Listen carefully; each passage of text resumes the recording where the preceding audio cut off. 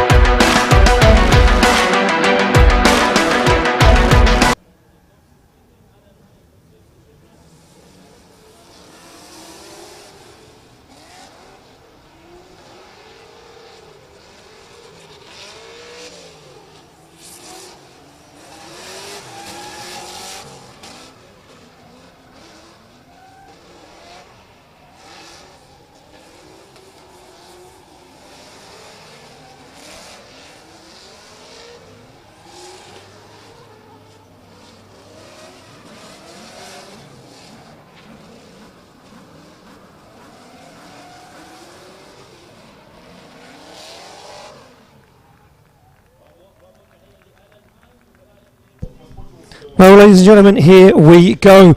We are live from Oman, Muscat, for the OAA round one of the 2023 OIDC International Drift Championship. What way to kick it off? Alan Hines straight into the mix. Look at that, fulfilling that outside zone. Nice transition back, almost contact there between him and Masser as Alan Hines dropping a wheel just slightly off track, but that shallow line, you can see him up on the front wheel. Masser not where the judges wanted to see him. Big handbrake correction there from Masser as well as he avoided contact.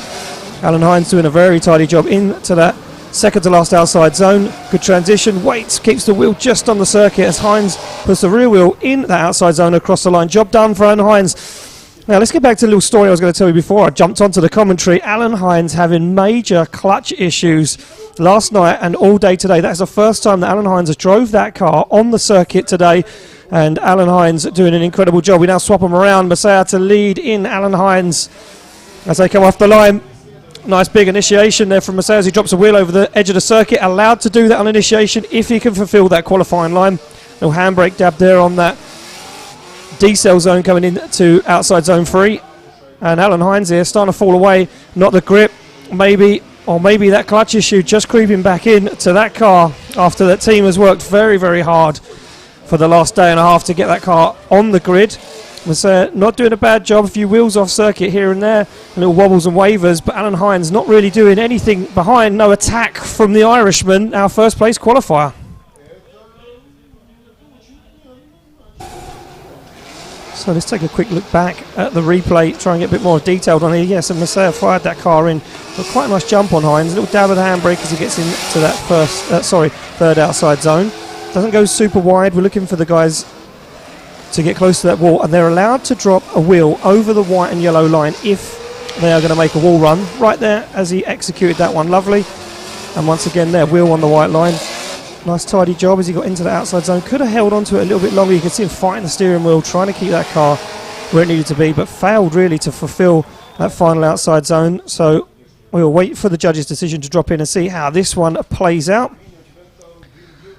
And once again, welcome, ladies and gentlemen, to a very sunny Muscat as we kick off Season 5, Round 1 of the 2023 OIDC.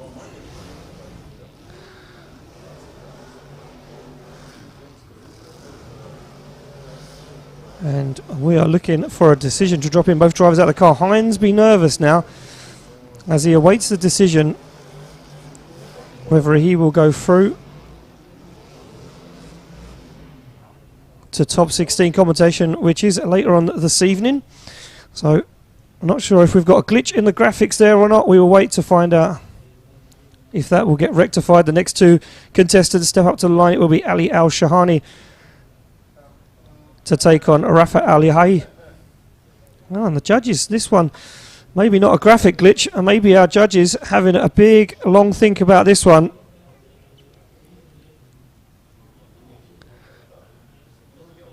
And Alan Hines taking a quick look at the front wheel of his car there. Oh, it's going to be a one more time. So it looks like it's going to be a one more time between these two guys. Not decided on the first two runs. And there we go. Pops up at the bottom of the screen. A one more time. So a nervous run back to the paddock for Alan Hines. Job not done yet, as Masser puts him on the ropes and gives him something to think about. Let's move it along. Ali Al-Shahani in Bazooka, that blue S15 in the chase position. Rafat Al-Yahai in a new car for him this year, S13. And the Swap Oman driver, thumbs up from inside the car. They look for the green light. And they are through the chicane and clear to go. Ali Al-Shahani jumping at the start there, almost overtaking Rafat. And now some big distance. Shahani having to back off, lost that momentum, lost that drive away from the start line, but wheels over the outside zone as Shahani follows him. And Shahani makes a bigger error as he almost over-rotates. Oh, and then Rafat. Looks to me like four wheels off track. Judges saying in the briefing, wheels on the blue painted section of the circuit is a definite wheel off track. Sorry, the yellow line denoting the outside edge of the track. So points deducted for 1, 2 and 3 wheels And that looked to me like it was 4 wheels off circuit there for Rafat on that transition. And you can see there where Shahani messed up and that initiation should have tucked in on the rear quarter of the grey S13 of the Swap Oman car. And this is where it all kind of fell apart for both of these guys. A big power pull down. And yeah, there we go. Clearly 4 wheels off of the edge of the circuit. So potentially looking at a 0 there for Rafat in the lead position.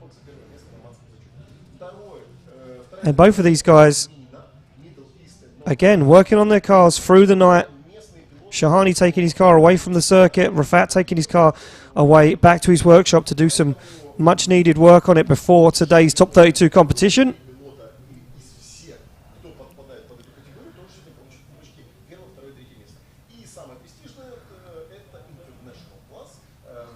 And there we go, the custom circuit designed by our very own head judge, Kieran Hines. And for this season and always, our judges, Kieran Hines, Vernon Svanefeld and Wadu Ukba, above me in the judging tower. And through the gate they come. Now Shahani's chance to put all the power down as he stands on the accelerator, that V8 underneath the bonnet, screaming, but he's got wheels on the inside of the circuit. He's way off that qualifying line. That opens the door for Rafat now to pull back some lost points. Makes a big dive and a little tag on the rear quarter as Rafat fires it away across off the circuit. And this one to me looks clear cut. Looks like Rafat has ended his weekend there in a rush of blood to the head. A little anger moment, knowing he may have knocked himself out of competition in that first half of the run. But that's not for me to decide. That is for our panel of judges upstairs. We're going to take a look back though on the replay. As you can see, Shahani standing on the accelerator, that V8 screaming from underneath the bonnet. And this is where Shahani though making a big error. You can see him using the handbrake there to drag that car across the circuit. Not what the judges want to see. Want to see full commitment round there until you get into the outside zone. Then you can adjust on the handbrake. Through the smoke comes Rafat, a little tag onto the rear wheel. Didn't expect Shahani to be slowing. And Shahani carries on as he was in the V8 powered Nissan Silvia S15.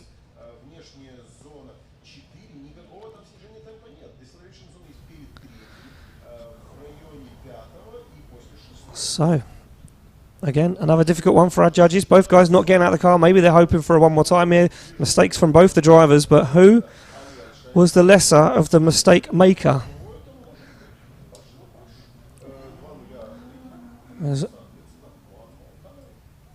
These cars almost identical in the build quality, both incredible build cars.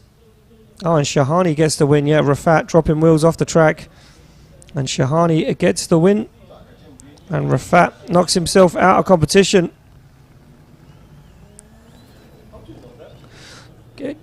Sorry, ladies and gentlemen, getting asked questions, and if you want to follow the Ukrainian feed, if you want to listen to a Ukrainian live stream, we have the one and only Grinya next to me. Where can they find you, Grinya? Just put Grinya on YouTube. There we go, a very confident man. So if you want to listen to the Ukrainian live feed, head across, search Grinya on YouTube, and you'll find him right there. We have 3 live streams running here this weekend, and this is Dmitro Zhivokhanov making his way out onto the track for a bye run. So he does have a bye run. Unfortunately, Saeed Ahmed having clutch issues in his car.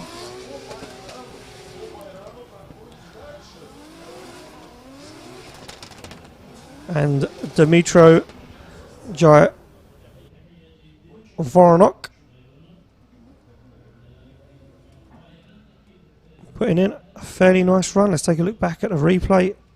Big left foot brake there though on that first big corner, that second outside zone. You can see him locking up that front wheel. Will be deducted points for that in a twin battle scenario, but as it stands now, Dmitro getting that clear by run. You can see a really nice lead line actually as he comes into that outside zone 5.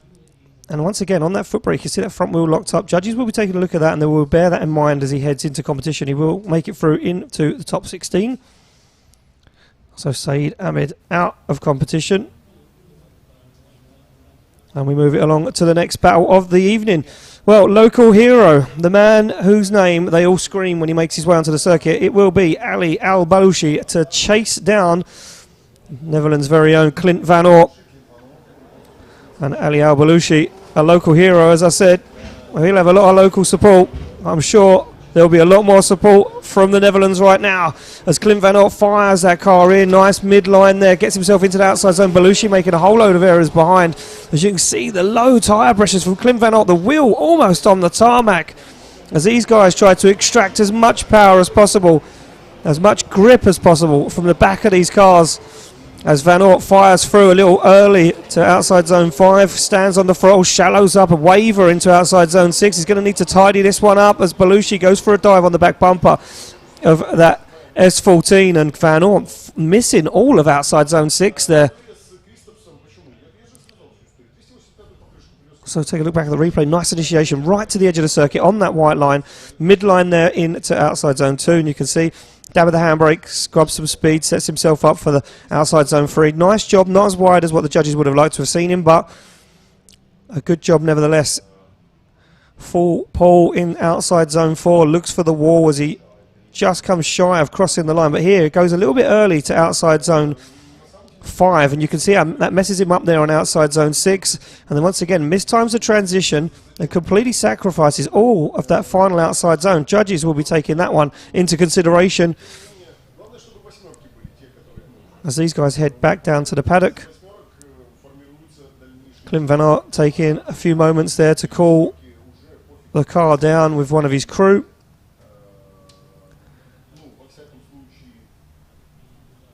And Balushi now slots himself into that lead position.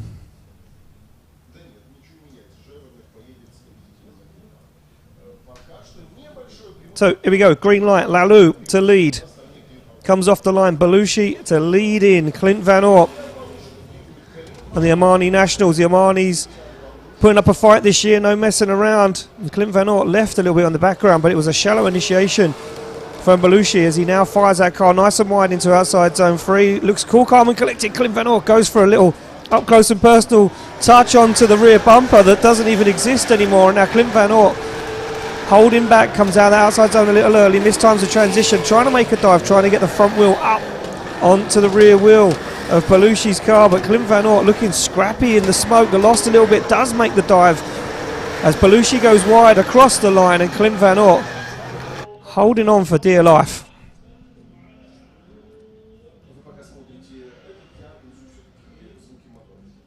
So we go, let's take a look at the initiation. You can see Balushi there shallow on that first outside zone, a waver on his front wheels.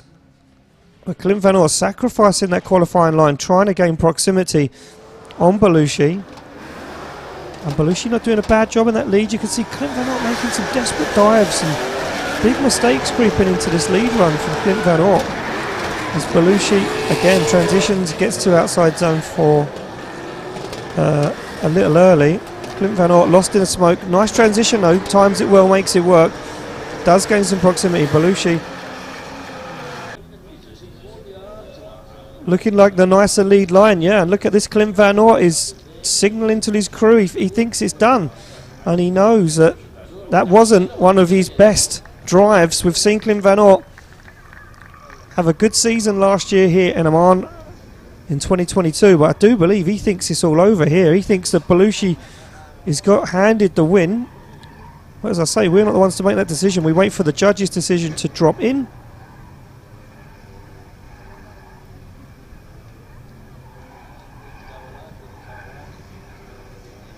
And again, another tough decision by the looks of things. Judges not sure what way this one's going to swing.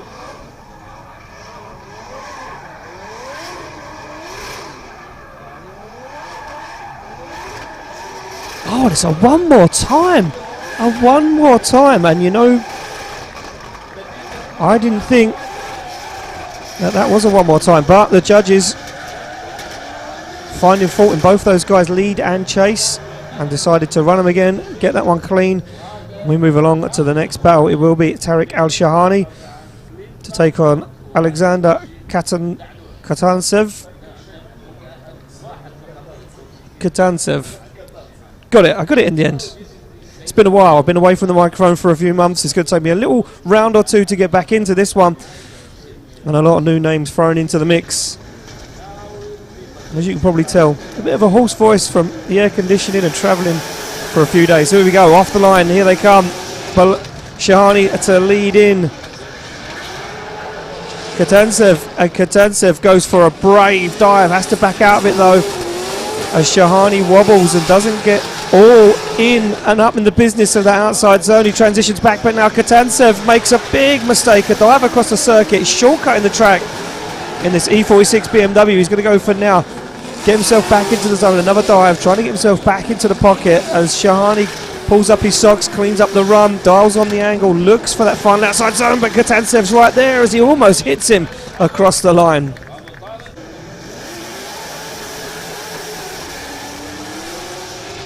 So nice initiation, snap to angle there. The rate of snap to angle from Shahani was very, very nice. But look at this, wavers of falls way down. Looks like the car doesn't want to react, doesn't want to stay on power, doesn't keep himself up on that high line, and fails to fulfill all of that outside zone. But this, for me, big mistake there from Katansev. As he goes for a dive, can't pull it off, and now has to really think about what he's doing in that chase position. Trying to get himself back into the zone. And another dive through the smoke. Katansev dials on the angle as Shahani fulfills the outside zone. Well, as you can see, the back of that E46 BMW of the Ukrainian drivers taking a beating earlier on. He took it to the wall, the team doing an incredible job to get it repaired, back out on circuit for top 32. Took a big hit to the wall earlier on in practice, and Alexander Katansev's team, like I say, doing a good job to get him back out. Here we go.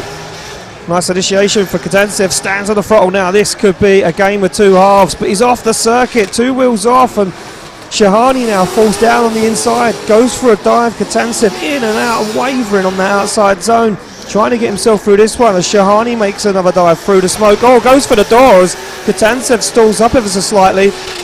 Shahani looks for it, waits for it, times the transition perfectly to slot himself back up in to the business of Katansev as they both miss outside zone 6, and now Shahani gets himself stalled up. They look for the final outside zone across the line.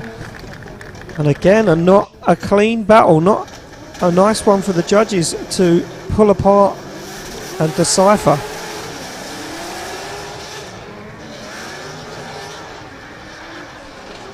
So you can see where it all went wrong there for Katansev, and you can see Shahani there kind of following his line, was being led off the circuit, and Shahani knew that was wrong, backed out of it, kept himself safe, and a brave dive here for Tariq Al-Shahani. Gets himself back up into that chase position, back up onto the door. And again there, both drivers waver. You can see Katansev handbraking there in the outside zone, slowing after the decel, which is not what the judges wanted. Outside zone 6, just the beginning of it is where the judges wanted to see them slowing. So who's going to make it through? And oh, there we go, Tariq Al-Shahani. Al-Shahani gets the win. Shahani gets the win, moves through to the top 16, and he will be happy with that. Where's the number 1 sticker on the door? Because he is the local champion.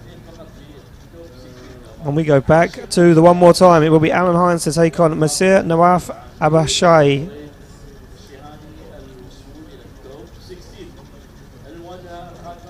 So ignore that graphic on the screen. That is not Rostislav Vorohovsky and Nicholas Solomon. It is the one more time battle between Alan Hines and Masir.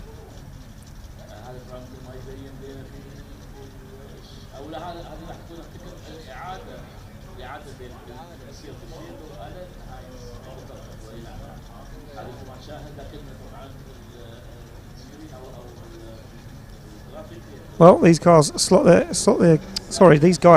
cars into gear. They look for the green light. It will be Hines to lead out Masir in that Nissan 370Z. Nice aggression from Masir as he goes for the back bumper straight away of Alan Hines. Alan Hines fast though, looks for it. Big, high, wide line from Hines as he fulfills all of that outside zone. But there's Masir right with him. Oh, stalls up on transition, almost contact And Messiah getting his nose all up in Alan Hines' business on that transition, almost caused him to make contact there. Nice transition back now as they look for outside zone 6, and Hines fulfills it as Messiah now waits for that transition back. Through the smoke he comes. Hines doing an incredible job in the lead across the line. A few errors there from Messiah in that chase position.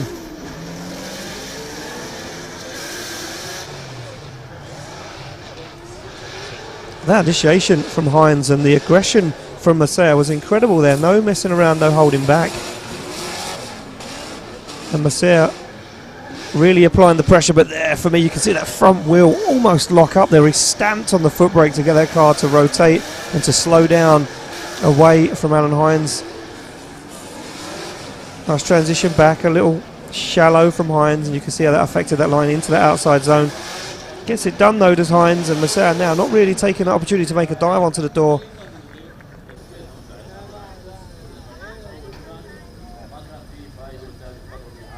And now we swap him around, Messiah to lead out Alan Hines. And don't forget, this is top 32. We are whittling these guys down to top 16, where the show will start a little later on this evening under the lights. Oh, big understeer, and he's in the wall! Huge understeer there from Messiah. He just couldn't hold on to it. And Messiah hands the win to Alan Hines. Those guys gripping that car up 110% to try and stick with Hines, try and pull away from him, try and do something to force the win and move in to top 16. Unfortunately for Messiah, not working out, takes that car into the wall, into the barriers. And let's take a look back at the replay. You can see Messiah absolutely screaming through. Nice flick, does get the car over that initiation. And you can see here, big understeer, just can't control it.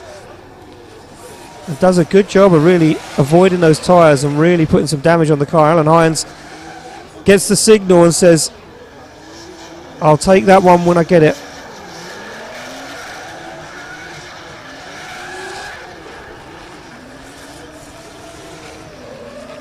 So there we go, Alan Hines probably used the rest of this run just to make sure the car is 110%. We'll have some time now to work on that car before the top 16 battle.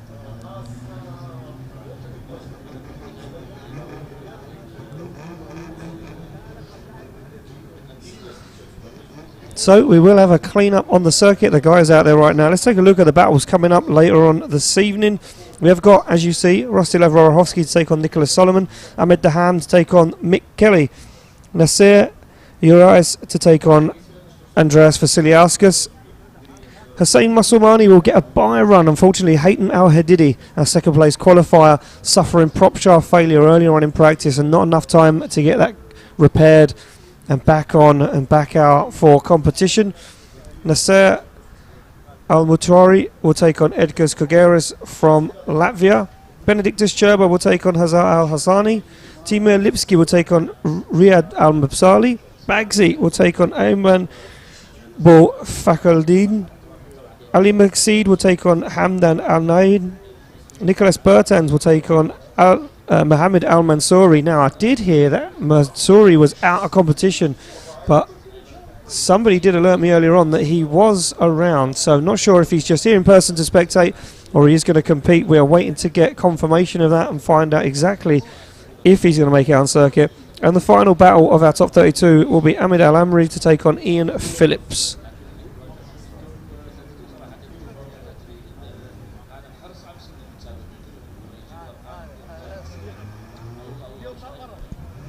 So we've tracked clear up, almost finished those guys not messing around down the back end of the circuit, getting the job done. We are going to send Rostislav Rorohovsky into the tyre warming area to JZ Toyota GTA 6. And Rostislav Rorohovsky, returning driver to the OIDC, competed in the 2022 championship. And now Rorohovsky looking to make some moves in this championship. Was close last year to get himself on a couple of podiums unfortunately, just didn't happen. And Wojciechowski, like I say, will be looking to get himself up into that championship fight. So Nicholas Solomon in the BMW E92 warms up the tyres, V8 turbo underneath the bonnet. And Solomon, another guy, taking it to the wall earlier on in practice. Didn't look like it suffered too much damage though, just some cosmetics. And Solomon happy enough to head out in competition for top 32. So here we go, pulls to the line. Does Nicholas Solomon.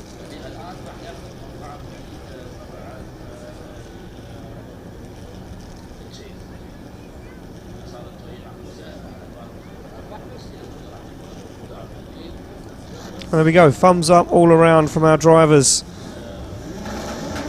Rostislav Wojciechowski off the line through that chicane. And now through the gears as Solomon waits for him. Big initiation there, and Solomon caught up there again, did the same thing that Ali Al-Shahani did. Waited for the initiation, held back after he overtook him, but Rostislav wheels off track, tags the back end onto the wall, but he was wheels off track for a very long time. Only a small amount of that outside zone the judges will allow you to be off circuit, and Rostislav there I think taking a small amount too much, but Solomon now drops wheels off the track, finds himself on that loose marbles, can't get himself back onto the circuit as Rostislav Wojciechowski gets himself across the line. Solomon holding on. Look at this, so close, and that was the problem there for Solomon. Waited far too long, should have jumped into that lane. You can see those two lanes there denoted by the white dotted line. That white dotted line is for the lead car to not cross on initiation, so lead car can't cross that white dotted line on initiation, and Nicholas Solomon there should have been onto the back bumper instead of overtaking. You can see here, look at this, wheels off track for Solomon, and Rostislav Wojciechowski not doing a bad job in the lead position apart from those wheels off in that third outside zone. So we're going to swap them around, and as you can see from the drone, the beautiful settings, the incredible facilities here in Muscat, as Solomon now leads out Rostislav Wojciechowski. And off the line, will Wojciechowski make the same mistake, or will he play it smart? Will he go for the back bumper? And he does go for the back bumper. Nice initiation from Solomon. Wojciechowski finds himself in the right position, but look at this from Solomon. The grip now being unleashed from the E92 BMW as he gets himself nice and deep into that third outside zone. Looks for the transition. Wojciechowski starting to make a fight back now as Solomon gets deep right onto the edge of the white line from Nicholas Solomon. As he transitions back, Wojciechowski taking bites, takes a dive, almost makes contact, almost over-rotates. Has to think about that one there as Solomon slows the car down. Wojciechowski finds himself caught up once again. Wojciechowski making a whole host of errors as they take it across the line.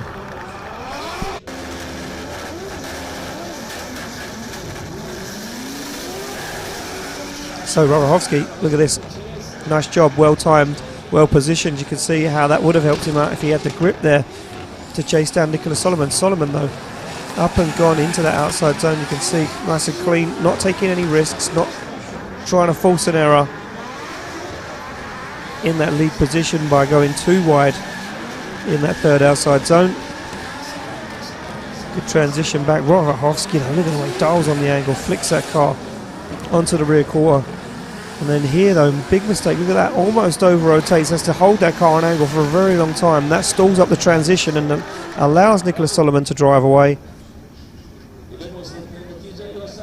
So there we go, Nicholas Solomon getting the win. Nicholas Solomon getting the win, advancing through into the top 16. Wojciechowski out of the show for today. Back on the line we go, Daham versus Mick Kelly. Ahmed Daham, the Jordanian driver, takes on the Irishman residing in Australia.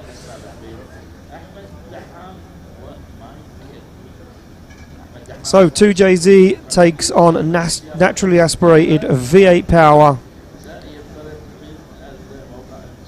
Ahmed Daham, part of the ATFX Drift Team, one of the leading global companies in Forex exchange. Had engine problems yesterday, did Daham, and some nitrous issues earlier on today, but looks right now like it's absolutely on form. Oh, Mick Kelly tries to hang, takes the car into the wall, as Daham proving the grip here is key, and that experience and knowledge of this circuit is what you need to get the job done. Mick Kelly falling foul there to a huge initiation. Oh, wow. And almost contact again as Mick Kelly crosses the circuit in front of Ahmed Daham.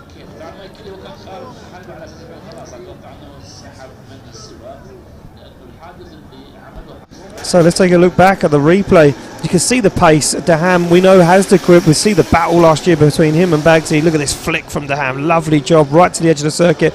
And Mick Kelly, as much as he tried, couldn't hang. Gets that car into the wall deep.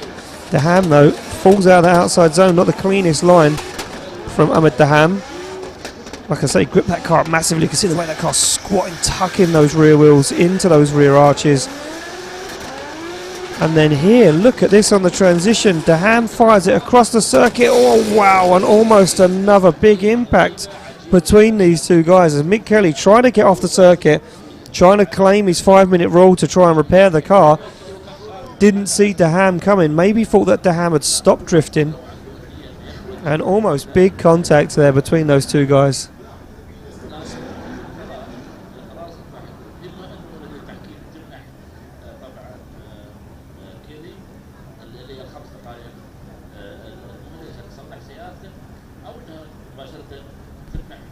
Wow, so there we go. Daham pulls to the line.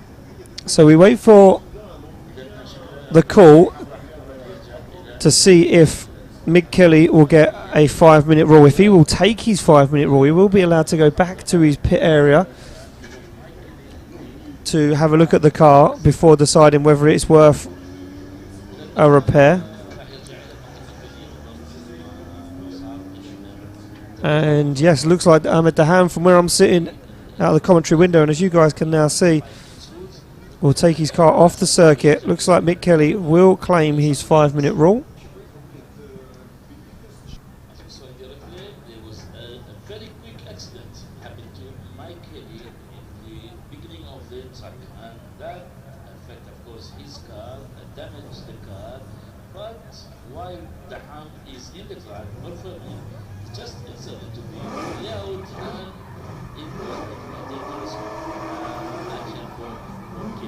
So the decision was and they 5 minutes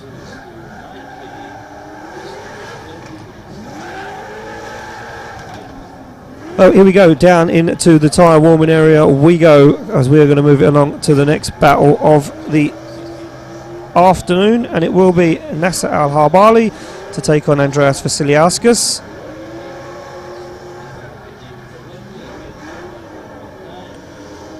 And Harbali warming the tyres on this Nissan 350Z.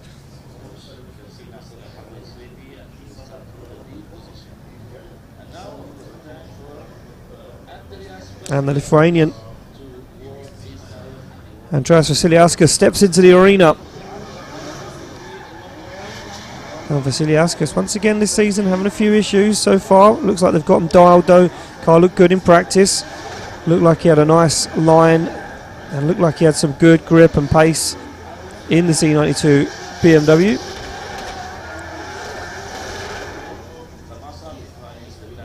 So here we go. Up on the line we go. It will be Nasser Al-Harbali to lead out Andreas Vasiliauskas.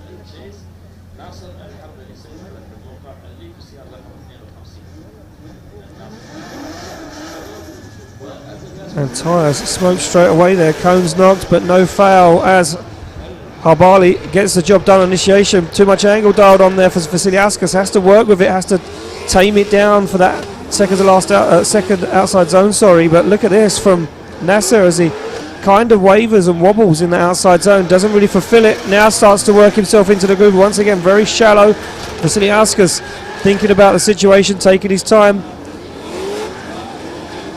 Habali getting the job done so far. Shallow again on outside zone 6, and that's making it difficult now for Vasiliauskas to chase as Habali fires that car across the line. You can see Vasiliauskas tucking that BMW up onto the rear quarter across the line. And look at Vasiliauskas waiting, looking out the window, waiting for the initiation, waiting to see what he can do. The big snap to angle though for Vasiliauskas kind of slowed him down, not expecting Habali to have that grip. Habali up and gone. You can see, look at this, the way he falls out of the outside zone, right to the edge of the white line, wavers back in it again, and that opens the door for Vasiliauskas, and Vasiliauskas makes a move. Doesn't get too close though, doesn't risk anything at these early stages in competition as Habali flicks that car into that last outside zone, and Vasiliauskas goes for a last ditch attempt to dive up onto the rear quarter.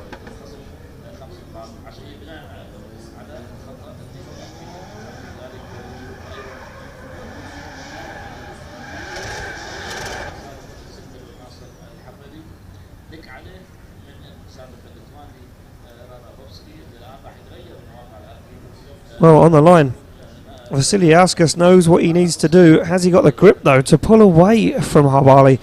Or will Habali show some dominance here? And the El Salvador driver looking to progress in his drifting career, looking to make some moves. Oh wow, and a big flick. That upsets Habali. He has to flick the opposite way to avoid contact. Vasiliauskas applies the pressure, applies the throttle, but he's made a huge mistake, drops out of outside zone 3, and that opens the door for Habali now, but he gets himself caught up in contact on the transition as Habali forces himself into an error. As Vasiliauskas reasserts himself, thinks about it, Habali making big dives, taking big bites out the side of that E92 BMW as Vasiliauskas goes deep into outside zone 6. Habali up into the door, goes for another transition, almost takes the front off. Was there contact as Vasiliauskas fails to fulfill that final outside zone, and Habali going absolutely crazy on circuit.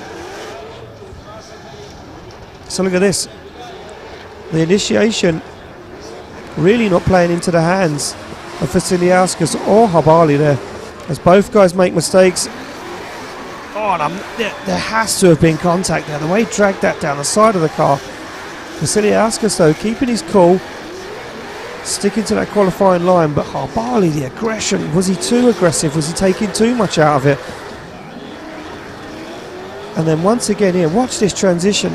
Oh, that was almost an over-rotation. I'm sure that Habali made contact on that last transition as well. And I don't think the judges are going to like that too much. That aggression was too much from Nasser Al-Habali. And Vasiliauskas taking a look at his car, noting there was some contact, noting there was some big hits. Well, the Lithuanian driver gets some luck here. Now, judges looking for a replay at a different angle. Yeah, there was contact. There we go. Oh, and the outside lip of the wheel was disposed of onto the circuit. So there was contact, as I assumed. And you could see on the replay the piece of alloy wheel come off the car. I see it in the background there. So that will be Nasser Al-Habali's fault, impeding the lead driver, taking too much out of it, creeping too far up on the inside. And here we go, another alternative camera angle. The judges want to be 100% sure. And you can see the piece of wheel. Watch this, boom, and you can see it just appear in front of Habali's car there onto the circuit. That's insane. So, judges technically will deem Nasser Al-Habali at fault for that contact. And looks like a turn of fortune in Oman for Andreas Vasiliauskas.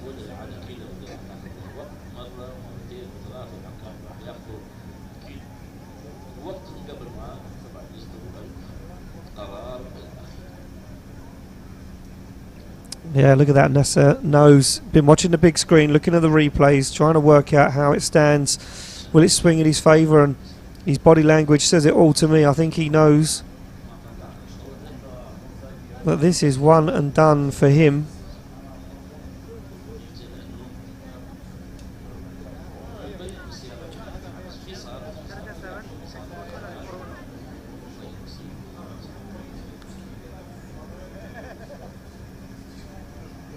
So no decision dropped in yet to our judges.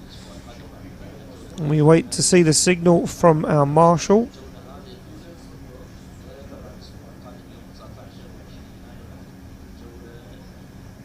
And Vasiliauskas nervously awaits the decision. So here we go. It looks like a decision is in. Who will take it through to the top 16?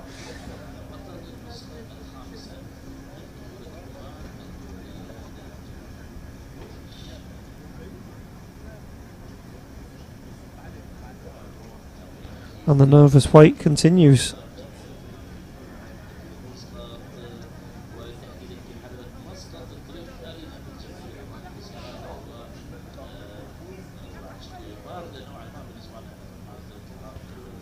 So we await the decision.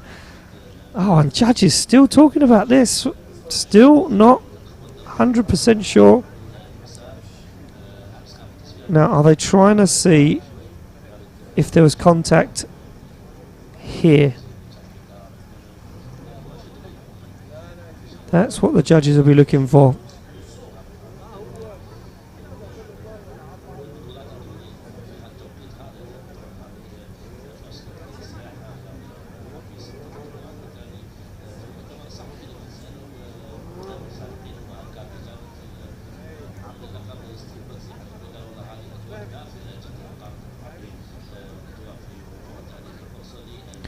So, not sure what the judges are trying to determine here, or are they trying to say that that was potentially an over-rotation from Vasiliauskas?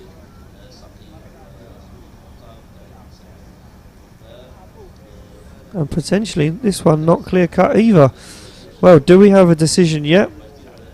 The name boards are up on the screen, and we are looking for a winner's banner to drop on to one of these guys to see who's going to take it through to the top 16 later on this afternoon.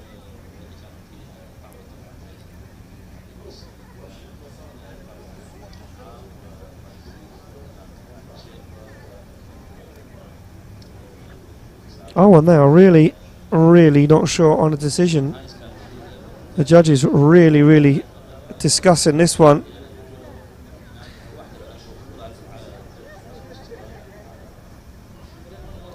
One more time, and one more time.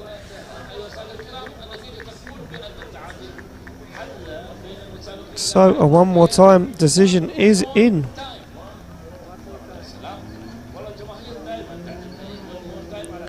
So we will try and hear from the judges at some point to try and find out exactly what is going on there. And we can see back on the line is Mick Kelly and Ahmed Daham. That 5-minute rule used by Mick Kelly to get that car repaired or checked out to see if he's good to run for the second half of the battle.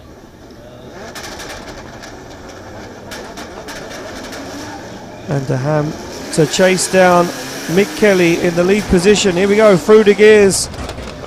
Mick Kelly keeps it on the circuit this time as Ahmed Daham holds off, keeps himself safe. Mick Kelly gets himself up towards the outside zone, but not fulfilling it now as Daham gets down the inside. Aggressive moves from Daham as he tries to apply the pressure to the Irishman residing in Australia. Mick Kelly looks for transition back, shy on outside zone 5 as Daham does everything he needs to do to satisfy the judges on the second half of the run, and Mick Kelly will be happy with that one. Would have felt the car out just to make sure no issues and that they don't have too much work to do before round 2 just next weekend.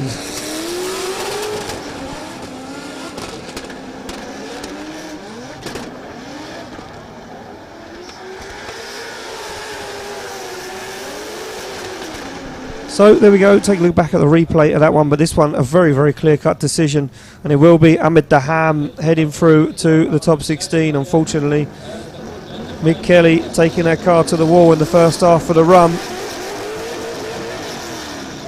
sees him out of competition.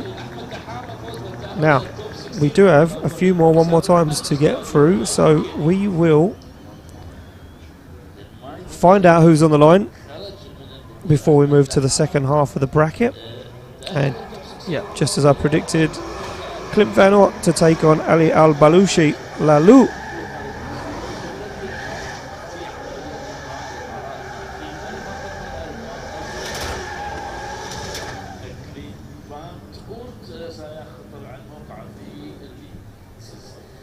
So Clint Van Ort, very, very scrappy, lead and chase.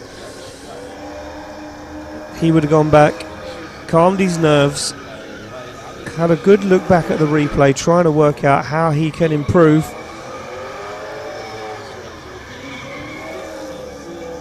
And Balushi, well, he would have thought going up against an international contender like Clint Van Ort, this would have been done and dusted for him. An early night, a night to sit and watch the rest of the drifting. But no, he gets one more shot at a top 16 chance here, does Lalu.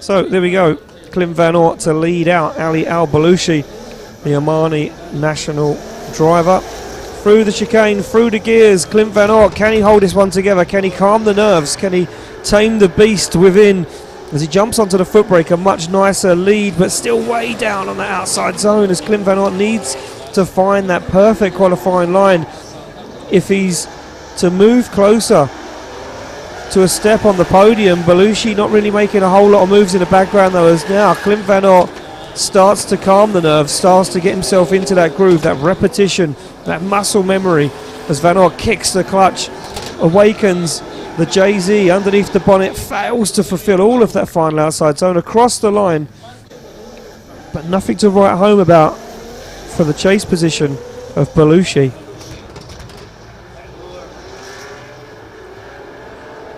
So Clint Van Ort there, you can see, just can't seem to get that car nice and high, nice and deep into that third outside zone. Balushi not really doing a whole lot wrong there, just mimicking the lead driver. Does fall away short here, and you can see shallows up the angle, then dials it on, and then on this transition, look, finds himself way mid-track, and that's going to kind of fire him towards Clint Van Ort, but on the inside there, and shortcutting the circuit is not what the judges wanted to see. Does the same there as Clint Van Ort though, fails to fulfill these zones.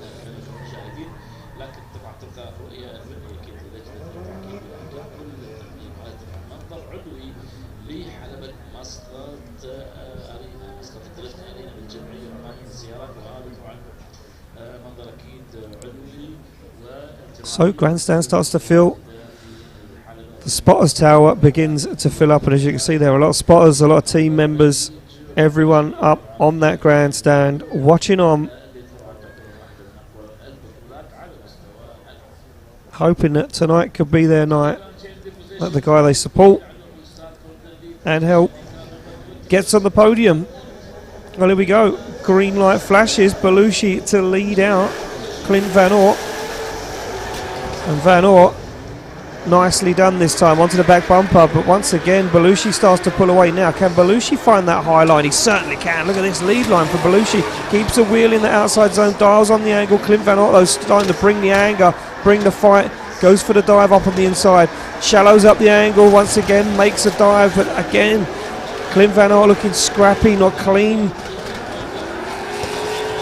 from the Netherlands driver, as Balushi, little dab of the handbrake halfway through outside zone 6, not what the judges want to see. Oh, and Clint Van Ort shuts it down, straightens across the line.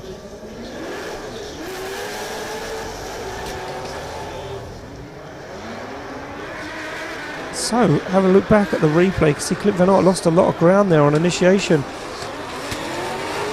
Just doesn't really bring himself to the fight here. Balushi doing his own thing out front. You can see him dying on the angle, working that wheel, trying to get himself into those outside zones. You can see Clint Van Ort there on and off the handbrake, nervous, tentative maybe to get too close to Balushi. And Ali Al Balushi, again, there we go, handbrakes halfway through.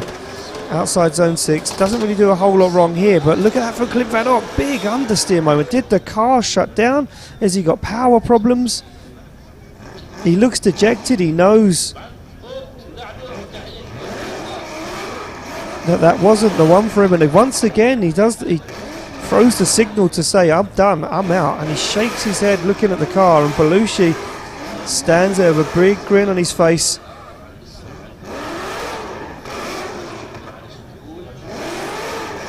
The judges wanting to look at the replay.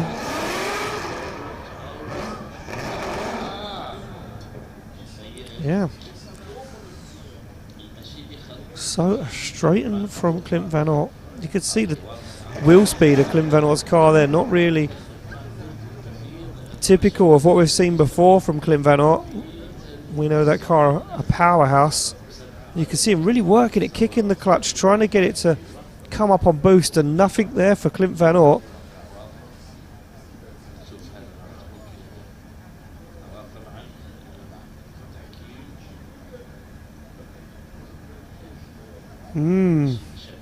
So that white line does denote the end of the scoring zone, the same as the white line at the initiation point. That does denote the start of the scoring zone, and there we go. Ali Al-Balushi gets the win, advances through into the top 16 and takes out one of our international contenders, Clint Van Oort.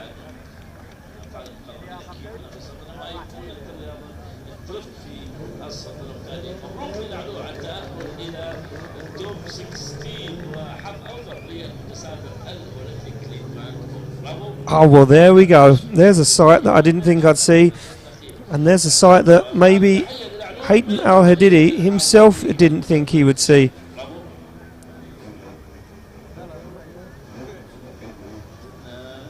And it is Haytham that had pulled to the line and now makes his way off of the track.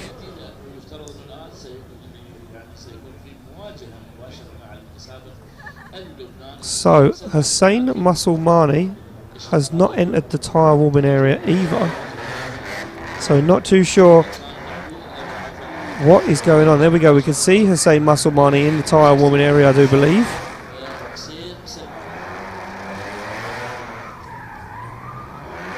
As our drone takes a quick trip around the circuit.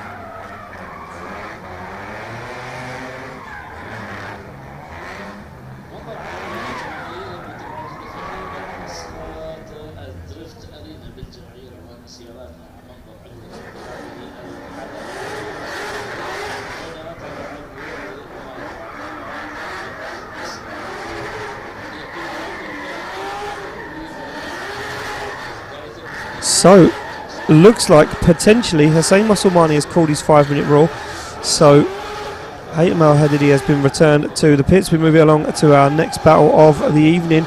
Will be Nasser Al-Mutari to take on Edgars Kogeres, Latvian driver to take on the Kuwait driver.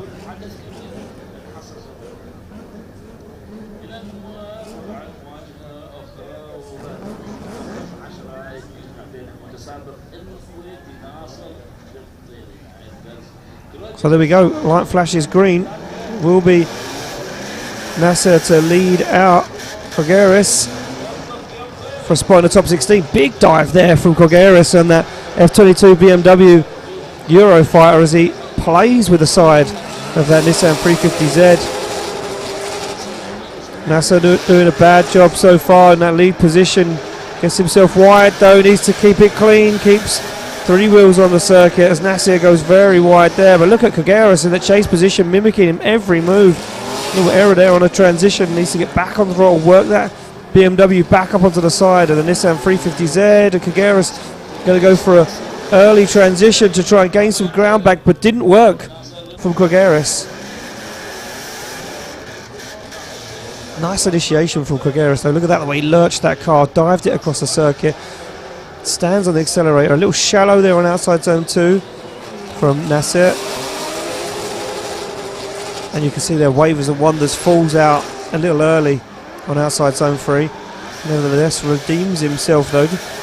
Not the worst lead line we've seen so far this afternoon, and Kogeres is with him the whole way though, not really making a whole load of errors.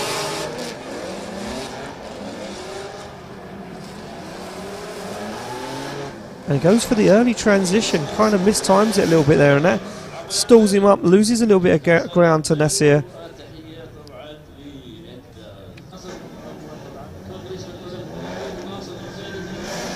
And on the line and away we go again for the second half of the battle. Edgars Krogeris to lead out Nasir, and this is where Krogeris really comes into his own. That lead line, likes to be in that lead position, but makes the same mistake as Nasir did. Now Nasir making a dive up, puts the wipers on to wipe away the rain that's not on the windscreen here in Oman.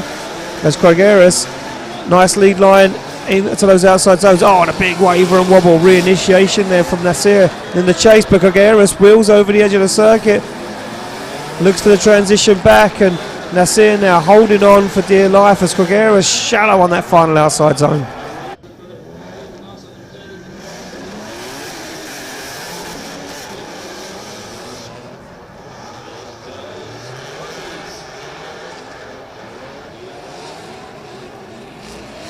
So you can see the grip there in Krogeris' car, wheel popping off the tarmac on throttle as he absolutely nails the throttle through the floor, trying to drive away from Nasir, but Nasir hanging with him.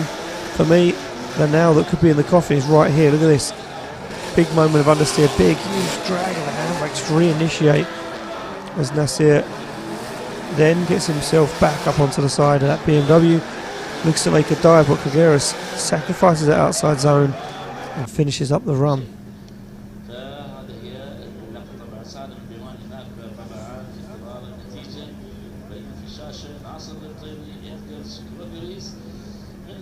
Well, decision is in.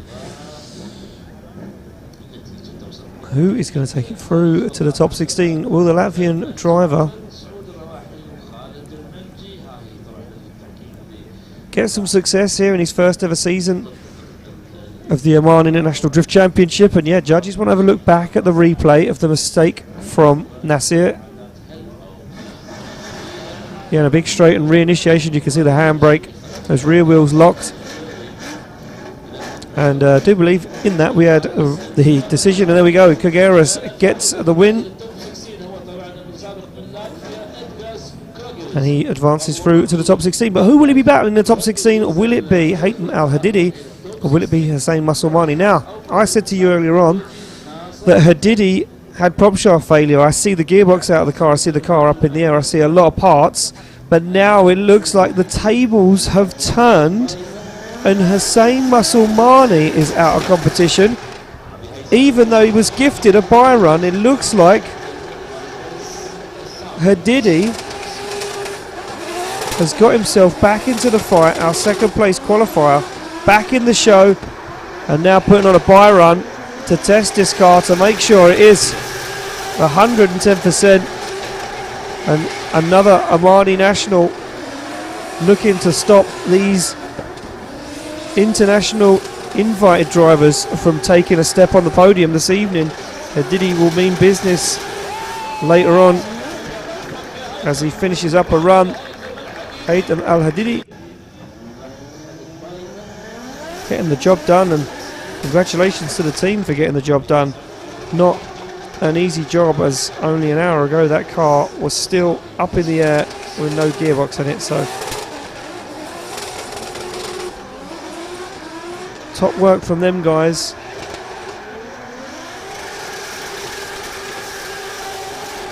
And top work from Haytham to get out there again after that failure and try and get the job done this evening.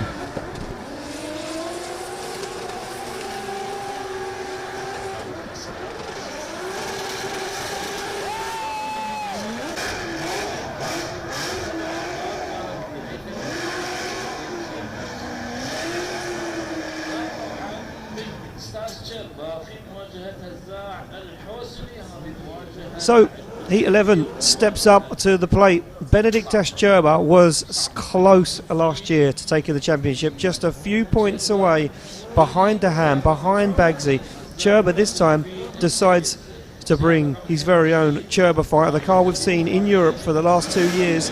He said, if I'm going to come, I need to bring the right equipment for the job. And Cherba brings this incredible BMW, but he has a tough battle on his hands as Al-Hassani was looking unbelievable, unstoppable in fact in practice, but now put up against one of the best from Europe, doesn't seem to have what it takes to hang with Cherba, as Cherba puts down an absolute dominant lead line, dials on all of the angle to try and upset Hazar Al-Hassani. He fires it back, Cherba deep, look at that rear wheel on the line as Hazar takes a dive onto the rear quarter, but that was a masterclass from Benedictus Cherba.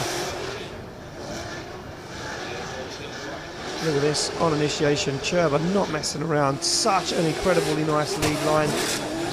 Flirts with that third outside zone, wavers and wanders in it, makes it work. And Hazar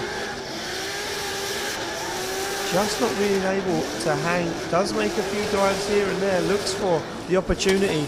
But there again, you can see shallows up the angle, avoids contact. Cherba on an absolute flyer though, looks so comfortable in this E92 BMW.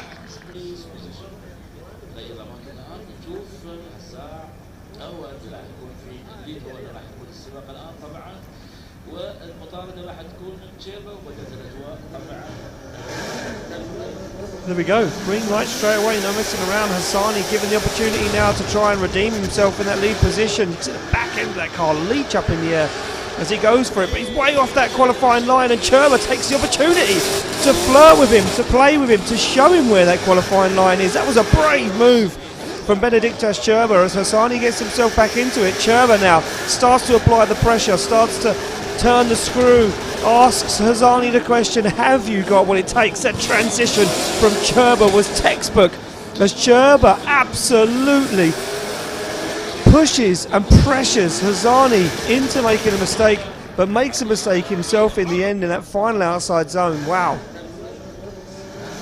Look at this from Benedictus Cherba. Hassani takes the opportunity. Consider when the car picks up on initiation from Hassani, and then it kind of falls off power, can't get himself back into it, and Benedictus Cherba looks out the side window and says, this is where you need to be on the circuit, this is the qualifying line, and now asks Hassani the question, have you got what it takes to hang with us, as Hassani goes super wide on the outside zone. Cherba absolutely dominating this battle, really applying the pressure, but this is where it went wrong. Dialed on too much angle, Hassani kind of stalled him up and he couldn't get himself back into that chase position. Incredible job there for Benedictus Cherba.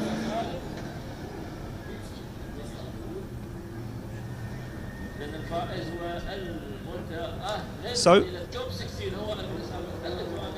we await the decision of this one, and both guys have made their way off the circuit, so I am going to see if there is a graphic that will appear on the screen to give us any indication of to who won that battle,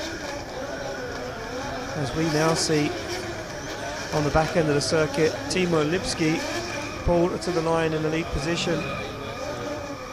A young driver in this immaculate E46 BMW will be taking on Riyad Al-Mabsali in the Mark IV Toyota Supra.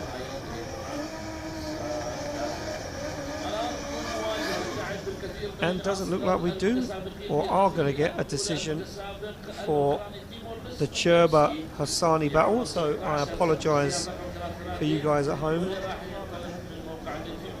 I'm not even going to try and make a prediction because I've a few wrong this evening already, so we will move along and I'll wait to get the official call from the judges. So here we go, green light, and these guys are clear to go. Timo Lipski to lead out Mabsali, and a big problem from Mabsali as Timo Lipski now does what he does, puts the hammer down and starts to drive away, starts to show everybody how good he is. A reminder from last season of the talent this young man has. Again, last year, that experience just not coming into play, just not being able to put himself into a position to stand on the podium, but this season looks like he has exactly what it takes. And as you see in the background, Riyad Al-Mabsali goes for the initiation, car doesn't react, doesn't come on power, and that is all she wrote. for the iconic Mark IV Supra.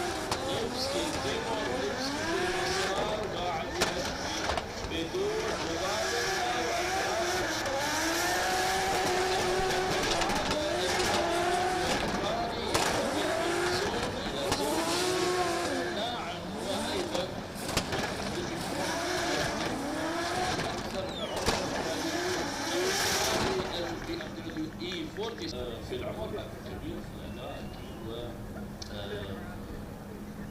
كان في الاسبوع الماضي مشارك في جوله من جولات بطوله طبعا بطوله الامارات وحتى. So there we go. Timo Lipski pulls to the line. He will now get the opportunity to chase down Riyad Al Mabsali. Now, Mabsali potentially calling a 5-minute rule. And still on circuit, so not recovered yet is Mabsali, and maybe this one not an easy recovery.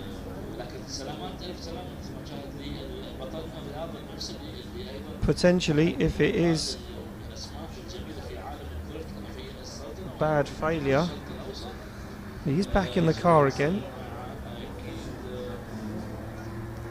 And I'm going to guess there that Timo Lipski is being ordered to go back to the pits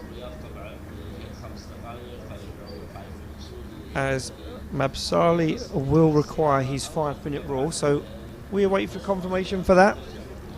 And I assume we will move on to the next battle of the evening.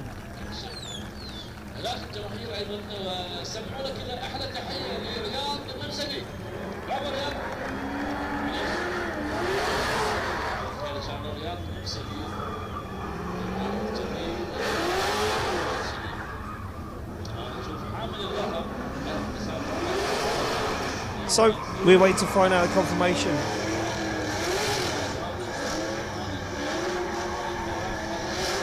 So we're still waiting to find out that decision of Cherba versus Hazar Al Hassani.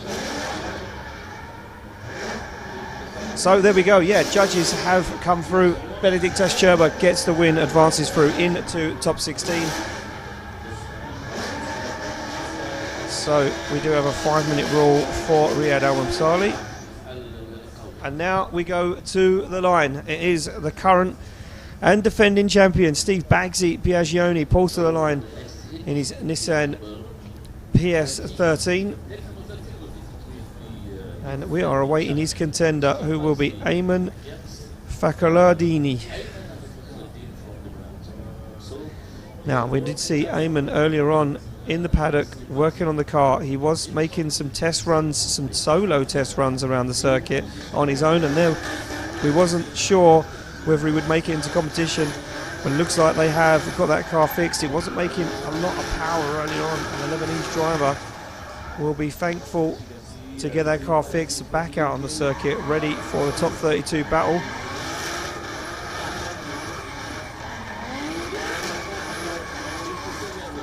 So there we go, Ayman makes his way to the line. BMW E30.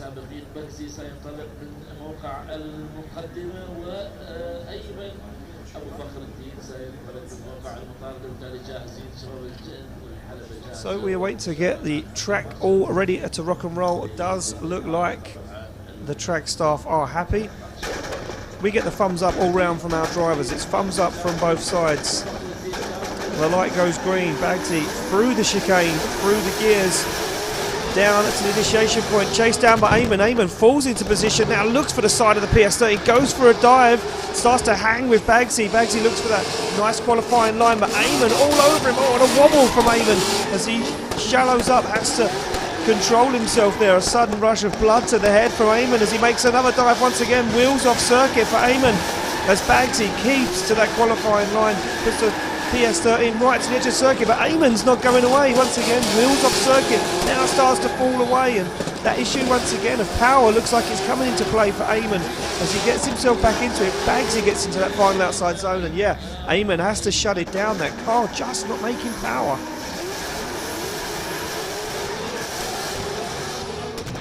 Then we look back at the replay. Look at this, nice initiation from Ayman. That's probably one of the nicest initiations we've seen from a chase driver at the moment.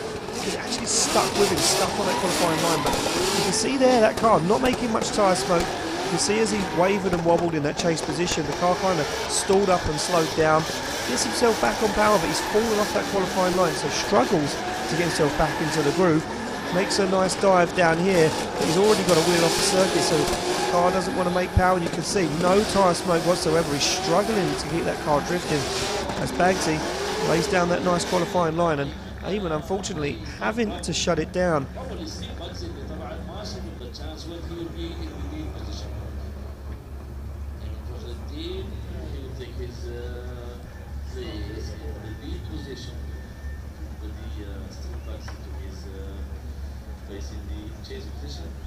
So Eamon pulls to the line, Bagsy pulls to the line. Bagsy to chase down Eamon Fakaralin.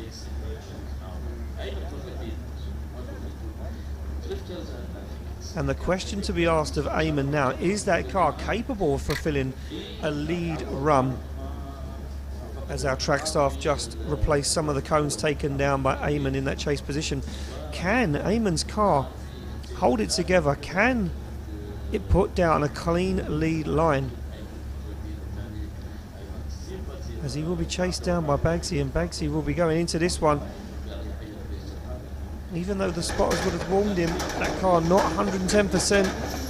I know these two guys have been talking today as well, and Eamon maybe potentially warning Bagsy. This car has a bit of a temper at the moment. Nevertheless, both guys initiate.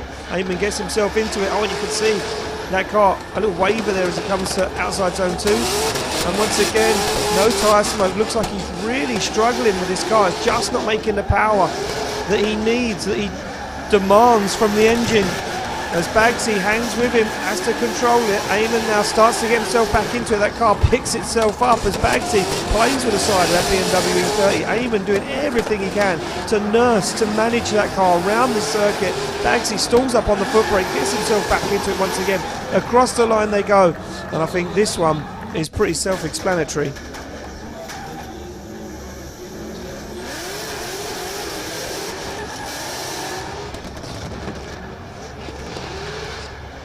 We go, you can see, look at that big surge there. You can see those front wheels having to make a correction there for Eamon in that outside zone. Nevertheless, hats off to Eamon. You can see that car really not reacting, really not making the power, and having an issue. Graphic up on screen, both guys come back from a little cool down lap. Eamon jumps out of the car and shuts the door in dejection. The finger gets pointed to the current and defending champion, and Eamon congratulates him. And unfortunately, yep, look, the car's still not 100%. So there we go. Bagsy gets the win, advances through to the top 16, and as it stands right now, Bagsy unbeaten from the final round last season to now. Can he continue it? Can he hold on to the championship? Well, only time will tell as he makes his way off the circuit. So back on the line we go. The one more time battle. Nasser Al-Habali to take on Andreas Vasiliauskas. This is on the opposite side of the bracket. This one unfinished business. Contact between these two. No holding back. Punches being thrown between these two drivers. Now, how does the game plan change? Does Vasiliauskas step up the grip level? Does he try to drive away? Does Habali take a step back?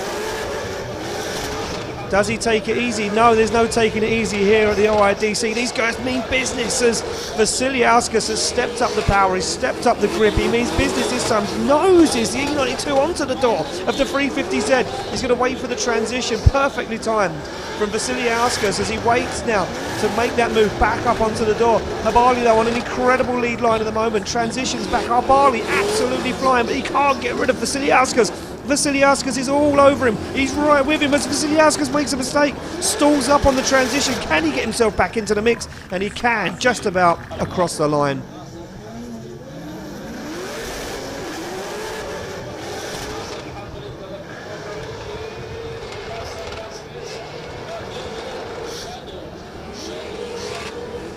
So there we go. See the replay.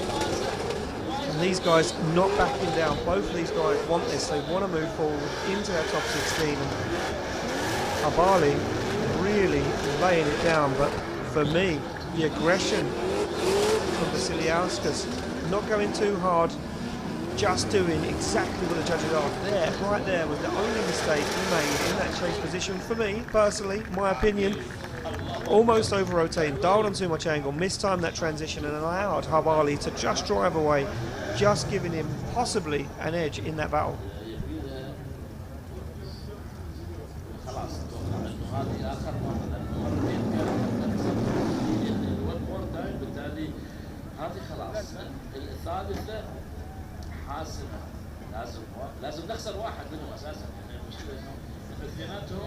Well, both guys back on the line, and look at that, stone cold, no looking around whatsoever, looking for that green light to go as Vasiliauskas through the gears, down he comes, oh, and he goes for it again. That flick, could that be the signal from the judges? Could that be a red flag to the judges? That's completely messed up Harbali. He's understeering, he's on the inside edge of the circuit. He can't seem to get himself back into the zone. Failed to initiate, almost contact again on the transition. Harbali is angry. He wants a piece of the action. He wants to take down Vasiliauskas. Vasiliauskas right to the edge of the circuit.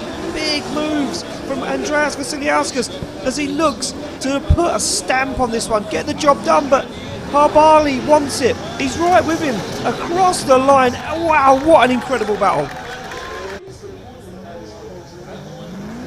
This initiation from me is a question, but he is in his lane. He is in his lane. And look at the understeer from Harbali, just can't get himself into it. Fails to initiate, fails to make outside zone 2. Harbali should have learned from the first battle that is the initiation that Vasiliauskas is throwing down. He should have been a little bit more tentative, he should have held back a little bit. He knew he had the grip, he knew he had the drive, he could have made the dive in outside zone 2, but he didn't. He went for an initiation, he wanted to prove to the judges he had what it takes. That right there could have been the end of it though. Oh, and there we go. I see it flash, and there we go, it is true, it is in. Vasiliauskas gets the win, and Harbali throws it away, knocks himself out of competition, and Vasiliauskas all smiles. So here we go, back on the line we go. After the 5-minute rule from Riyad Al Mafsali, Timo Lipski warms the tyres on that E46 BMW. If you remember, Mafsali, that car not reacting, no power, had to shut it down, had to park it on the edge of the circuit, and Timo Lipski got to finish off the run. Now Mafsali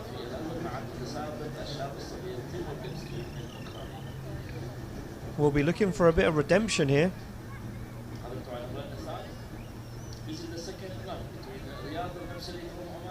And can he get it? That is the question. Can Riyad Al Mafsali get some redemption? That car been good in practice all day, been out on the circuit, getting all of that twin battle practice that he could. And now the question is asked, is that car ready for action?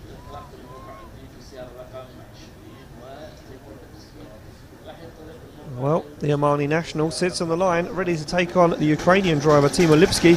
Thumbs up all round, the light goes green. Riyad Al Mafsali hoping, praying, wishing that this car will hold together and deliver, as now it starts to perform, and Timo Lipski looks to get himself into the mix, but the front wheel fully locked up from Mafsali.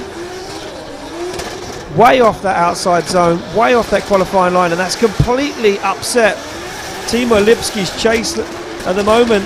Mafsali trying to get himself in to the show, but Mafsali, loads of errors, big left foot brakes, and that's just slowing him down, forcing that car off of that qualifying line. And I think that for me personally, that is the end of the evening for Riyad Al Mafsali. There we go, look at this on initiation. Nice initiation, nice and wide.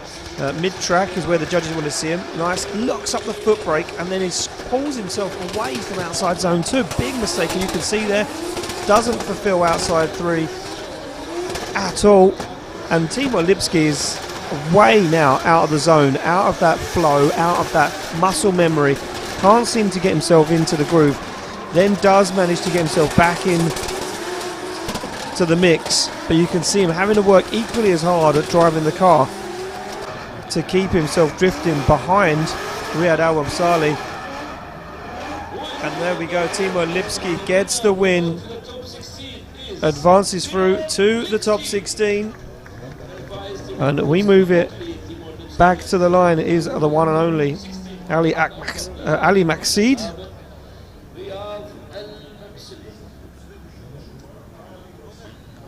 And he will take on Hamdan Al Nahyan. So Q8 to take on the UAE on the line right now. And Maqseed been one, if not the fastest men around this circuit so far this weekend. Can he translate that right now? Well, Hamdan has a big ask on his hands, and look at this already from Maqseed, but wheels off the edge of the circuit. Maqseed applying the pressure. Look at this from Ali Maqseed as he destroys the tyres on the back of this Toyota GT86. And Hamdan now lost in the smoke, just trying to claim something back from this one as Ali Maqseed puts down a masterclass of a lead run, and Maqseed drives away from Hamdan.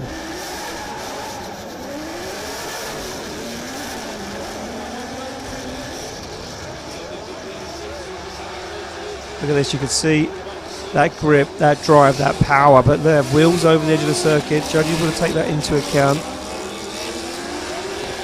But the speed from Maqseed is just unbelievable. There's a reason why they call him Ali Maqseed. Max Speed is what they call him. Max Speed. So Grinja there, just getting an education on why Ali Maqseed's got that nickname, Ali Max Speed. Incredible lead line from him. Had some issues yesterday with the car as he come off the line for qualifying for the second run. Looked like potentially he could have laid down a nice high 80-point run. And now Hamdan steps up to the line to lead out Maqseed. Al Nahyan needs to get the job done. That V8 powered Nissan 350Z flicks it in, shallows up the angle, goes wide now. Can he hold on to it into the outside zone? He can. Nice lead line so far, very clean from Hamdan as he fulfills the outside zone, stands on the accelerator, but there's no getting rid of Ali Maqseed. He makes contact, hits him. Oh! Now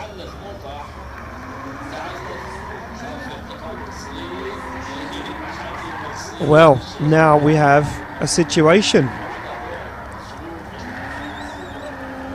Will the judges deem Maqseed at fault for that? We need to look back at the replay. Hamdan off the line, tentative initiation, gets it done though. It looks for the mid-track line, wide, super wide on outside zone 2. Very nice line out onto 3. You can see the little dab of the handbrake, that's allowed on the entry to 3. Very, very wide, nice line.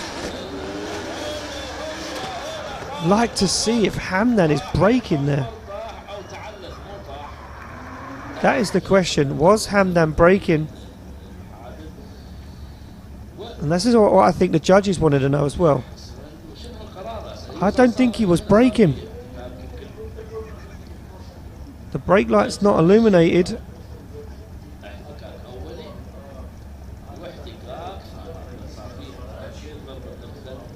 Wow. So, we need a decision. Was Ali Maqseed there deemed at fault? Contact with spin to win is what Grinja is saying. Well, it depends whether the judges deem...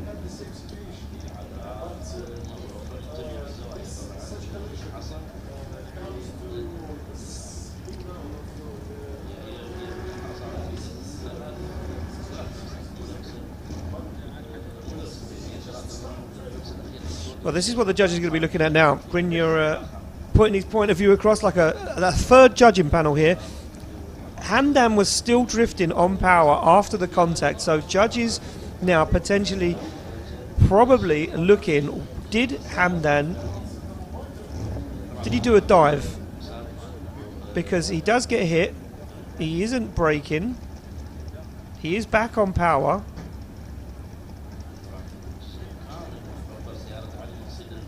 Did Hamdan,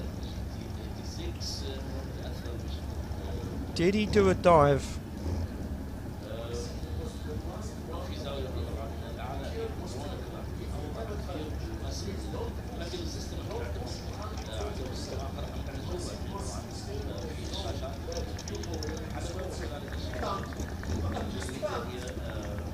So it looks like the decision has come in, and I missed that one from having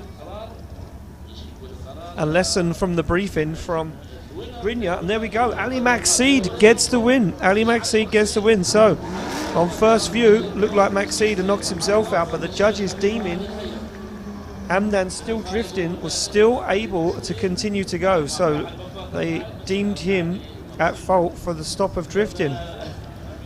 Well, it all happens here at the OIDC, and I'm sure we're not going to be short of any more drama as we move forward into top 16 in not very long to wait for that one. So there we go. Will be a bye run.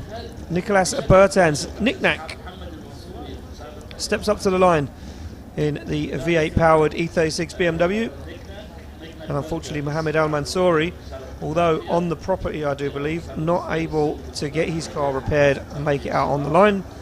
So Nicolas Bertans will get a bye run, a chance to test the car, a chance to test the track condition. As now the sun goes down, things start to change real quick. So Nicolas Bertans into the top 16, and that just leaves us with one more battle to go. It will be Ahmed Al Amri to take on Ian Phillips from the UK.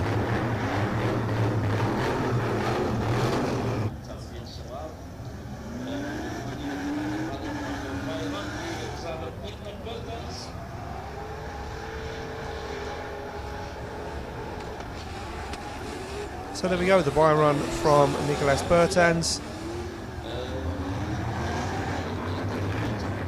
As you can see, looks like he's taking a nice easy drive out and around the circuit in that BMW, that HGK BMW E36, incredible build.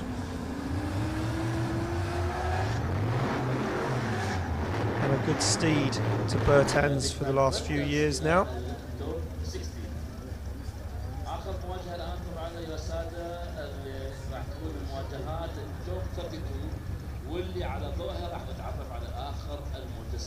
Well, there we go.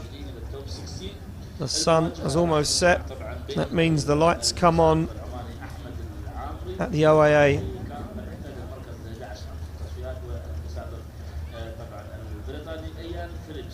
And the temperature begins to drop in and around the circuit, but the temperature rises in the paddock as these guys now begin to work out a game plan, begin to battle for the podium. The top 16 almost decided. We are just waiting for Ahmed Al Amri and Ian Phillips to make their way on to the tyre warming area.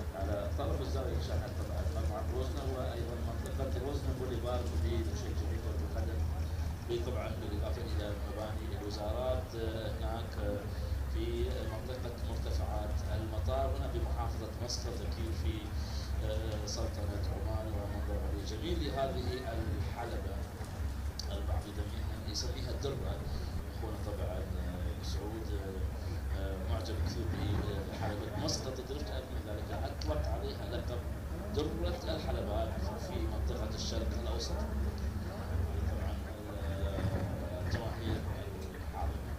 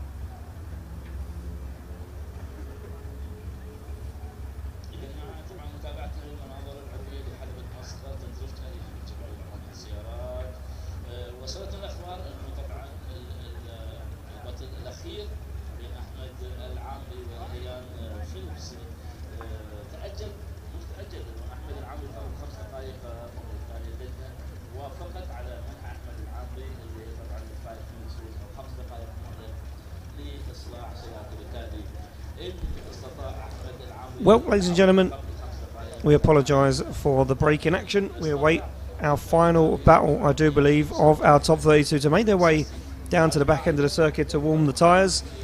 And that will be Ahmed Al Amri to take on Ian Biz Phillips from the UK. That Magnussen supercharged Chevrolet V8 350Z to take on another V8 S15. Against Ian Phillips. Ahmed Al Amri asked for 5 minutes. The judges allow him to take the 5 minutes. So if he could prepare his car and get back to So, from where I'm sitting, it looks and sounds like we have some cars making their way to the grid. And I'm just trying to check through all my paperwork to make sure I haven't missed a battle, a one more time, or a 5-minute rule that we hadn't seen. And I don't think I have, but I could be mistaken.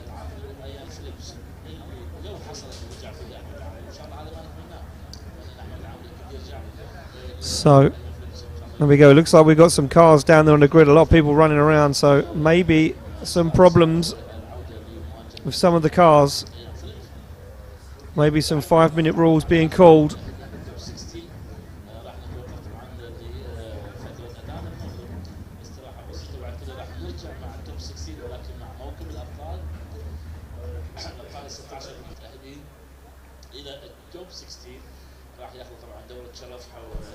So, just hearing word now that Ahmed Al Amri had to call a 5-minute rule before making his way to the line. A problem with that car as he was going to make his way to the start line to battle Ian Biz Phillips. So we have held Ian Biz Phillips back for a few moments before warming tyres.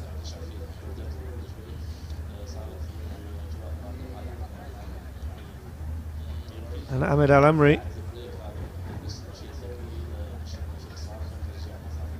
having a problem with that car. So a lot of guys having issues with their cars.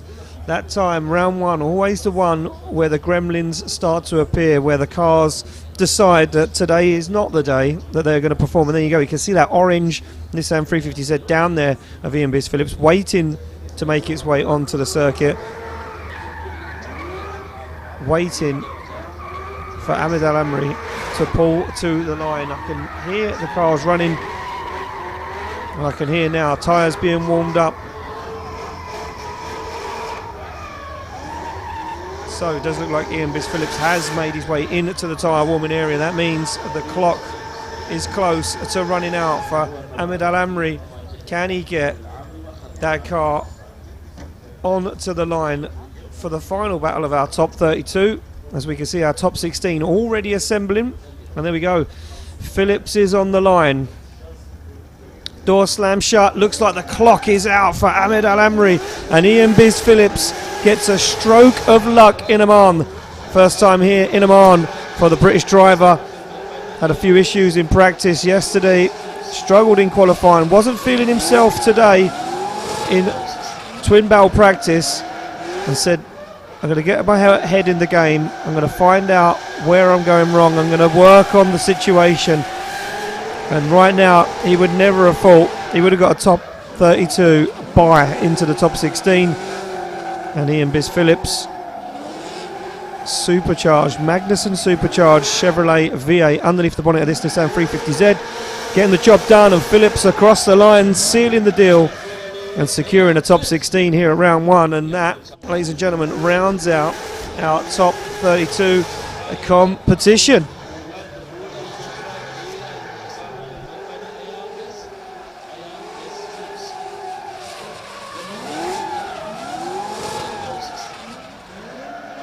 So there we go, scenes of Ian Phillips with that bye run as he makes his way around and through the circuit for that bye run.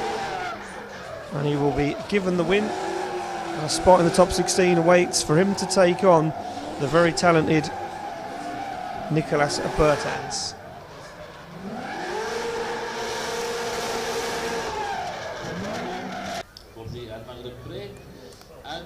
So there we go.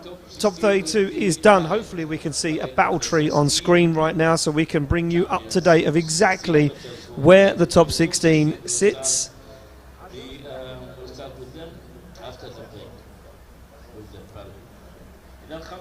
So we're going to wait and see if we're going to get a battle tree. If not, we're going to have a 10-minute break and then we will be back with top 16 action.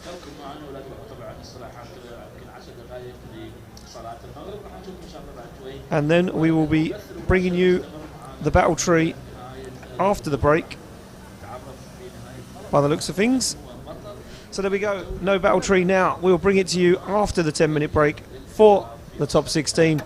We'll see you soon for round 1 of the 2023 Oman International Drift Championship.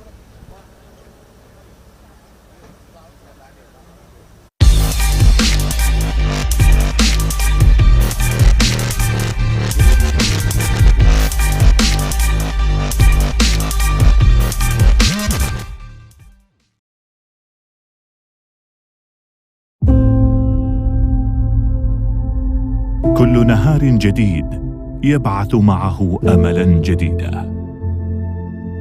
لنرسم الرؤيا ونصنع الانجاز. كل نهار جديد يبعث امجاد الامس وطموح امه تسابق الزمن بكل عزم واصرار لاجل عمان اليوم غايه وهدف. منذ أكثر من 50 عاما من جيل إلى جيل لأجل عمان الغد.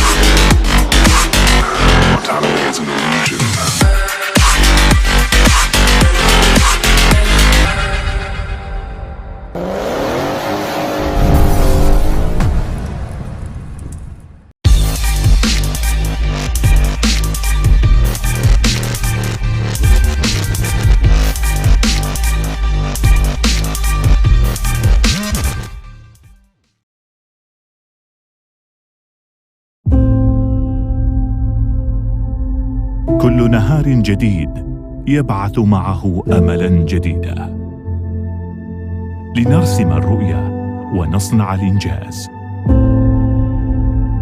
كل نهار جديد يبعث أمجاد الأمس وطموح أمة تسابق الزمن بكل عزم وإصرار، لأجل عمان اليوم غاية وهدف.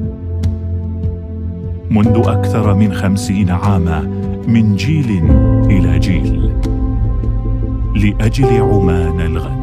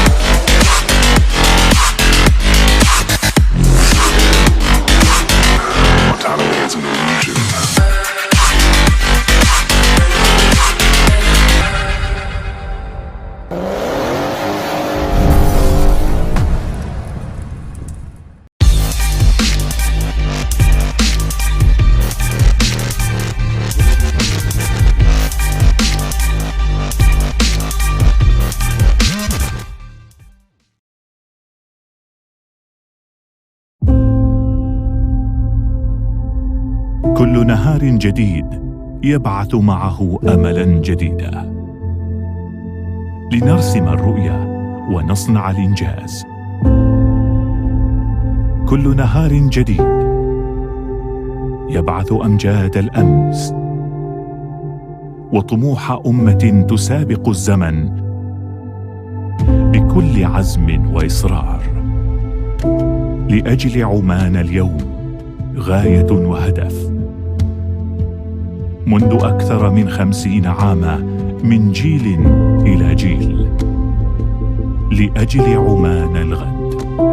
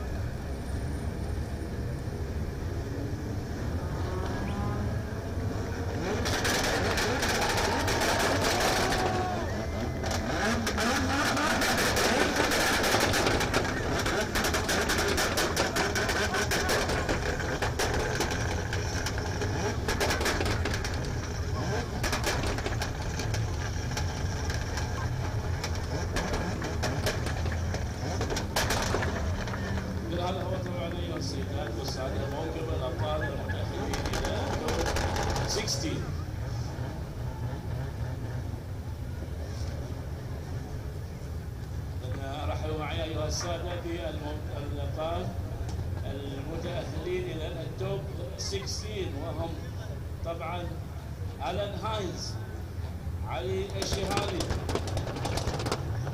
ديمترو زايبورنوف، علي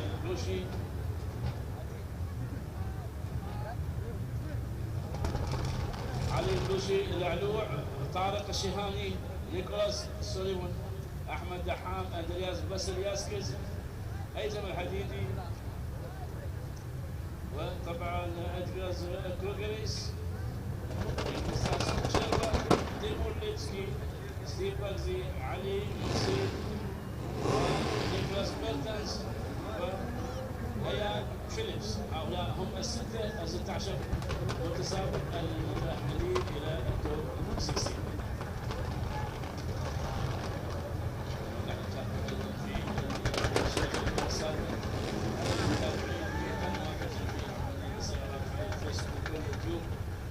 طبعا الابطال المتأهلين الى التوب 16 وطبعا موقع دورة الشرف للابطال المتأهلين الى التوب 16. بالتالي تحية للجماهير والمملكة بعد البادئ والتحية في هذه الأمسية من الجولة الأولى من بطولة عمان الدولية للجماهير.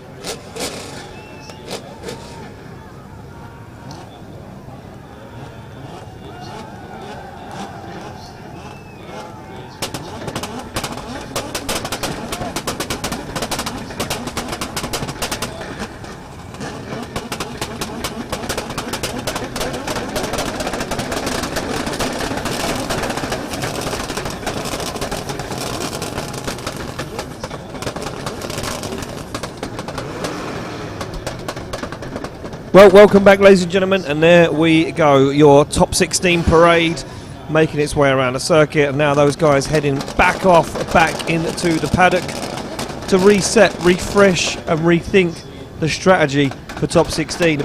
A lot of good contenders in the show, and I am now going to talk you through what battles we've got to look forward to coming up this evening. We have got Alan Hines take on Ali Al-Shahani. We have Dimitro Shavoronik. I think that's right. I didn't get a look from Grinya, so I must be there or thereabouts. It will be Ali Al-Balushi to take on Tariq Al-Shahani. It will be Nicholas Solomon to take on... Balushi to take on Tariq. Solomon to take on Daham. And Vasily Askas to take on Daham. Haytham Al-Hadidi to take on Edgars Kogeras, Benediktas Cherba to take on Timo Lipski, Steve Bagsy Biagioni to take on Ali Maxseed, Nicolas Bertons to take on Ian Biz Phillips. So there we go, your top 16 drivers putting on a show, putting on a parade for everyone here in attendance in Oman, and those guys making their way back into the paddock to regrid. And like I say, refresh and rethink the strategy already for top 16. Some big battles coming up. and a lot on the line. Those first round points, that first round damage, the all-important one. Who can make the move first? Who can get a step on that podium? Don't forget, 4 rounds this year. Season 5 moves to 4 rounds of competition, so 1 more round to earn those all-important points for the championship. And as everybody gets back into position, all the track staff back in position, we will get ready to get the first pair of drivers into the tyre warming area, ready to head to the line for top 16.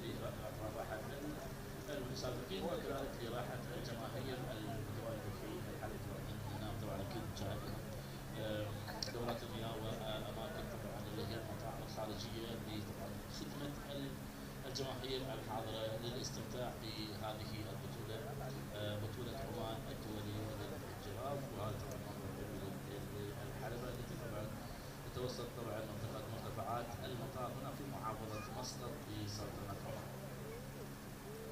تشكيل الأجواء الرائعة شاهدنا طبعا تأهل ال 16 متسابق لهذا الدور. هذه على هاينز تأهل بعد تغلبه على المتسابق الكويتي مسير بوشيبة، وعلي الشيهاني كمان تأهل بعد تغلبه أو تخطي طبعا المتسابق رفعت الإحيائي. ديمترو شوية يعذرون أنه في صعب شوية. زايبرونيكوف ديمترو زايبرونيكوف تأهل طبعا بعد ما انسحب أحمد أو سعيد أحمد القاضي اللي كان أيضا واحد من الأسماء المرشحة للمنافسة بالقوة، لكن الأحباب أكيد وبالتالي انسحب سعيد القاضي من الدور الثلاث كان تأهل أمس في المركز 25. علي البوشي أيضا تأهل إلى التوب 16 بعد ما تخطى الهولندي كلين فان أوك.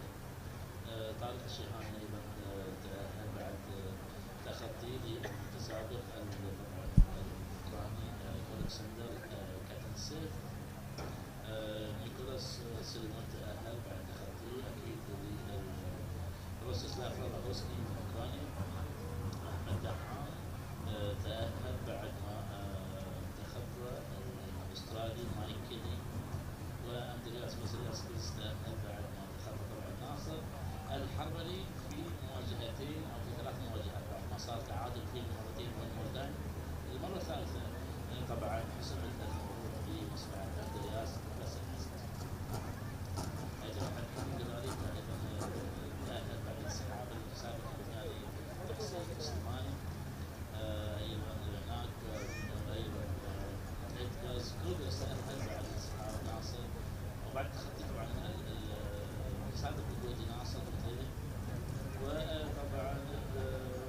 اساس تشيربا تخطى في دور الاحترافيين المتسابق الاماراتي الزاعم المسؤول تيمور لبسي تاهل بعد ما تخطى رياض المرسلي وستيف ماتزي تاهل لدور ال 16 بعد طبعا تخطي المتسابق اللبناني ايمن ابو فخر الدين وعلي مرسي تاهل لهذا الدور بعد طبعا تخطي متسابق الاماراتي الشيخ حمدان ال خيام وهناك ايضا نيكولاس بيرتنس الشهير بيرتنس اللي تخطى او تاهل مباشره بعد انسحاب السابق الاماراتي محمد السوري واخيرا ايان فيليبس ايضا تاهل بعد انسحاب السابق الاماراتي احمد العاقل.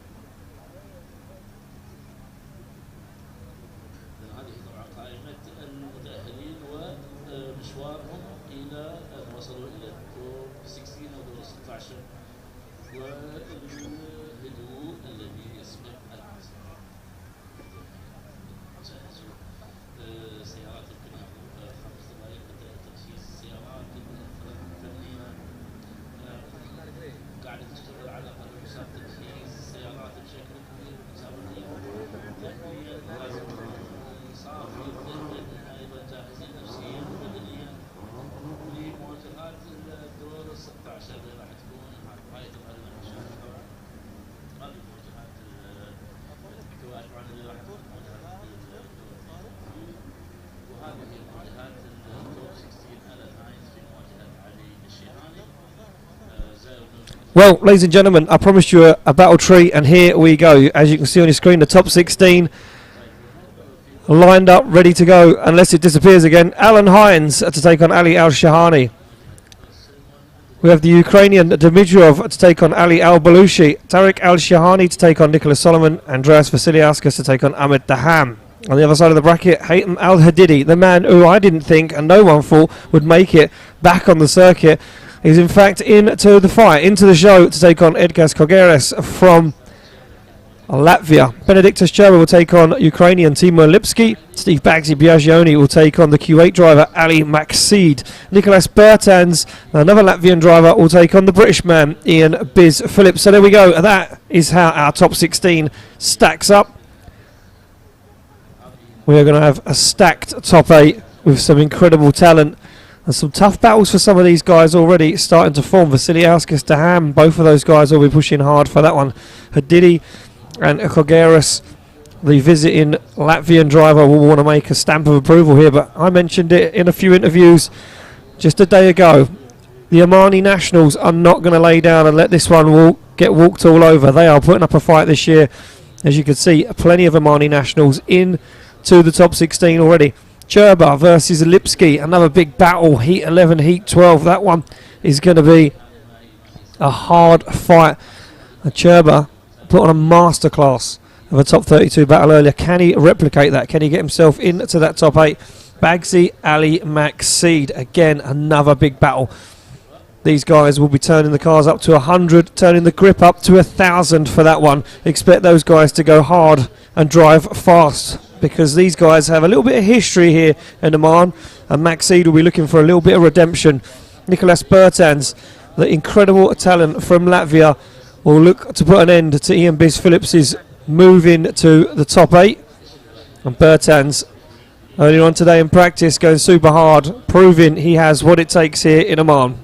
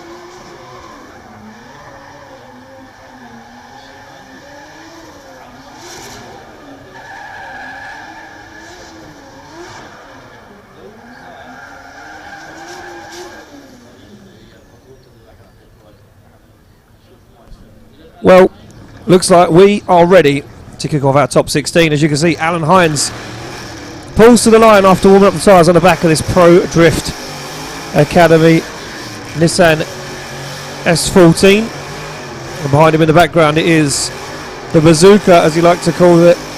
It's Ali Al Shahani in the V8 powered Nissan Silvia S15.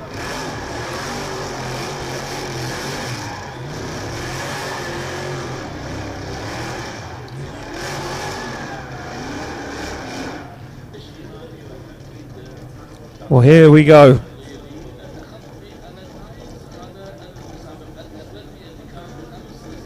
Can the Omani Nationals prove and stick by their statement that this isn't going to be the year the internationals walk all over them, that walk away with the championship? They're here to fight. They've been practicing in the off-season. They've been competing in the national championships. Right goes green. Alan Hines to lead out. Ali Al Shahani for the first battle of the top 16. Through the gears, big initiation from Alan Hines and a fouled initiation from Shahani. Looks like that car never reacted one bit.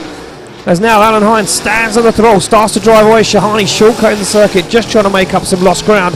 As Hines makes his way through outside zone 3, looks for the transition back. Hines nice and deep on that perfect qualifying line. There is a reason why he was your first place qualifier last night. And Alan Hines put all of the circuit, all of the skill, the talent, the experience, everything into play right now as Alan Hines starts to make a move. One more outside zone to fulfill, and Alan Hines stamps his approval on that one.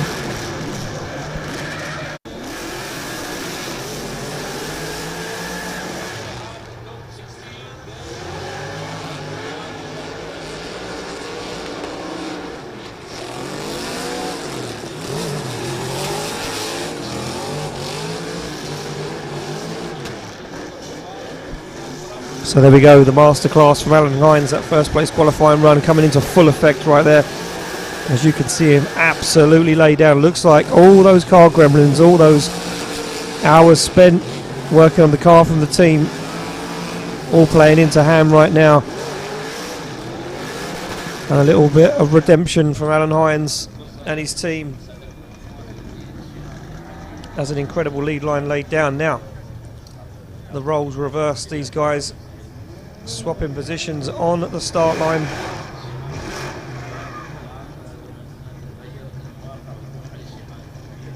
Alan Hines to chase down Ali Al Shahani. That car never reacted on initiation.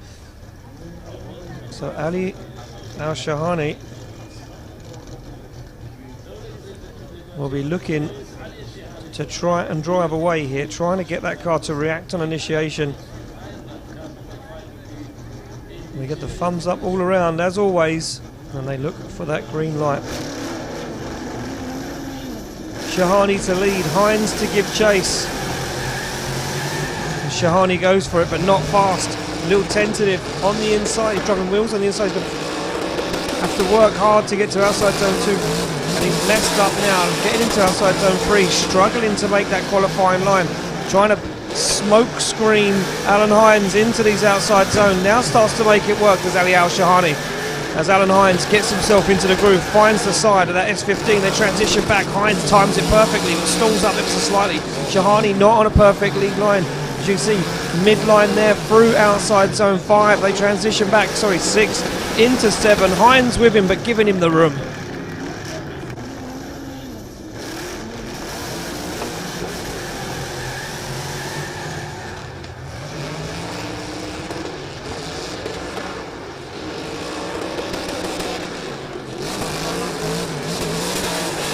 So looking back, trying to work out where the mistakes crept in there for Ali Al Shahani. It was that midline after initiation into outside zone 2. He did get there, he did fulfill it, but the line he took wasn't exactly what the judges were looking for.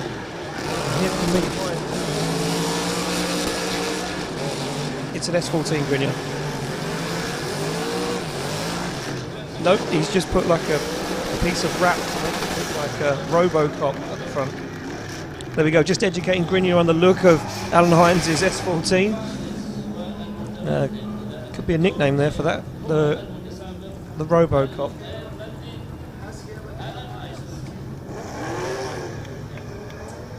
So there we go, the winner, Alan Hines, gets the win and advances through into the Grade 8. And Alan Hines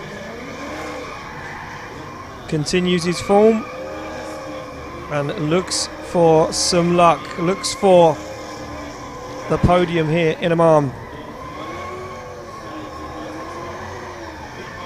So Dmytro Zhayvoronok on the line, the Ukrainian driver, to take on Ali Al-Balushi. Lalu, the local hero, the man whose name they all scream when they see him on the circuit.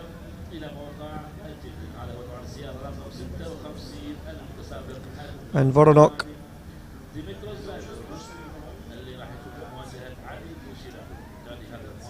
sits on the line patiently waiting for Balushi. Here we go. Ukraine to lead. Dmytro Zhayvoronok to lead out Ali Al-Balushi.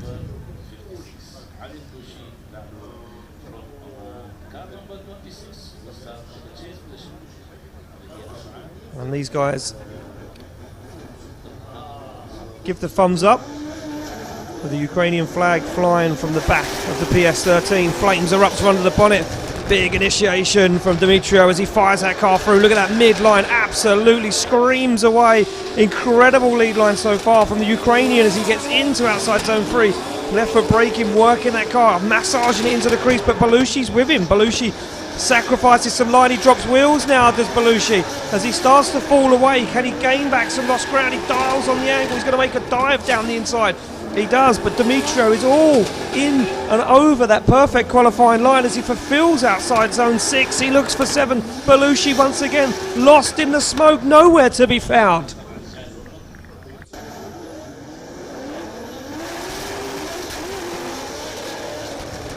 Oh, incredible scenes there. Dmytro looking incredible in that lead position.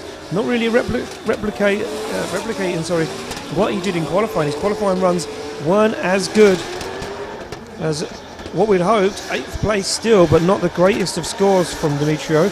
And now starts to come alive in the battles. This is where the Ukrainian driver likes to be.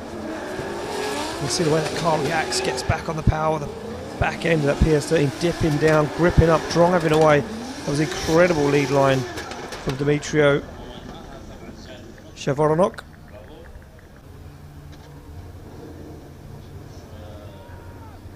And now these guys make their way back to the line after a quick cool down run around the circuit. They do have a couple of moments to get themselves back on the line. And I wondered if there was an issue there with Dmytro's car.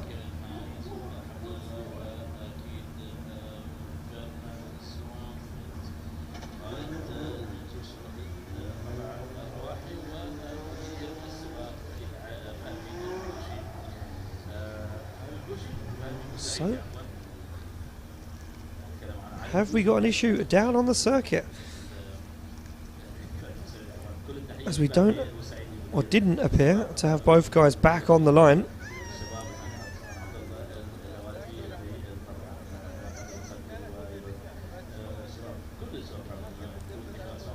Oh, and maybe an issue with Dmytro's car, as our start line marshal now walking all the way back over to the back of the grid, and I can see one of the marshals looking behind the car now.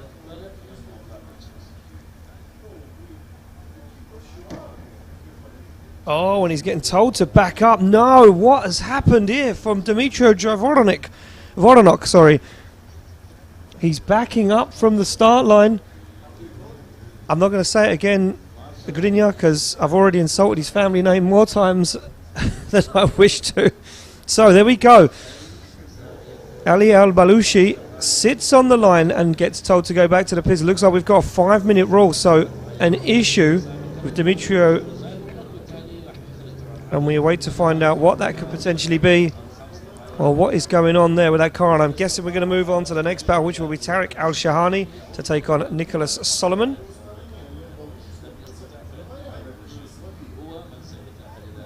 Yeah, it looks like there could be some oil down on that burnout area. You see one of the marshals there doing the universal foot stomp rub on the tarmac.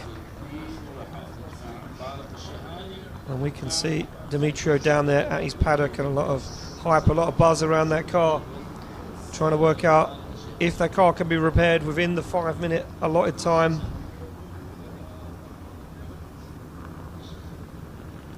What a cool view of the OAA. And this custom-built tarmac area designed for drifting, for Gymkhana, for the freestyle drift and the car park drift. So the judges allowed him to have the 5 minutes rules. And now holding season 5 of the Oman International Drift Championship. But with Ali Bushi again, if not, then Ali Bushi will go to the top end. I think now we will have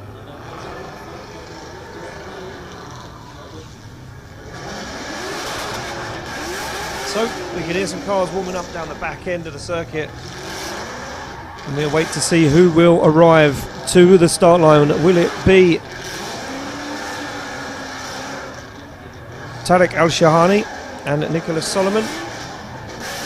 Or will we have Demetrio back for action?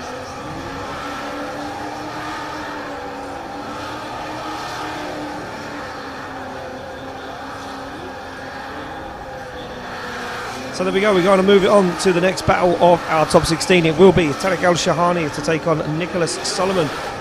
As I mentioned earlier, Tariq Al-Shahani holding that #1 name card on his car.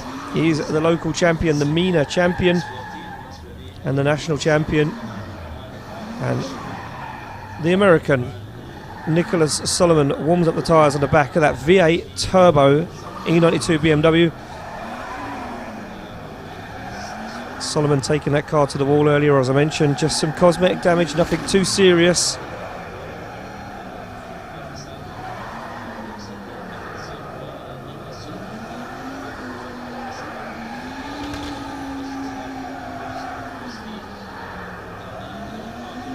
And Tariq Al-Shahani looking focused, having fun, but means business. Slots the car into gear, pulls up to the line. Well, here we go. Heat 3 of our top 16 ready to get underway.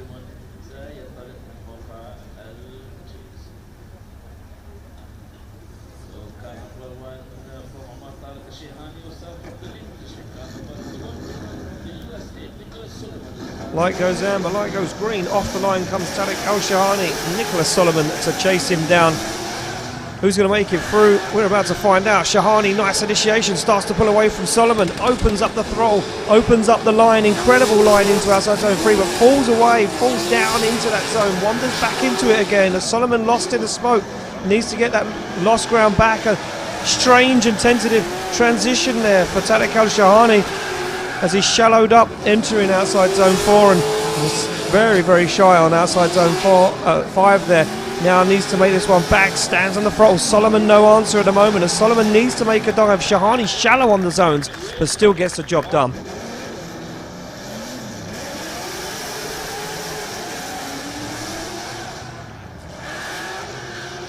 So nice initiation from Tariq Al-Shahani. Look at that, nice and high on 2. Does wander and come away from it very, very quickly, but makes it work.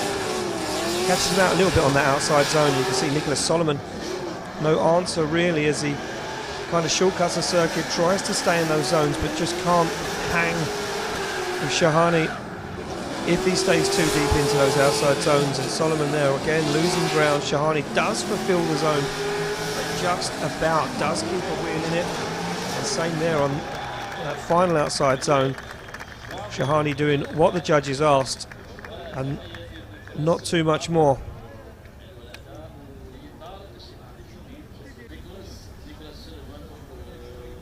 Back on the line they go. Nicholas Solomon to lead. Tariq Al-Shahani to give chase, and our start line marshal warning our cameraman to stand clear because these guys mean business. Off the line, flames erupt from the bonnet of the E92 BMW as now Nicholas Solomon looks to put a dent in the damage done, but drops wheels off circuit, and this is making it very difficult for Shahani to chase.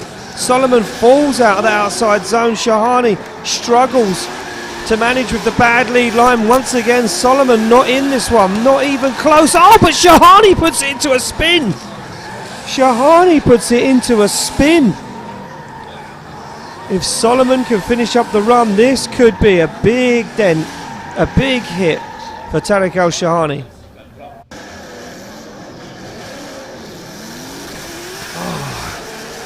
And Tariq Al-Shahani looked like he had this one in the bag. Looked like Nicholas Solomon just couldn't get that car to do what he wanted it to do. As you can see, look at this, on outside turn 3. Wonders and Wavers falls out of it way early. He's on the inside of the circuit, has to transition early. That cuts him up there. He has to fall out of outside turn 4. But look at this as they come round. Shahani goes for a dive, goes for the door, but misplaced. Couldn't find the side of that E92 BMW and ended up putting himself into a spin. Shahani knocking himself out of competition. What an upset, what a shock.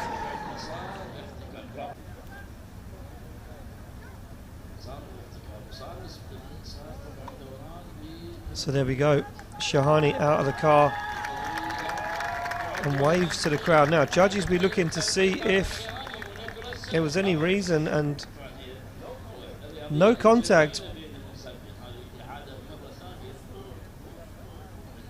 Shahani just goes for a big dive up onto the door. And unfortunately for Shahani, you can see him left foot braking the whole way around, dialed so much grip into that car to keep up with Solomon. That car of Nicholas Solomon's normally very, very fast. And I think Shahani knew he had to make a dive here. He had to do something when really could have just played it safe and kept himself clean. Yeah, goes for a push up onto the door and just puts it into a spin.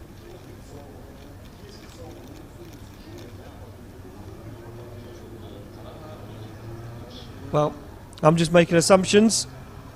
We need to wait for the official decision from our judges.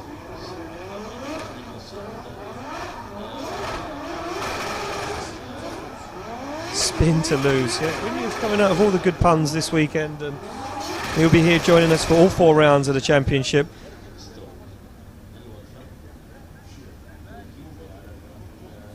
And Nicholas Solomon might have just been handed a bit of a golden ticket. Well, he's got a big smile on his face and he's thinking, well, I never assumed that was going to happen after the first half of the battle. We wait for it to drop in.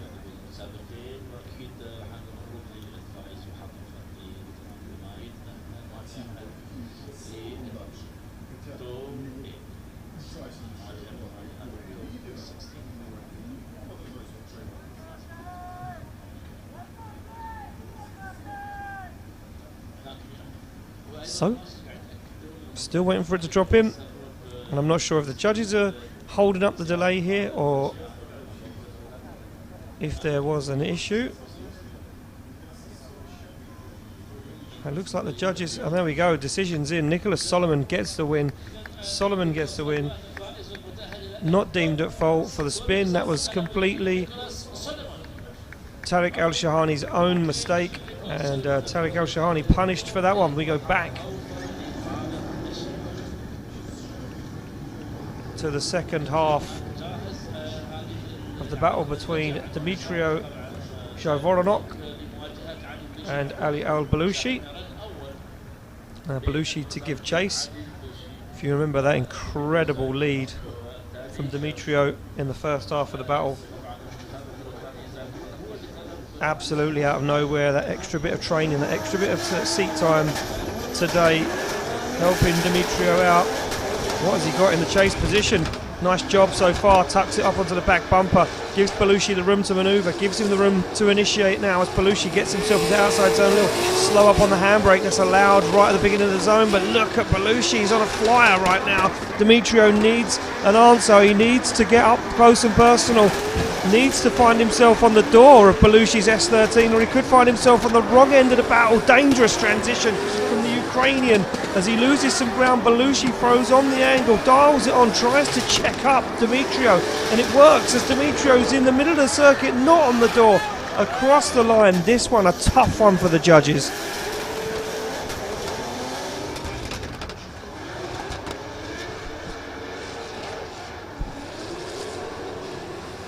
So look at this, nice line and nice qualifying run here from Ali Al-Balushi in that lead position. And Dmitrio, no real answer. You see Balushi there though, just falling out of that outside zone, ever so slightly in the centre. Had to readjust his line, get himself back into the outside zone. And here really a little shallow, does get a wheel on the line but falls away very, very quick and out of the outside zone.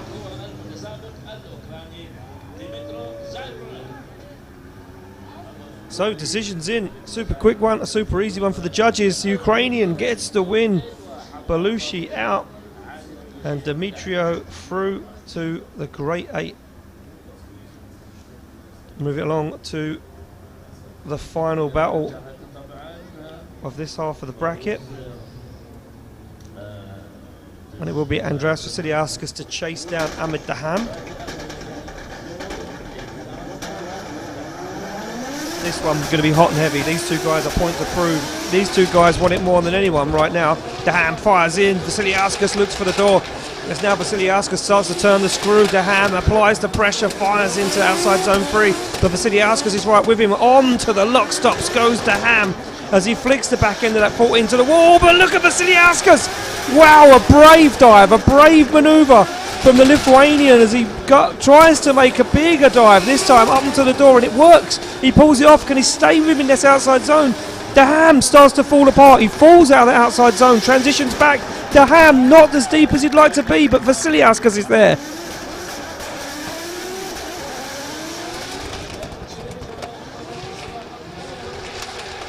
Well, here we go. Look back at this one. Daham doing a nice job so far, but Vasiliauskas is all the way there. Look at the angle he dials on there towards the wall, almost 90 degrees with the wall. This is where Vasiliauskas really makes a move though. Drops 2 wheels over the edge of the circuit. That will be points deducted in the chase position. But the brave dive down the inside here from Andreas Vasiliauskas is textbook. Gets into the zone. That really throws Daham off, and you can see him drop out of the outside zone super quick. Gets into the final outside zone across the line, but there is no escaping the grip of Vasiliauskas.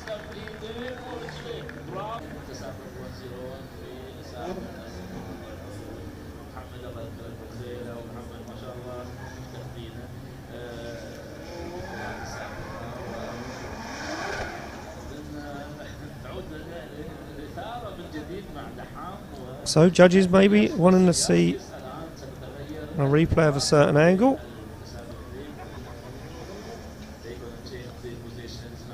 It looks all good from where I'm sitting, so there we go, back on the line. Daham to chase. Daham is absolutely buzzing. And said to me, ATFX, new drift team. He said, I'm super happy to be a part of it. Doing big things for drifting. He said, bringing in, you know, a whole new demographic, a whole new sponsorship package, a global company in Forex exchange. He said to me, he said, so good to see new companies coming in, and he was so excited to talk to me about it in the paddock earlier on. We had a good chat. And this man, look at that, Vasiliauskas, stone cold killer. Business is all he thinks about, and the business right now is to put down a clinical lead run and pray that Daham makes a mistake. But Daham will be looking for blood, and he knows about the initiation, doesn't make the mistake. Look at the grip and the pace from Vasiliauskas, pulling a wheel off the tarmac, but he's not on a clean lead line. Falls out of the outside zone, has to readjust himself, but Daham shortcut the circuit. Oh, Daham gets into him. Daham makes a huge mistake, has to back out of it as Vasiliauskas now applies the pressure, starts to drive away. He says to Daham, have you got any answers? I'm asking you the question, what have you got? As Vasiliauskas looks so dominant in this battle as he absolutely nails it across the line. Well, well, well. The Jordanian driver was just asked a question. Can you freewheel through a corner like me? Look at that from Vasiliauskas, popping the wheel off the tarmac. Vasiliauskas flies away, but Daham says, I need to be in this one. Gets too aggressive. Tags him onto the door. And Vasiliauskas, a clinical lead line. Does exactly what the judges are looking for. Nice transition, comes back. I think he gets to this one a little shallow. Yeah, it does get a wheel and a back bumper in there, but it is a little shallow compared to where the judges did want it. That one for me is a tough one for the judges to decide on. They're going to need another replay of this one. I think they're going to look at where Daham is positioned. Look at this from Daham. He's way down on the inside of the circuit. That really has to shortcut that big first out, second and third outside zone. Does tag the wheel, tags the rear wheel of Vasiliauskas' car. And Vasiliauskas, unfazed, no messing around, gets the job done, gets across the line.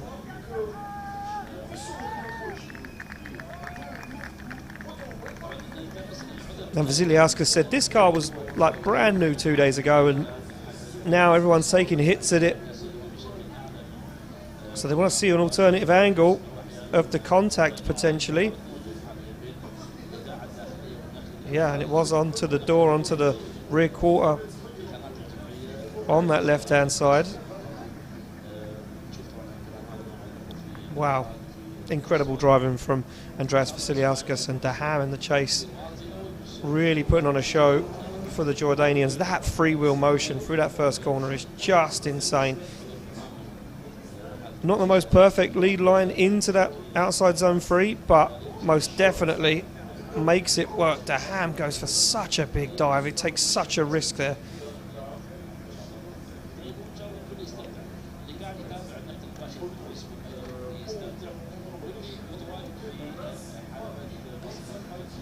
Oh, I don't know. I think this one for the judges is all coming down to the two mistakes from Daham at the beginning of this run. The contact there, and then his line into outside zone 3. I think they were unimpressed about him being on the inside edge of the circuit. And Ahmed Daham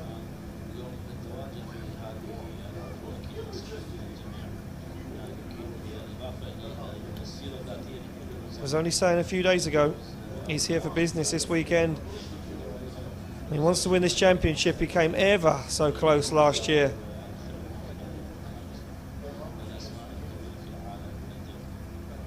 And this year was hoping to overturn some of those decisions, overturn some of those podiums, try and get the win. But he could have fallen already in top 16. We need a decision for this one.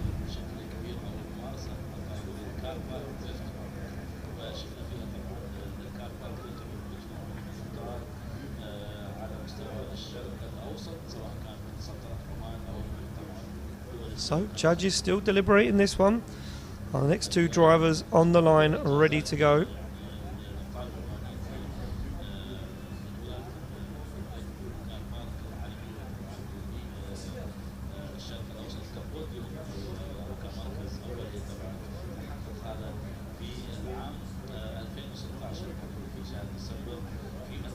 Well, big delay from the judges. Not clear cut at all. Oh, and here we go. Is this it? Is it in? Who gets the win? Who moves through to the Great 8?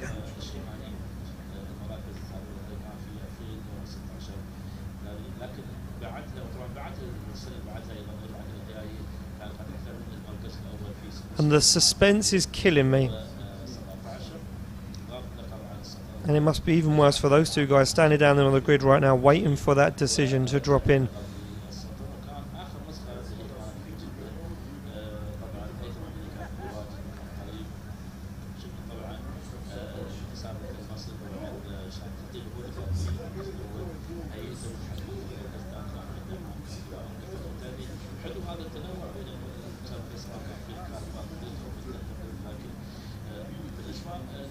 Well, hopefully we'll find out today, as if not, we'll have to carry the competition on over till tomorrow.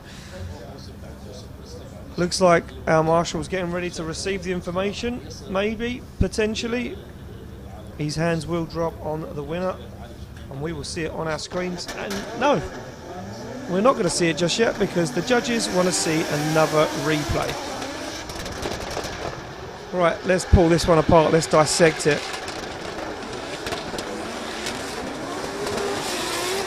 For me, nothing really wrong from Vasiliauskas in that chase. Daham kind of on the wrong line now. Are they trying to deem Vasiliauskas maybe at fault for something here on initiation? He is very close to that dotted white line on initiation, but in my humble opinion, I think he is well within it. But there we go, decision's in. Ahmed Daham gets the win and advances through into the Great 8. So Ahmed Daham gets the win, advances through into the Great 8. And Andreas Vasiliauskas out of competition.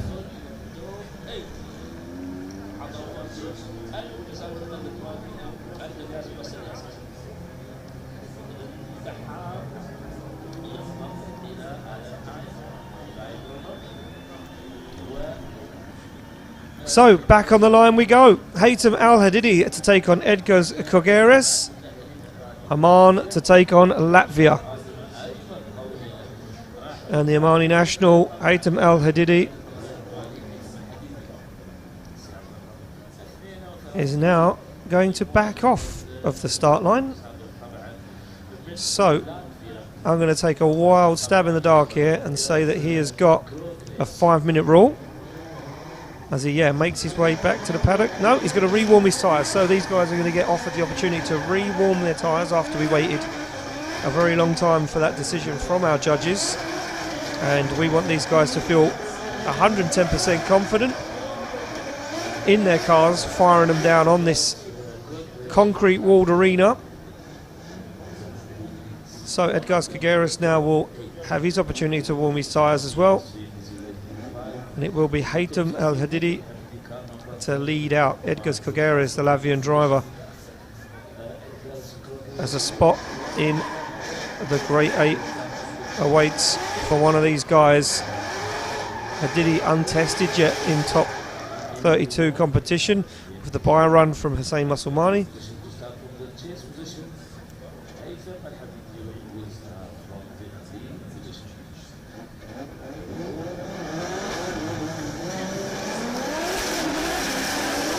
So here we go, up the line, Hadidi, big flick to initiation, Edgars Kogeres so right with him, and now Hadidi starts to apply the pressure. Oh, an attack of contact from Kogeres.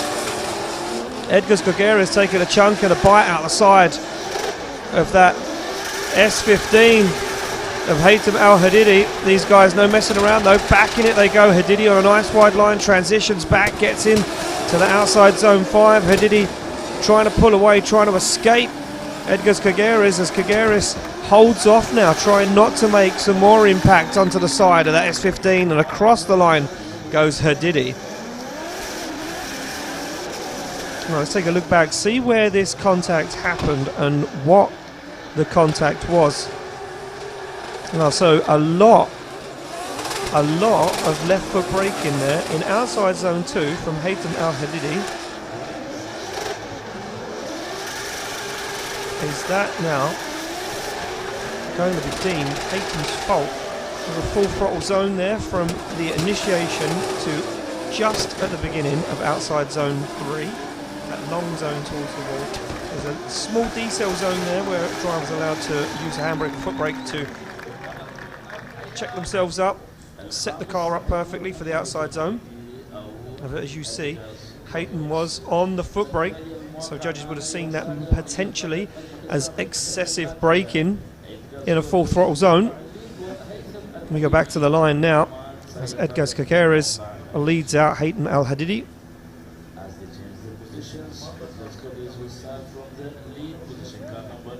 And thumbs up from the Latvian driver.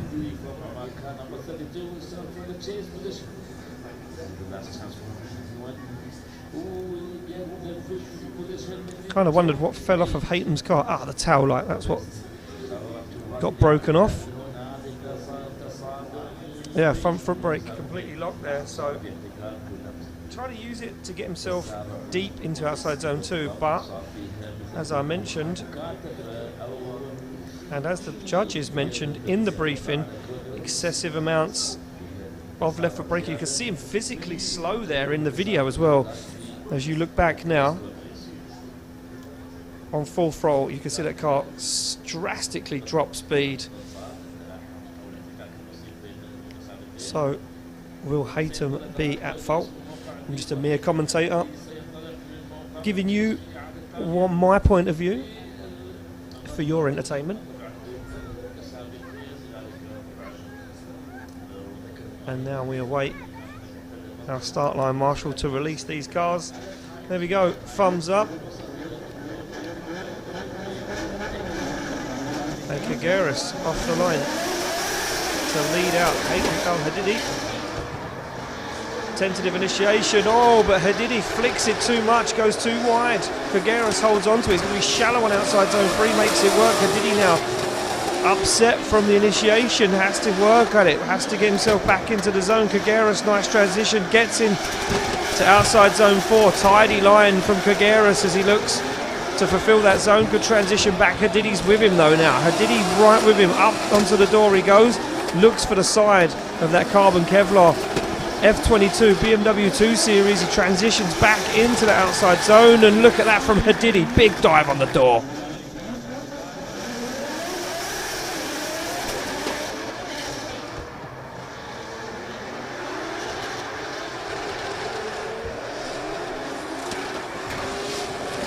You can see there the mistake from Haytham El Hadidi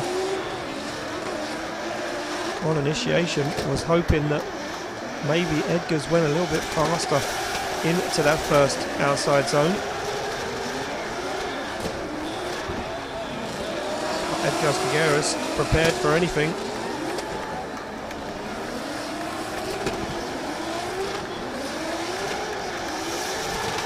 Finished up the run lovely, but look at that Hadidi, big dive onto the door, just trying to give the judges something to think about there as he finished up that run.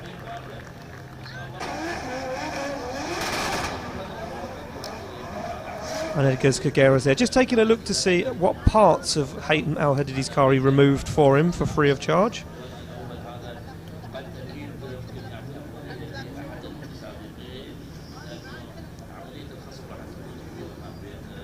So the next two contenders pull to the line.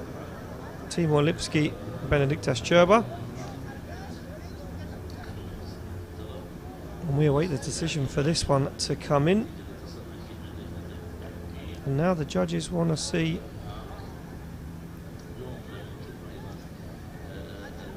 an alternative angle of the latter half of the run.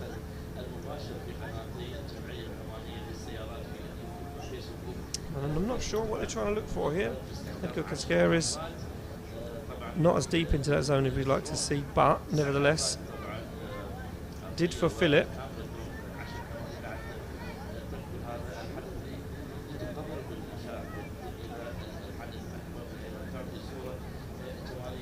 And I'm not going to say it because the graphic has come up on the screen. I'll just wait for it to appear, or for that hands to be dropped onto the driver of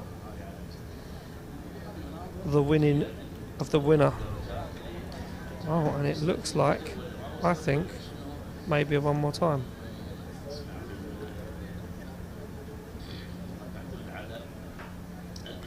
Yeah, Haytham did a lot of catching up there. Sacrificed quite a lot of line coming into outside zone 3 to gain back some lost ground on that initiation.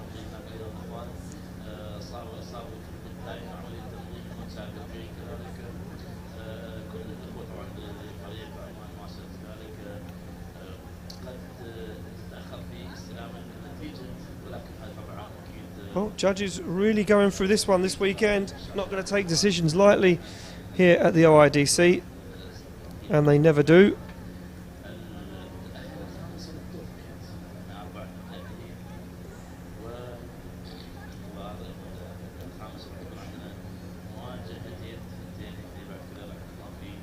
So, still looking at replays, still trying to work out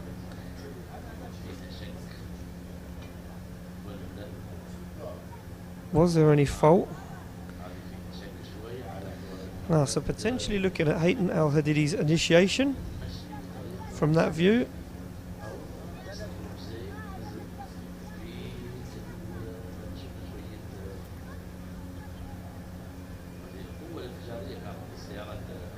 So not sure whether they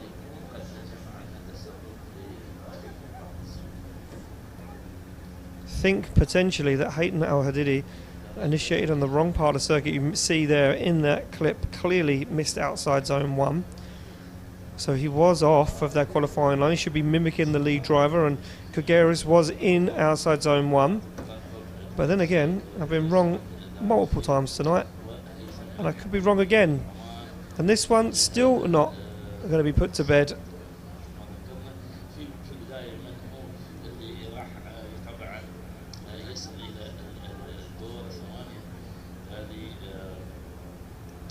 لحظات الإطلاق راح تطول شوي، لحظات الترقب فيها يعني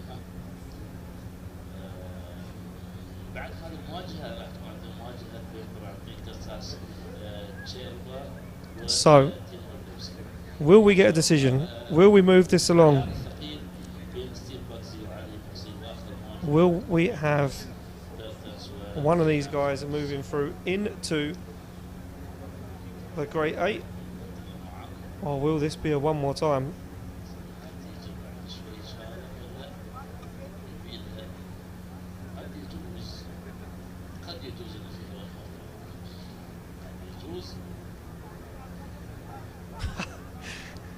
And the judge is still going over this footage.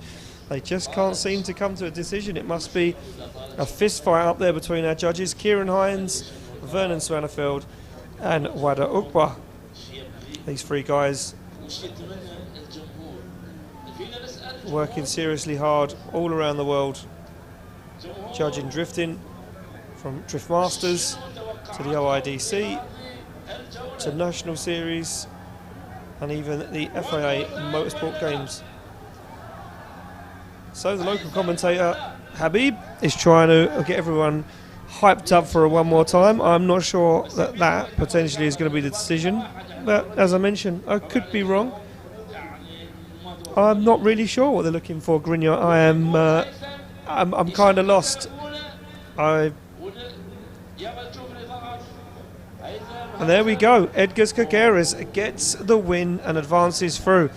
Edgars Kageras, the Latvian driver, gets the win and advances through.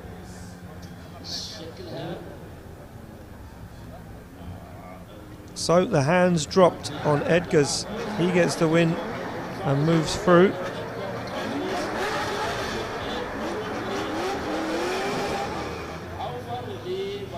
So I'm getting asked the question why. My breakdown of that was the mistake on initiation from Haytham Al Hadidi into outside. He missed outside zone 1, took a strange line to outside zone 2 and then fell on the inside to 3.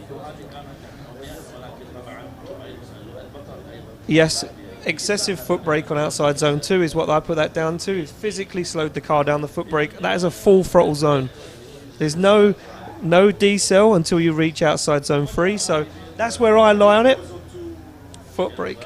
So that's where I lie on it. Sorry, ladies and gentlemen, if you're listening, I'm just relaying some information. And me and Grinja, the Ukrainian commentator, we share our info, we share our topic. We are one person each in this commentary team, so we like to get together and bump our heads every now and then. But that's where I sit with that one. But let's forget about that one and move on to the next one. Benediktas Cherba to lead out Timo Lipski, Lithuanian versus the Ukrainian. Benediktas Cherba, if you remember earlier on, put down an absolute clinic in top 32. Now, can he do the same again against this incredible Ukrainian young driver? Well, we speak about experience, and we spoke about it last year with Lipski. Didn't have it. Has he come away? Has he come back with it? Oh, nice initiation from Lipski. Cherba fires that car in, but Lipski not messing around. He's worked out Benediktas Cherba. He's worked him out for sure, as now Lipski gets himself into it, but he's going to get himself stalled up. Transitions back, gets it done as Cherba gets into the outside zone. Timo Lipski struggling to keep that car sideways, working hard, trying not to make contact. Benediktas Cherba fires it in on the transition now as Cherba looks for outside zone 5. Oh, Lipski goes for a brave dive up onto the door. Very, very tentative, very nervous though from Lipski as Cherba takes him across the line.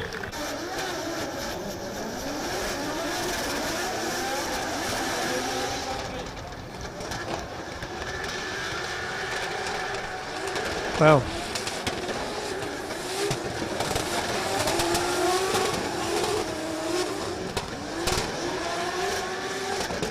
Cherba's lead line was very, very tidy. Again, not too deep, not too wild, not too aggressive, doing exactly what the judges were asking of him. Kept all four wheels in the zone. You can see him working away at that steering wheel. Timo Lipski, though, making some big brave dives, some big ones up onto the door, but the car looks a little nervous, looks too gripped up, looks too aggressive to drive for Lipski. and looked like he had a tough job in that chase position.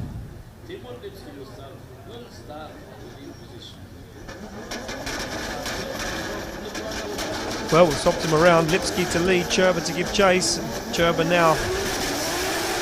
Will he lay down a lesson for Timo Lipski? And it looks like he's going to. Lipski on a very nice qualifying line, way high on outside zone 2. Nice line into 3, but he's fallen out of it. He's want to waver and wander back into it again. He does. He goes for the wall, but look at Cherba.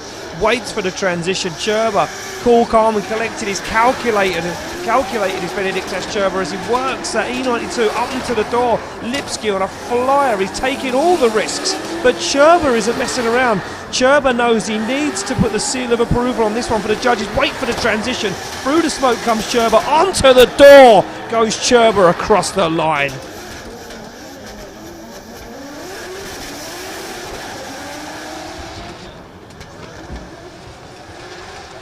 Well, let's take a look back at the replay. Very nice lead line from Timo Lipski. Big mistake there though as he drops in and out of outside zone 3. You can see him set himself up there for the outside zone. Cherba was so calculated. He didn't want to take any risks, no contact. He didn't want to give the judges a reason for multiple replays. That transition from Cherba was brave. Waited for the move, got it done, got onto the door, and then again waits, gets himself set up, bam, onto the rear quarter, across the line. Incredible stuff from the Lithuanian driver. And Timo Lipski gets out and says, well, I might be a young lad, but you don't need to keep taking me to school. And Benedictas Cherba gets the win from what I'm hearing. I'm waiting for it to become official on the screen. And I mean, that says it all. Benedictas Cherba gets the win and advances through.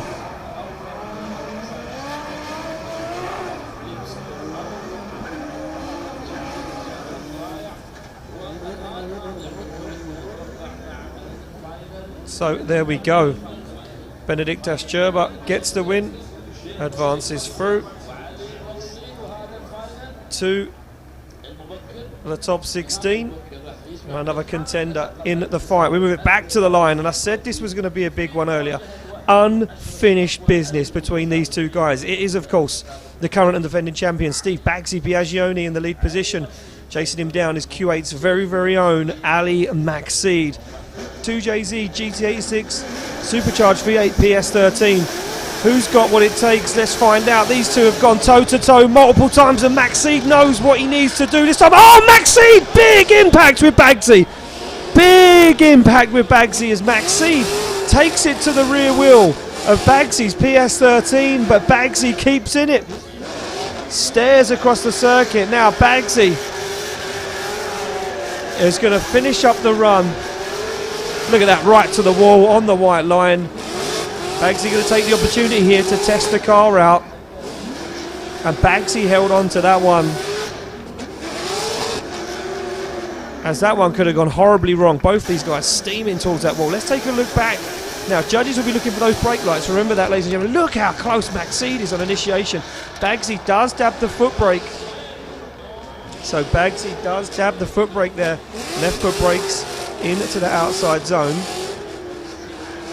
And I don't think this one, like many of the others tonight, ladies and gentlemen, and most probably for the next 3 weekends, will be a clear-cut decision.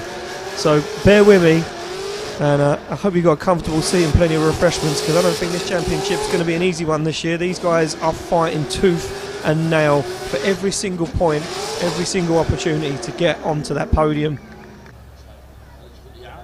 So it looks like big damage on Maxid's car. You can see that car slumped over. Now,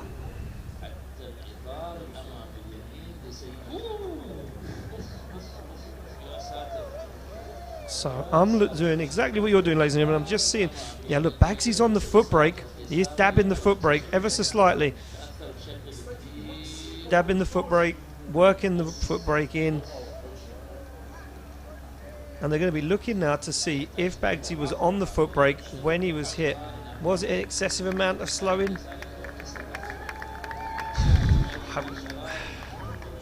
I don't want to come cross bias here, but I wouldn't say it's as harsh as the Haytham Al Hadidi foot braking we see earlier on. To me, it looks like Ali Maxid, though, is coming in super aggressive. He'd already hit him once. He hits him twice. This one not going to be an easy one. And whatever happens, what way this decision goes, there's going to be a few upset people. Now, the way this will technically work is that if Bagsy's deemed at fault for the contact due to braking, excessively braking in a full throttle zone, which I mentioned earlier, Ali Maxid will be given a 10-minute competition timeout to fix his car. If Ali Maxid cannot fix his car, he will be given the win, but will not be able to continue in competition. So he will get the win and move through to the Great 8, but unfortunately won't be able to compete in the Great 8 battles. So this one, as many of the others we have witnessed tonight, will come down to the judges.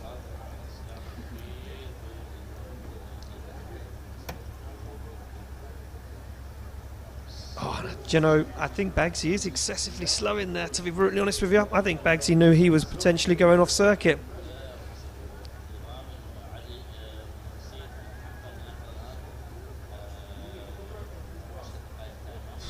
This is such a tough one, and you know what, I'm glad I'm a commentator and I'm glad I'm not a judge tonight, because there have been some seriously big calls. Yeah. Is it excessively though? This is the problem, Grinja. You're going to open up a can of worms. The contact, look at that, the rear wheel hits first. Now, how do you determine excessively? Is it when the front wheel is locked? Which it isn't on Bagsy's car, because you can clearly see it rotating.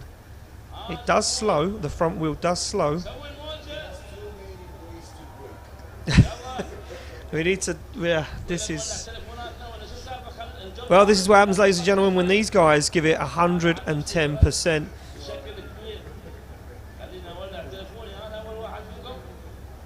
And, well, I'm going to have to wait for the judge's decision on this one to find out if Bagsy is deemed at fault. And as I mentioned, Ali Maxid will be given a competition timeout. And if he can't repair his car, he will be given the win and will not be able to compete any further than the Great 8 competition. So, we await the decision from the judges, ladies and gentlemen.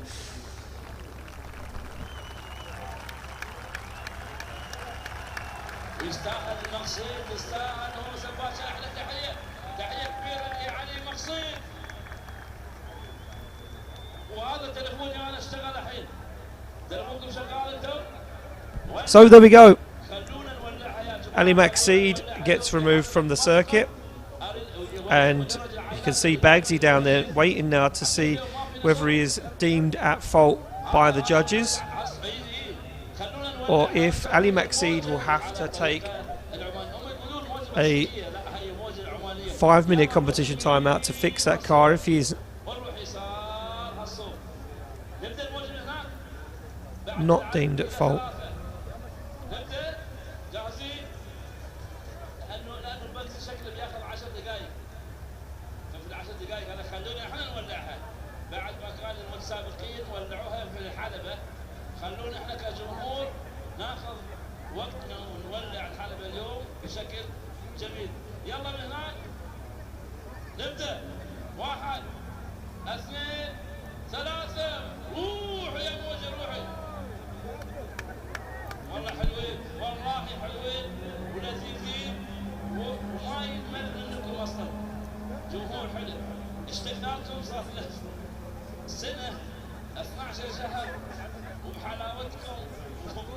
So there we go, the Omani locals enjoying the scenes here in Oman. And as many of us, patiently waiting for the decision or to hear word on exactly what is going on the circuit right now.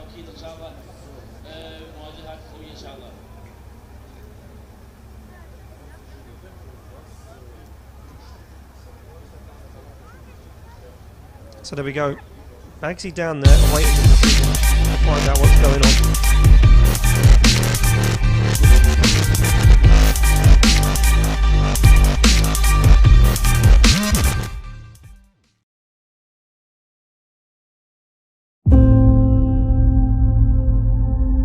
كل نهار جديد يبعث معه املا جديدا لنرسم الرؤية ونصنع الانجاز.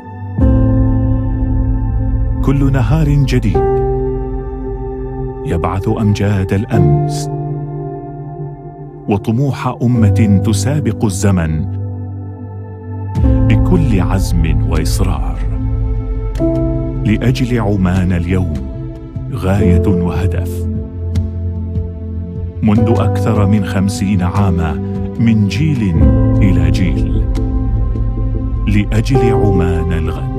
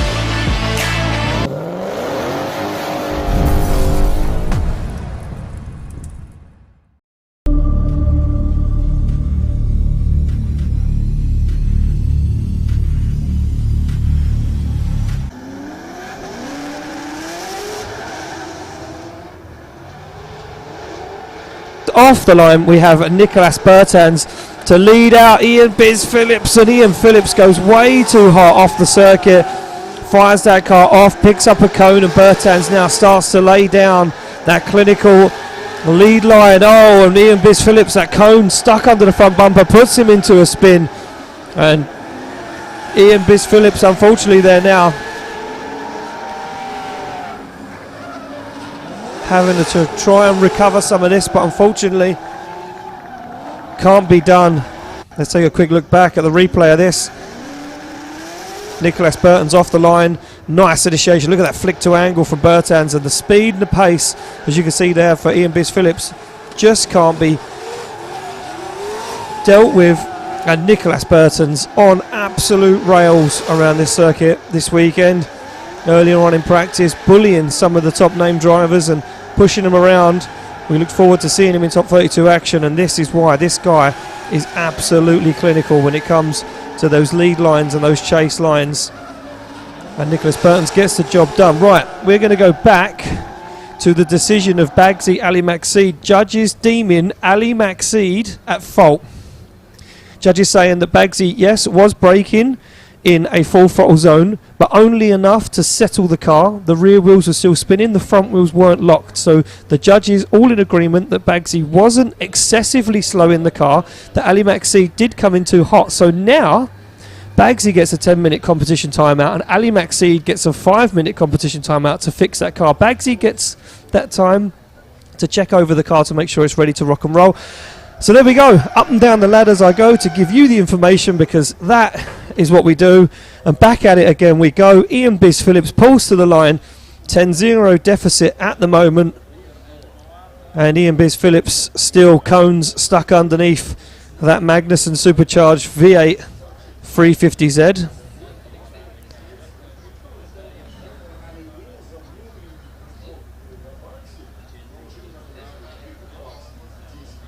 So there we go, Ian Phillips backs off the line to try and remove that cone that's stuck underneath that 350Z.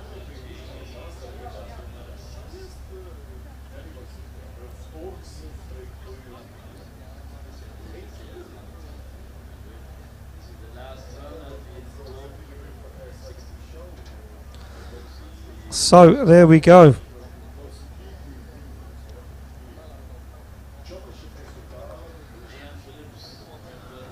Looks like Ian Biz Phillips now needs to, as you can see, that cone stuck under the rear of the car by the subframe, not being able to be removed by the pit crew. So he's going to have to back up there, and they're going to have to try and jack that car up to remove that cone from underneath that Nissan 350Z. And Nicolas Bertans now sits in the chase position, patiently waits on the line for one more run and to potentially put himself into the Grade 8. So just to reiterate for you guys, if you missed it, if you had turned over for a mere second while we had a commercial break running, while our judges come to a decision, and while I run upstairs to find out exactly what the judges had decided with the Bagsy Maxseed call, judges deemed Ali Maxseed at fault for the incident, saying that yes, Bagsy was braking in a full throttle zone, but not excessively enough to the point where any of the wheels were locked, the rear wheels were still spinning, and the front wheels were still rotating as well.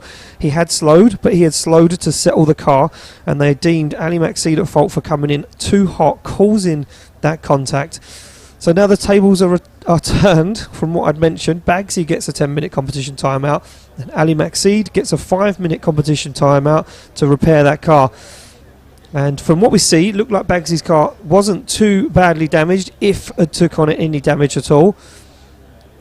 So Bagsy should be good to return to competition for the second half of the run. And now it will be down to Ali Maxseed's team to repair that Toyota GT86 and get back out onto the circuit after this run. So one run to go, and then Bagsy will be called to the line, and then we will wait for Ali Maxseed to finish off our top 16 battles. Here we go. Nicolas Bertans, the Latvian driver, the young gun, the young superstar from Latvia, takes on the man from the UK, Ian the Business Phillips. Off the line, Ian Phillips, a big spin in the first half of the run. Now Biz, everything to try and do in the lead. Can he put down a clean, nice lead run? Can he try and throw Nicolas Bertans off? Well, at the moment, making a lot of mistakes as Ian Biz Phillips just about makes himself, gets that car into outside zone 3. Bertans absolutely no respect for the back end of that 350Z as he almost takes the back off of it on the front of that E36 BMW, and he goes for it again, forcing Phillips in to drive in harder than ever before as Nicolas Bertans takes bites, takes dives, pushes Ian Phillips around the circuit and across the line.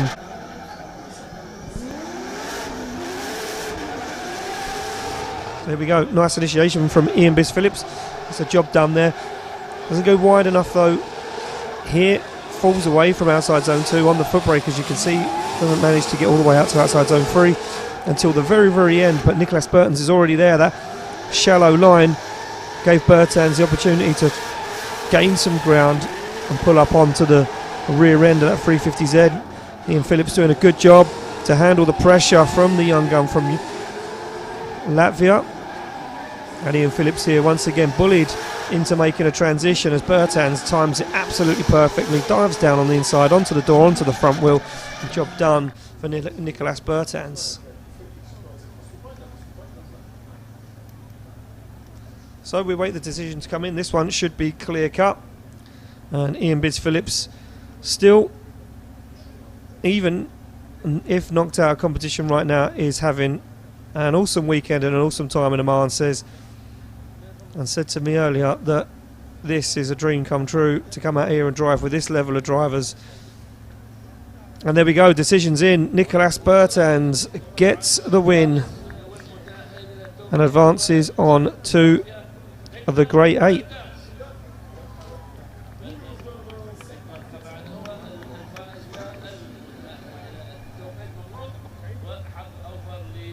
So now that just leaves one question: who is going to make it to the line?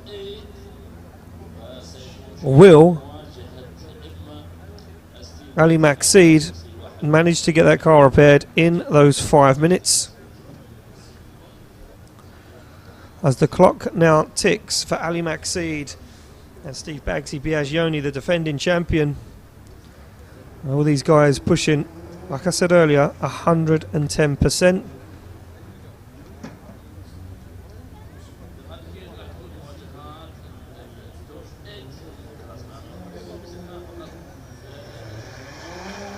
Oh, and there we go. Look at that. Ali Maxid gets the car repaired and back, ready for action. As now Ali Maxid pulls up to the line, ready to lead out Baggsy for a spot in the Grade 808s. And now we have to wait for Baggsy. He did get that 10-minute competition timeout, so he will be allotted all of that time if he needs it.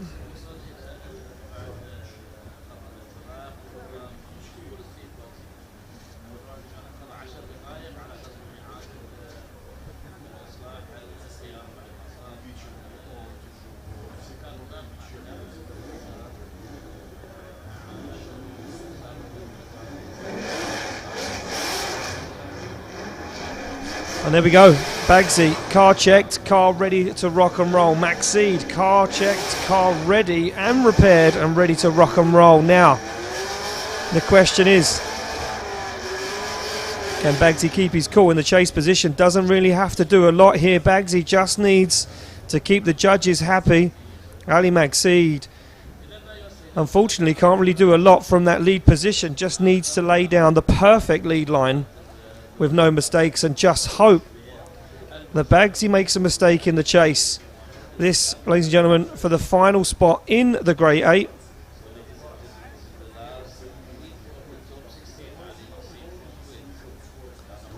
And we get the thumbs up all around. The light goes amber, the light goes green. Baggsy goes for a small jump off the line. Cones down, body panels are flying. Look at this from Baggsy, super aggressive. Maxid though, up and gone, trying to drive away. Is that car 110%? Baggsy wavering and wondering, was he lost in the smoke as Baggsy falls out of the outside zone, now finds his feet, tries to get himself back into it. Through the smoke comes Baggsy, looks for the door of Ali Maxid's GT86. Flames erupt from the back of both the cars as they transition down into outside zone 5. Baggsy looks for the back bumper of the GT86. Shallow is Baggsy. Is there an issue with that car? As Baggsy just about keeps it going, looks for the final outside zone across the line. Maxid came out of them gates swinging. Look at the speed from Ali Maxid. Baggsy catches big understeer there, as you can see. Just about holds on to it. Maxid fires that car on angle. Baggsy gets himself back into it once again. And Maxid does a very nice job there of trying to cause an error, trying to push Baggsy into a corner, trying to push Baggsy into somewhere he's not comfortable with. And Baggsy once again shallow there. Just about catches that outside zone, but Maxid is absolutely ripping through the circuit. Well, here we go, decisions in, both guys out of the car. And I think Maxid knows the way this one's going to go. And there we go, decisions in. Baggsy gets the win and moves through to the Grade 8. And the dream, well, it's still alive for Baggsy. Can he keep a hold of it? We're about to find out as we move in to the Grade 8 in just 15 minutes time. But for the moment, I'm going to quickly give you a breakdown of who you're going to see coming in to that Grade A. It will be Alan Hines to take on Dimitrio Javoronok. It will be Nicholas Solomon to take on Ahmed Daham. It will be Edgars Kogeras to take on Benedikt Aschurba. And of course, Bagsy to take on Latvia's very own Nicolas Bertans. We'll be back in 15 minutes time for our Grade A all the way through to the podium. You won't want to miss this one. It's going to get hot and heavy in Oman.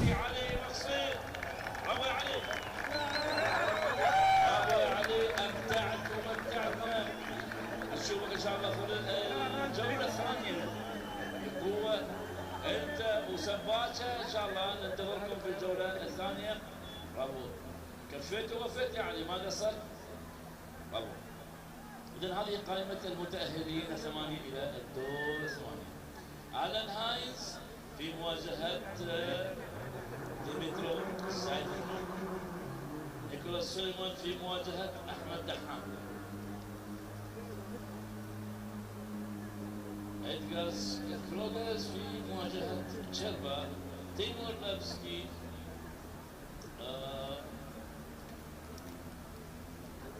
ستيف باكسي في مواجهة نيكلاس بيرتنس. هذه طبعا الثمانية المفروض.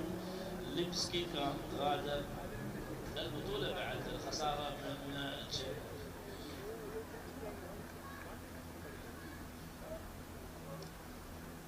إذا نتذكر مرة ثانية أيها السادة الكرام بالمواجهات في الدور الثمانية.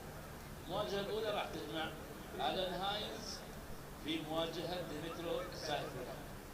المواجهة الثانية راح تجمع نيكولاس سوليمان مع أحمد دحام. ثالث المواجهات راح تكون بين إدغارز كروغرز في مواجهة بنتاس شيربا.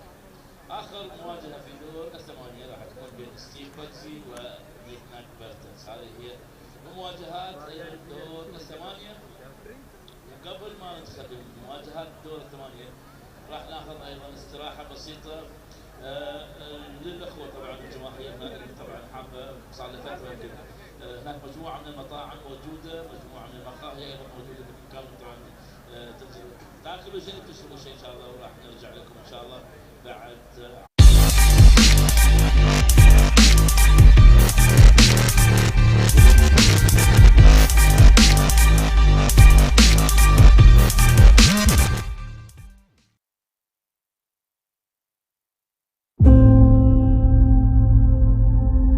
كل نهار جديد يبعث معه املا جديدا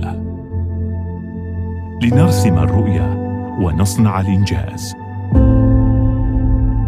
كل نهار جديد يبعث امجاد الامس وطموح امه تسابق الزمن بكل عزم واصرار لاجل عمان. اليوم غايه وهدف منذ أكثر من 50 عاما، من جيل إلى جيل، لأجل عمان الغد.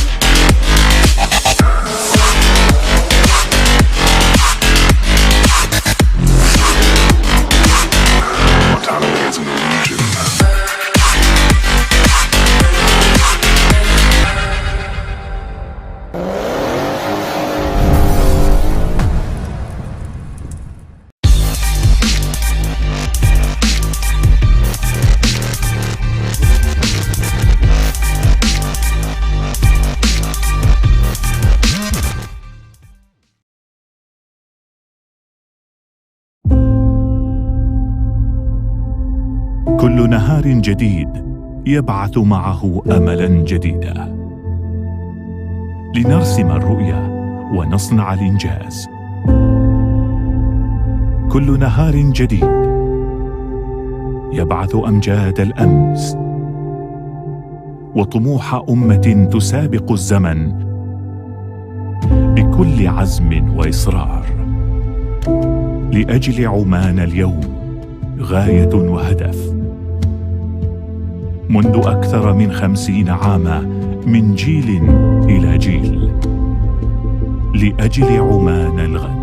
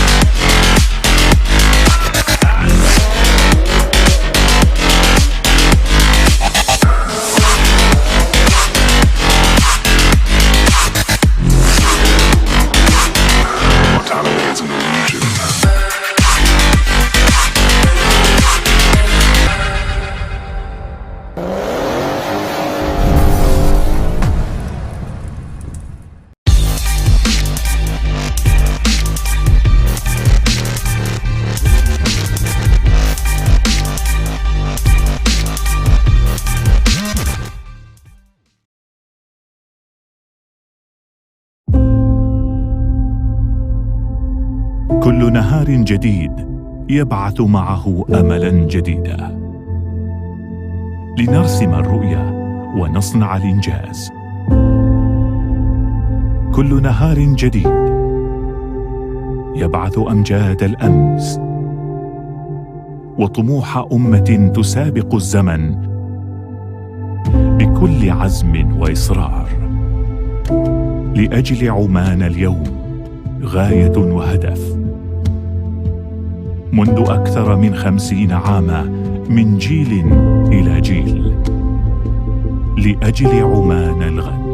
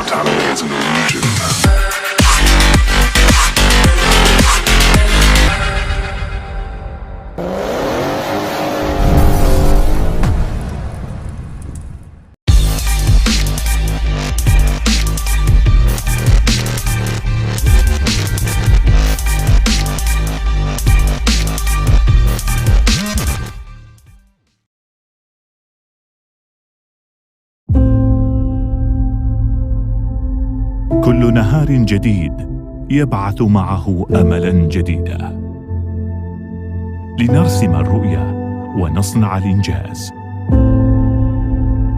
كل نهار جديد يبعث أمجاد الأمس وطموح أمة تسابق الزمن بكل عزم وإصرار. لأجل عمان اليوم غاية وهدف، منذ أكثر من 50 عاما، من جيل إلى جيل، لأجل عمان الغد.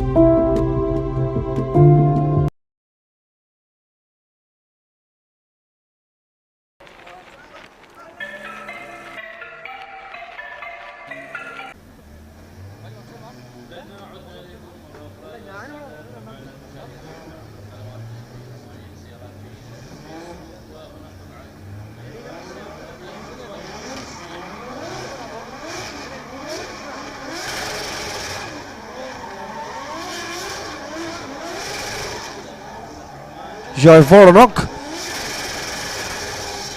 Our first place qualifier, the Irishman Alan Hines, to take on Ukrainian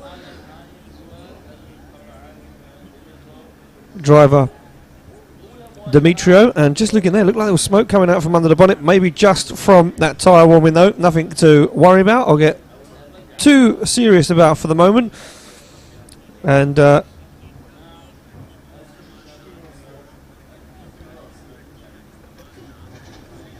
these guys now, both thumbs up across the board. Light goes amber, light goes green. This is for a place in the final four. Demetrio onto the back bumper, onto the side, looks for the front wheel, but now starts to lose a little ground. Alan Hines puts foot to floor, that car working 110%. Little dab of the handbrake to set himself up for the outside zone, but Demetrio right with him as they fire through into outside zone 3 and round. Demetrio perfectly timed transition there. Gives Alan Hines the room to manoeuvre now. Plays with him a little bit, lets him get his transitions done and timed on. A little wobble, starts to lose a little bit of ground as Hines now puts foot to floor, tries to drive away and does put a little bit of ground between himself and the Ukrainian as he gets into that final outside zone across the line.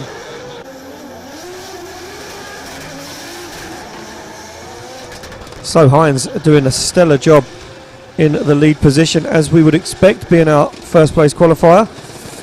And Demetrio though, doing a nice job there up until one of these transitions where he kind of stalled himself up a little bit. Well, a nice job there playing with the side of Alan Hines. Could have been a little bit closer, could have pushed a little bit harder, but the contact tonight has been all about the judging decisions. And there you go, that was that transition back there that kind of stalled him up a little bit, and then he waited here for this transition. Shouldn't have left foot braked, really kind of pulled himself out of the fight ever so slightly. So Alan Hines takes the opportunity to quickly cool the car in the 60 odd seconds that we allow him to cool the vehicle before making its way back to the start line. And Demetrio Shaivoronok on the line, ready to go. Tilts his head towards the camera and said, well, business as usual for me. And this PS13, incredible build, very, very fast. As Hines got the grip to keep up with him, off the line, through the gears they go. Flicks that car across the circuit. Alan Hines goes for the dive up the door. Look at the angle from Alan Hines, shallows it up. Demetrio on that foot brake though, giving Hines the opportunity now to find the side, but such a nice line into outside zone 3 from Demetrio, but the left foot braking is crucifying any kind of lead that he had, any kind of distance he was going to put between himself. And look at Alan Hines bullying Demetrio as they come through outside zone 4. They transition back. Alan Hines absolutely on point, stuck to the door, glued to the rear quarter as Hines. He transitions one last time, a little shallow transition from Hines, but gets the job done. Wow, Alan Hines. Very, very nice run from Alan Hines in that chase position. Look at this, very shallow though. The steering wheel almost straight. Has to be very careful there, carrying that sort of shallow angle as Demetrio gets himself nice and deep into outside zone 3. Hines through the smoke, transitions before Demetrio and sets himself up. Look at that, cut to circuit, waits for Demetrio to get set up on outside zone 4, applies the pressure and then waits, bam, snaps to transition. Good transition from Alan Hines, and then again applies the pressure, looks for the door, waits for the transition, waits a little bit too long there for that one through the smoke, and allows Demetrio to just pull never such a small lead on him. Oh, and there was a little bit of fire there from underneath the bonnet of Demetrio's PS13, and I don't like to say I told you so, but I did see some smoke from underneath the bonnet, out of that bonnet vent when he pulled to the line after doing a burnout.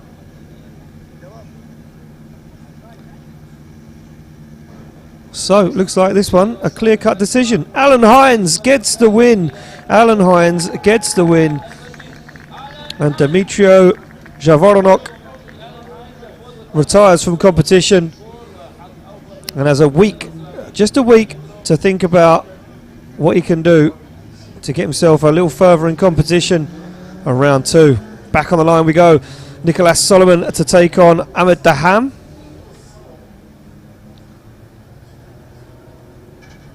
And Nicholas Solomon not having a smooth ride in top 32 or top 16. and now goes up against a heavy hitter, Ahmed Daham, who I had counted out of competition earlier on, but proved wrong by the judges and put back in my place to why I'm only a commentator and not a judge. There we go, look at that. Nice initiation from Daham.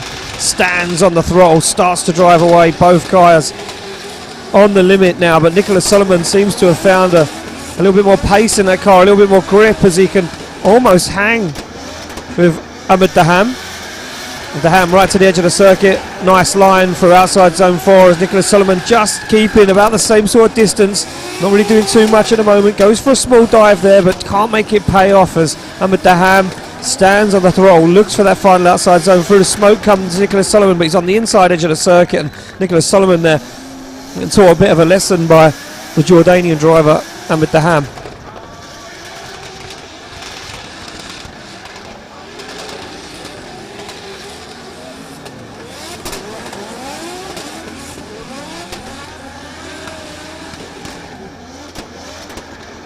So there we go, taking a look back at the replay, kind of seeing where any of the mistakes were made, where it went wrong for either of these drivers, and not really too many mistakes. Just a few mistimed transitions from Nicholas Solomon, and I think just not having that pace needed or required to keep up with Ahmed Daham.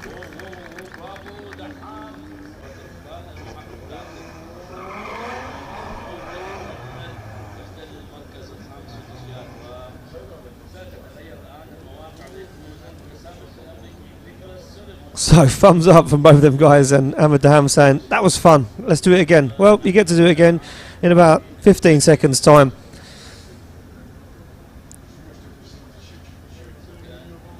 So thumbs up all round, and we just wait for that green light to light up.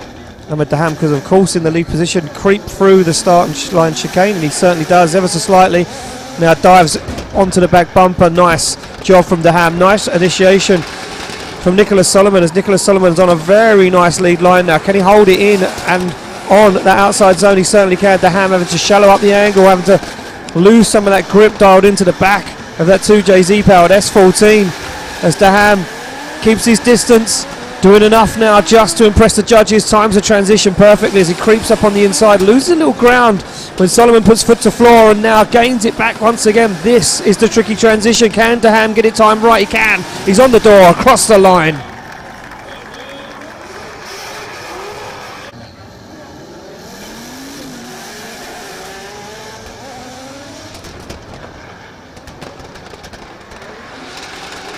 Very nice lead line from Nicholas Solomon. Did a nice job of keeping nice and high in outside zone 3 all the way around. Just dropped out of it ever so slightly.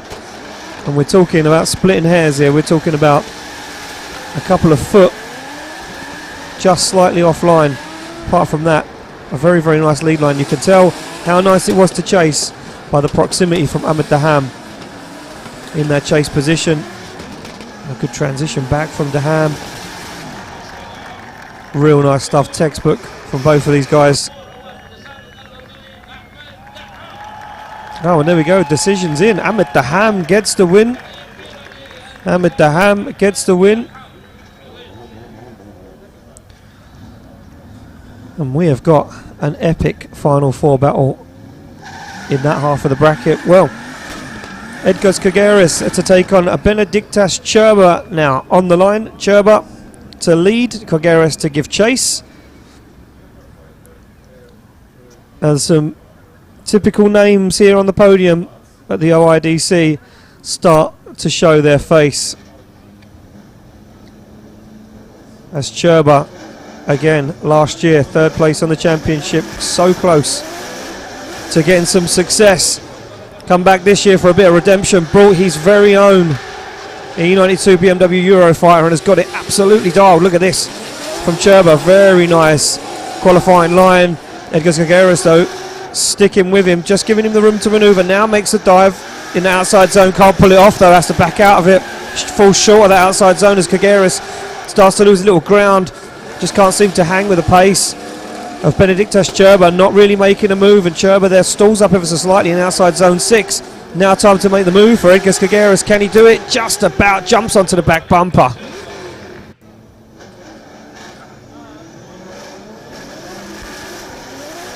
So no standout moments in that chase position from Edgar Skageras.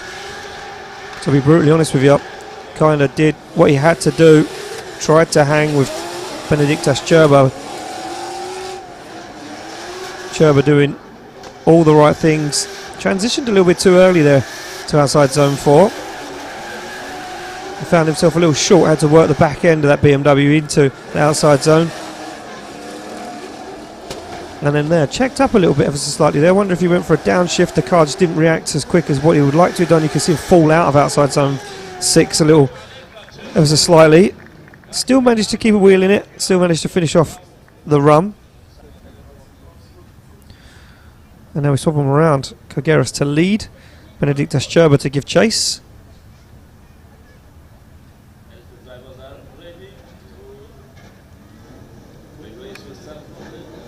Well, here we go. Skageras off the line through the chicane. Cherba repositions himself across the circuit, initiates before Skageras. That's a brave, bold move from Benediktas Cherba as he now flirts with the side of the F22 BMW Eurofighter. 2 Eurofighters going to fight in Oman right now. Oh, contact! Cherba makes contact with Skageras.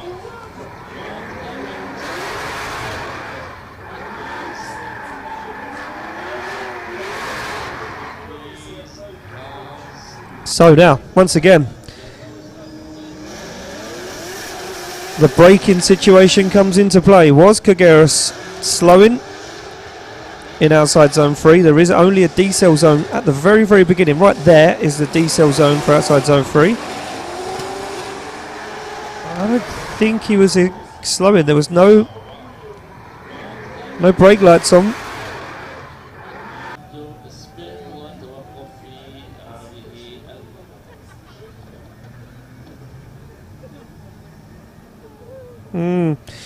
Wonder if the judges are looking to see whether the rear wheels started to decelerate. As you can see, not a lot of tyre smoke.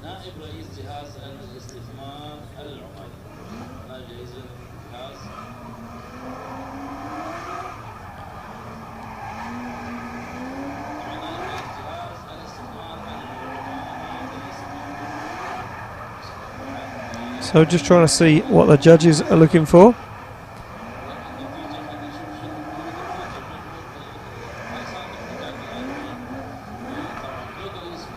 And I think they're trying to look for any sign of slowing from Skageras. And I'm not sure if there was or not.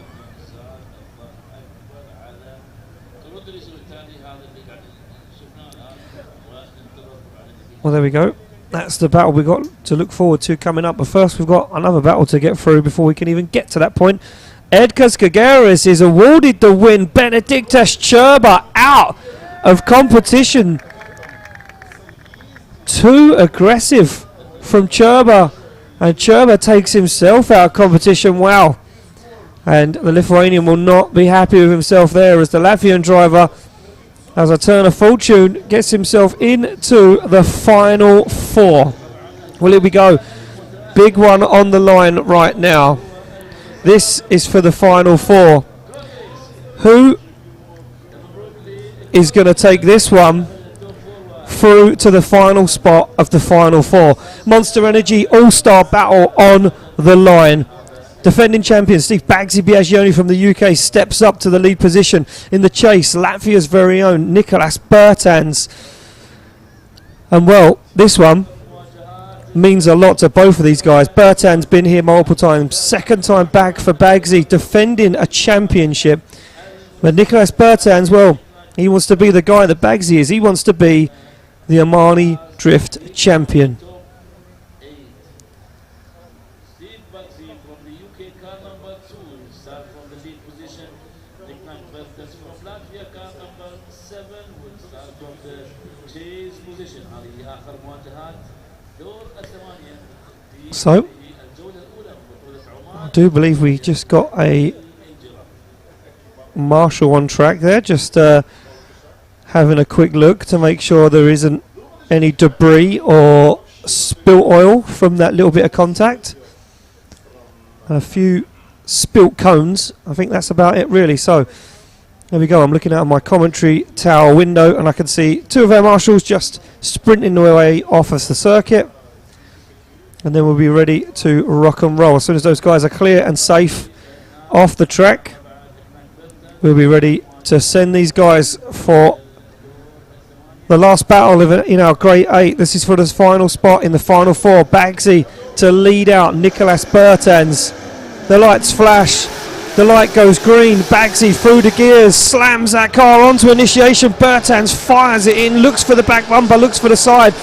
Dab on the foot brake for Bagsy in outside zone 2, manages to get there. Bertens all over the front wheel, all over the side of Bagsy's PS13. Nicolas Bertens. Oh, wow! Nicolas Bertens!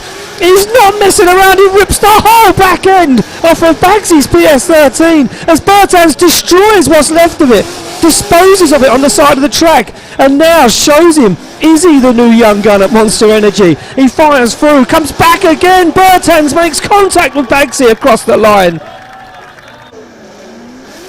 Are you kidding me? The aggression, the preciseness from Nicolas Bertens is unbelievable.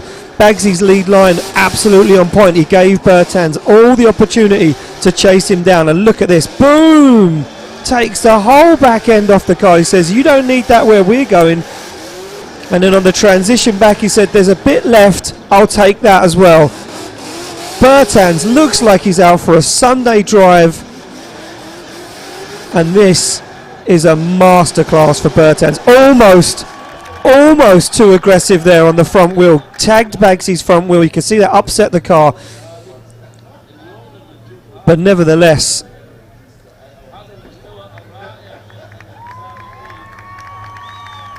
wow.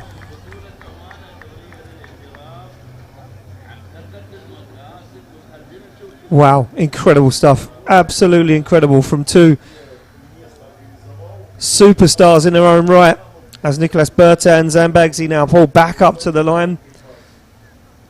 Nicolas Bertens now to lead out Bagsy, and well, I can imagine there's going to be some paint traded here. Nicolas Bertens doing some serious damage to the back end of that PS13, and I can only assume that Bagsy is going to want to repay the favour.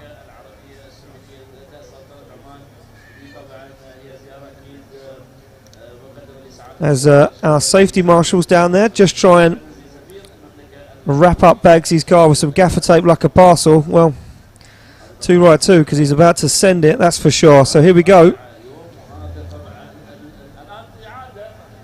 The track is clear. These guys are ready for battle. It will be Nicolas Bertens to lead out Steve Bagsy, Biagioni. Can the defending champ keep a hold of it? Can he do what he needs to do? Through the gears they come, screaming to initiation. Bagsy looks for the back bumper. Big initiation for both of them. Bagsy starts to repay the favour now. Is he closer than Bertens? He's on a wider line. He's tighter to the door than Bertens was. He waits, lets Bertens set himself up. Now he goes for the big transition. No contact this time as Bagsy goes for the front wheel, looks for the door. He pushes Bertens to the extreme edges of the circuit. Back again. Bagsy clinical. Is he serious? He needs to make a little push, and he does. Onto the door goes Bagsy. One last transition, times it perfectly as Bagsy jumps up onto the side across the line. Wow. Wow. We could watch these two guys go head to head all day. Incredible. What a battle. What an absolute battle between these two guys. And whatever way the judges deem this, whoever they deem the better driver to go through to the final four has deserved it, because they both fought so hard.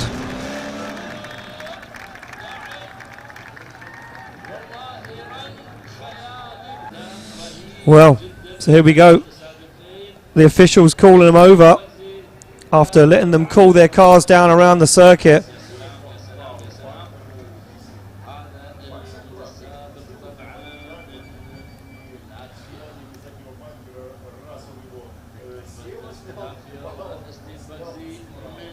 So here we go, decision is in. Who's going to get the win? Will it be Bagsy? Will it be Nicolas Bertens?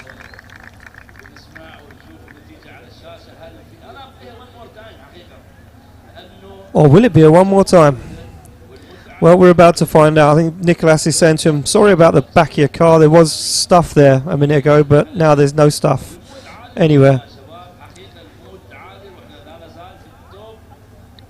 And the crowd are chanting for a one more time. I don't think these two cars can take a one more time. I think these two cars need to have a breather for a second. Both these guys having a lot of fun out here in Oman.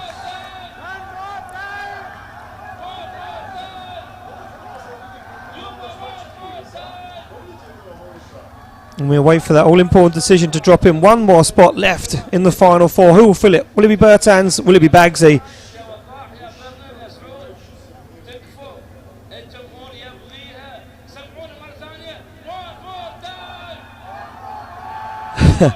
Well, I don't know if you can hear the chants, but the crowds want a one more time, and I guess I kind of do as well. Oh, and it's going to be a one more time. We're not giving up that easy just yet. A one more time battle. Bagsy and Bertans to go at it again.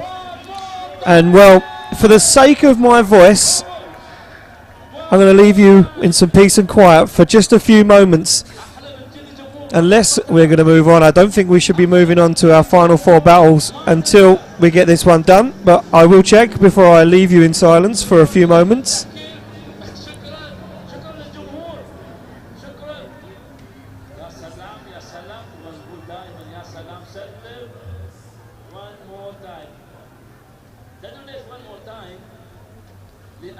So it looks like we will be waiting for the Bagsy Bertans battle for the final four.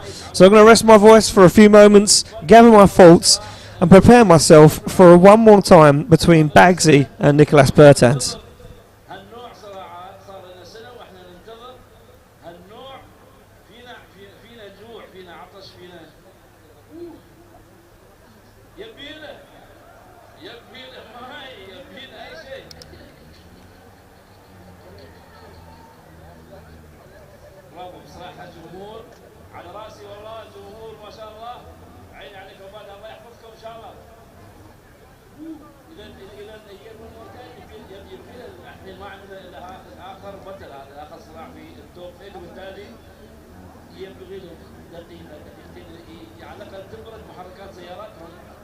ويرجعون بقوة والموت عالي عندهم اليوم.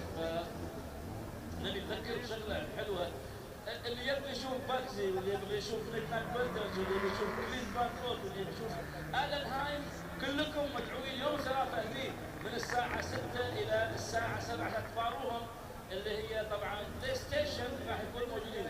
كل ال 60 متسابق اللي مشاركين في الجولة هذه راح يكونوا موجودين يوم الثلاثاء إن شاء الله من الساعة 6 إلى الساعة 10. بالتالي تحدي الأبطال راح يكون موجود.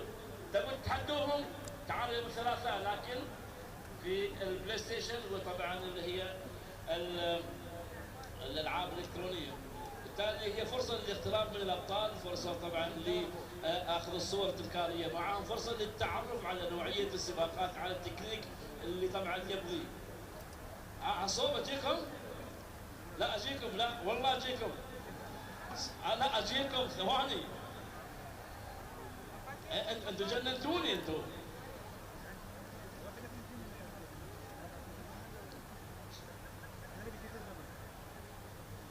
لا بجيكم، لا أنا جاي مخصوص. أحلى شلة وأحلى جمهور، وأنتوا لا يوم الثلاثاء جاهزين بتجوا أول شيء؟ لا أنا أبي أخذ كلمة من الشباب الحلوين اللي شباب ما شاء الله عليهم، عنه حبايب والله، أعطوني ماي والله عطشان والله حبايب أنتم. لا بعد بيبسي، هدايا قولوا أبي كلمة. أعطيتك شان عشان ما تنساني. لا والله ما أنساكم حبايبي، والله أنتم على قلبي ما تنساني على راسي.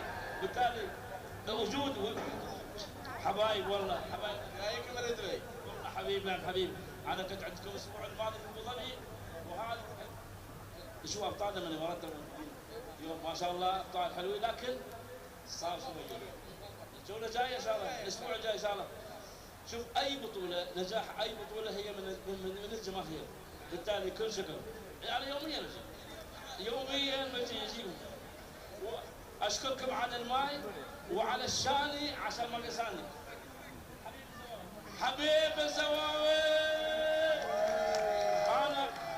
انا حصلت هديه من الجمهور ماي وشاني عشان ما تنساني ولا انساكم ولا تنسوني. والله يحفظكم يا رب، الله يخليكم يا احلى جمهور في السلطنه، جمهور رياضه المحركات. برافو يا اخي، تحيه لنفسكم والله. تدري الجمهور اللي هناك انا ابغى اوصل لكم بس شويه بعيد علي، لكن تحيه لكل الجماهير الحاضره. برافو والله.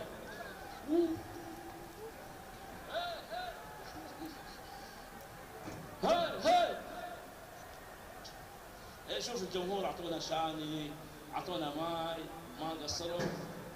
لذلك انا عشان شوي احتاج اشرب شاني عشان ما تنساني.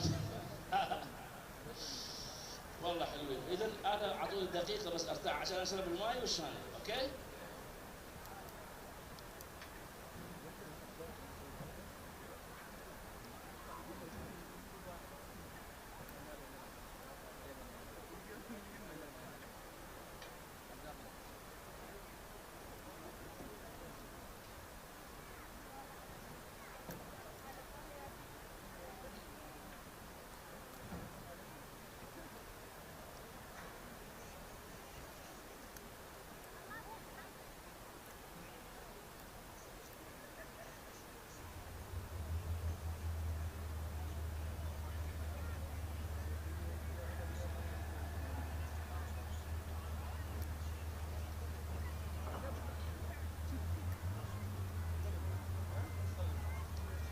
شباب مشكورين على الشاني، ما قصرت، لكن سويتوا فتحتوا لنا باب. والله فتحتوا لنا باب. جماعه ريد بول حيزعلوا علينا، كيف تشرب شاني واحنا جايبين ريد بول هالصوب؟ فوين تحيه لريد بول؟ اول شيء سوينا تحيه لريد بول، تحيه للشاني. وين الريد بول؟ وين؟ لا 2 3 4 ريد بول. اوه لا حول، جابوا الشركه كلها الحين. انتم يوميا لازم تجوا عشان ايضا في شركات ثانيه نبي نجيبها بعد هنا الايفنت ان شاء الله. ف لحول ايش كثر ريد بول يا يوم عيد هذا. لا لا لا لا لا لا نشرب ريد بول لانه ريد بول بيعطيك جوانح.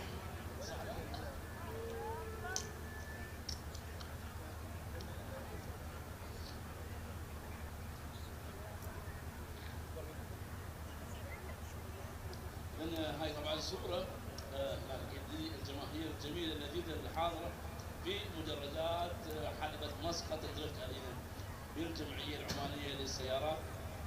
ويا حلاكم الجمهور طبعا. وعلى فكرة احنا طالعين لايف ترى في البث المباشر اليوم على قناة الجمعية في اليوتيوب وفي الفيسبوك. طبعا هناك زميلنا عيال هناك بالتعليق في قناة اليوتيوب.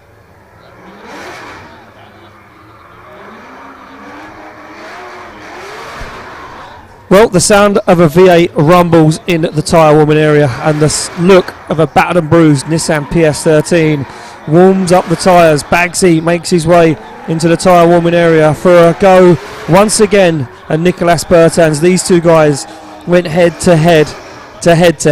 They seriously put on a show for everybody here. The grandstands are loving it. I hope you guys at home are loving it. This is just for a spot in the final 4. This is how much it means to these guys. Nicolas Bertans put on an absolute masterclass of a chase, but then Bagsy repaid the favour. Judges saying that Bagsy's lead was ever so slightly better than Nicolas Bertans. And here we go, Bertans pulls into the arena to warm the tyres on the V8 BMW E36.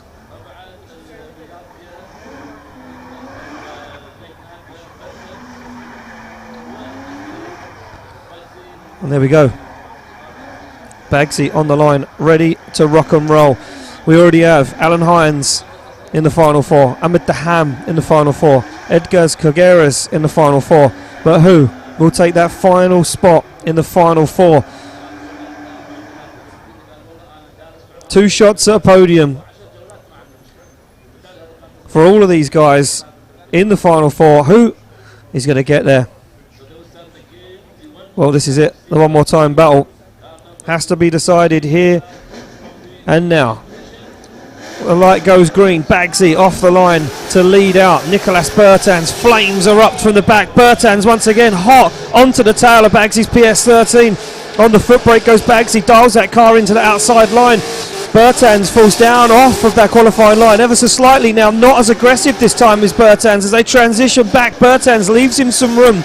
Bagsy into outside zone 4, gets the job done nicely, but Bertans is right there. Bertans is all over Bagsy's PS13. Transition back, Bertans is with him once again. Bagsy in to outside zone 6, goes wide. Bertans tags the door, calls himself up. Can't he get close? He certainly can across the line.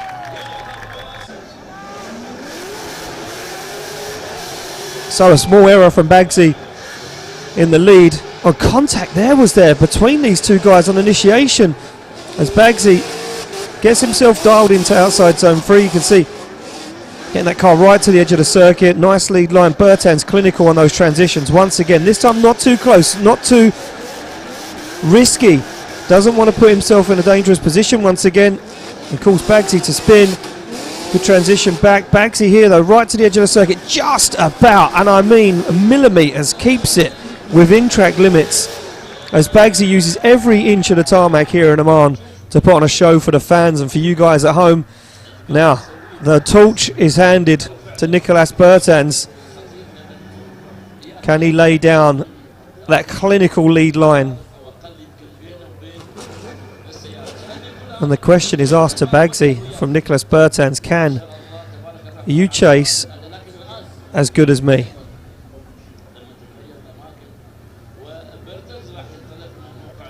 Well, not long to find out.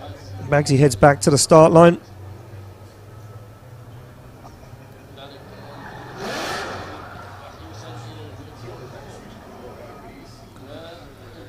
Well, this is it. The one more time battle. This could be the final run for these two guys.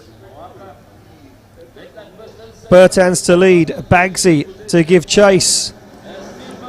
Bagsy creeps off the line before Bertans, rightly so he can, in that chase position. Very close, almost tags Bertans on initiation. He's closer than Bertans as he come round outside zone 2. Oh! And Bagsy, contact, understeer, takes himself off the circuit. And Nicolas Bertans drives away and fires across the circuit. Nicolas Bertans looking to end this one right here on the circuit as Bertans gets the job done, fires into that final outside zone and across the line, and Bertans gets it done. Let's take a look back at the replay, see where it all went wrong. Almost contact on initiation. Bagsy risked it all there. Knew he wanted it. Oh, and it was just understeer, I believe. And really hard to tell from that camera angle what kind of happened to Bagsy there. It looked like maybe just caught some understeer and the car never reacted and took him off circuit.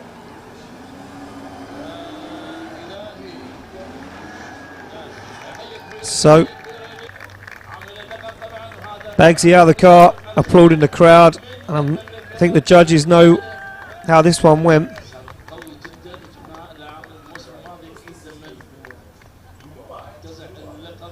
Oh, here we go. So maybe not as clear cut as we all thought. Look at this. That camera angle showed just how close Bagsy was on initiation. His front bumper tucked under.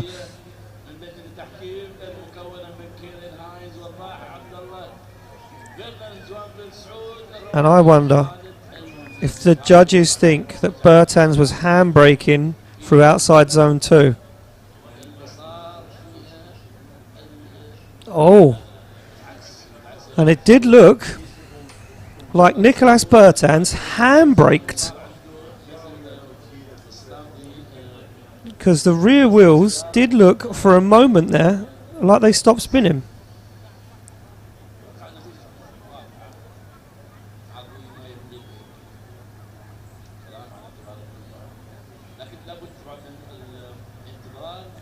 Well, maybe this one not as clear cut as it would seem. طبعا التوب فور لمواجهه كليبرز، وثاني راح يودع كل واحد اكيد راح يودع الاولى من دور.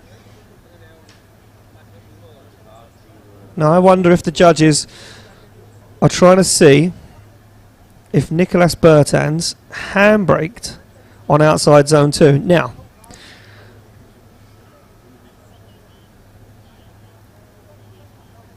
a slight amount of braking, as we have already learnt altogether in this lesson of OIDC Round 1 2023, a small amount of braking via the foot brake in this full throttle zone, which starts right there at that white line, is allowed, as you can see Nicolas Bertans doing there, to settle the car and keep you on that qualifying line. But judges specifically said in the briefing that there would be to no handbraking, no excessive braking in the full throttle zone. There is only 2 decel zones, one at the start of outside zone 3 and one at the outside zone 6. Now, we know that Nicolas Bertans is using the foot brake, granted, but did he use the handbrake? That is the question the judges are going to be asking. But unfortunately, I do believe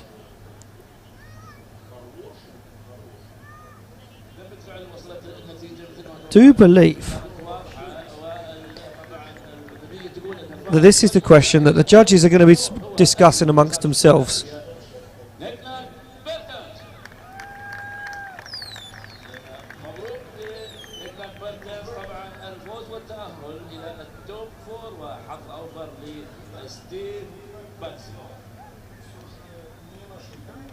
So I think I'm being told that Nicolas Bertans has got the win and advanced on. Unfortunately, I can't go and talk to the judges at this moment in time. But there we go. Nicolas Bertans, I do believe it unfortunately wasn't made official on the screen. And I'm going off of information by Grinya, who has somehow found out. And yeah, by the looks of things from Bagsy, it does look like Nicolas Bertans gets the win, advances through into the final 4, and Bagsy, the current and defending champion, well, he's going to have to go back, have a think, and try and work this one out for round 2 in just a week's time.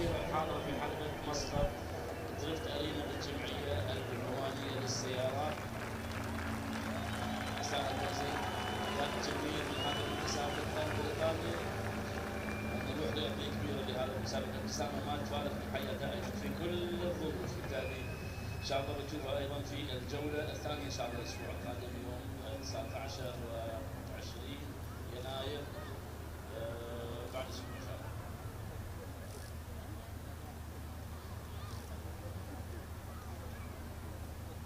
اذا مع الزياره طبعا الراعي المناسب نشاهد في الشاشه ايضا هنالك للتعرف على المتسابقين واكيد بمعيه سعاده سفير المملكه العربيه السعوديه لدى سلطنه عمان، واكيد بمعيه العميد سالم بن علي خليفه المصري رئيس مجلس اداره الجمعيه العمانيه للسيارات الفاضل سليمان بن عبد الله الرواحي مدير عام الجمعيه العمانيه للسيارات. طبعا تعرف والسلام على المتسابقين المشاركين في هذه البطوله اللي طبعا هذه الرياضيه بين المتسابقين، وكذلك ايضا الراعي المناسب والجمهور في الشيخ الرزاع الحسني واحمد دحام من المتسابقين طبعا المشاركين على الركاب وايضا ناصر الحربلي والن هاينز وهي من المساعدين الابطال طبعا لهم دائما كل التحيه والتقدير وزنهم اكيد في البطولات طبعا اللي يشارك فيها اكيد ولذلك حالات البطوله بتجمع هؤلاء الابطال اليوم نشوف طبعا ابطال على مستوى عالي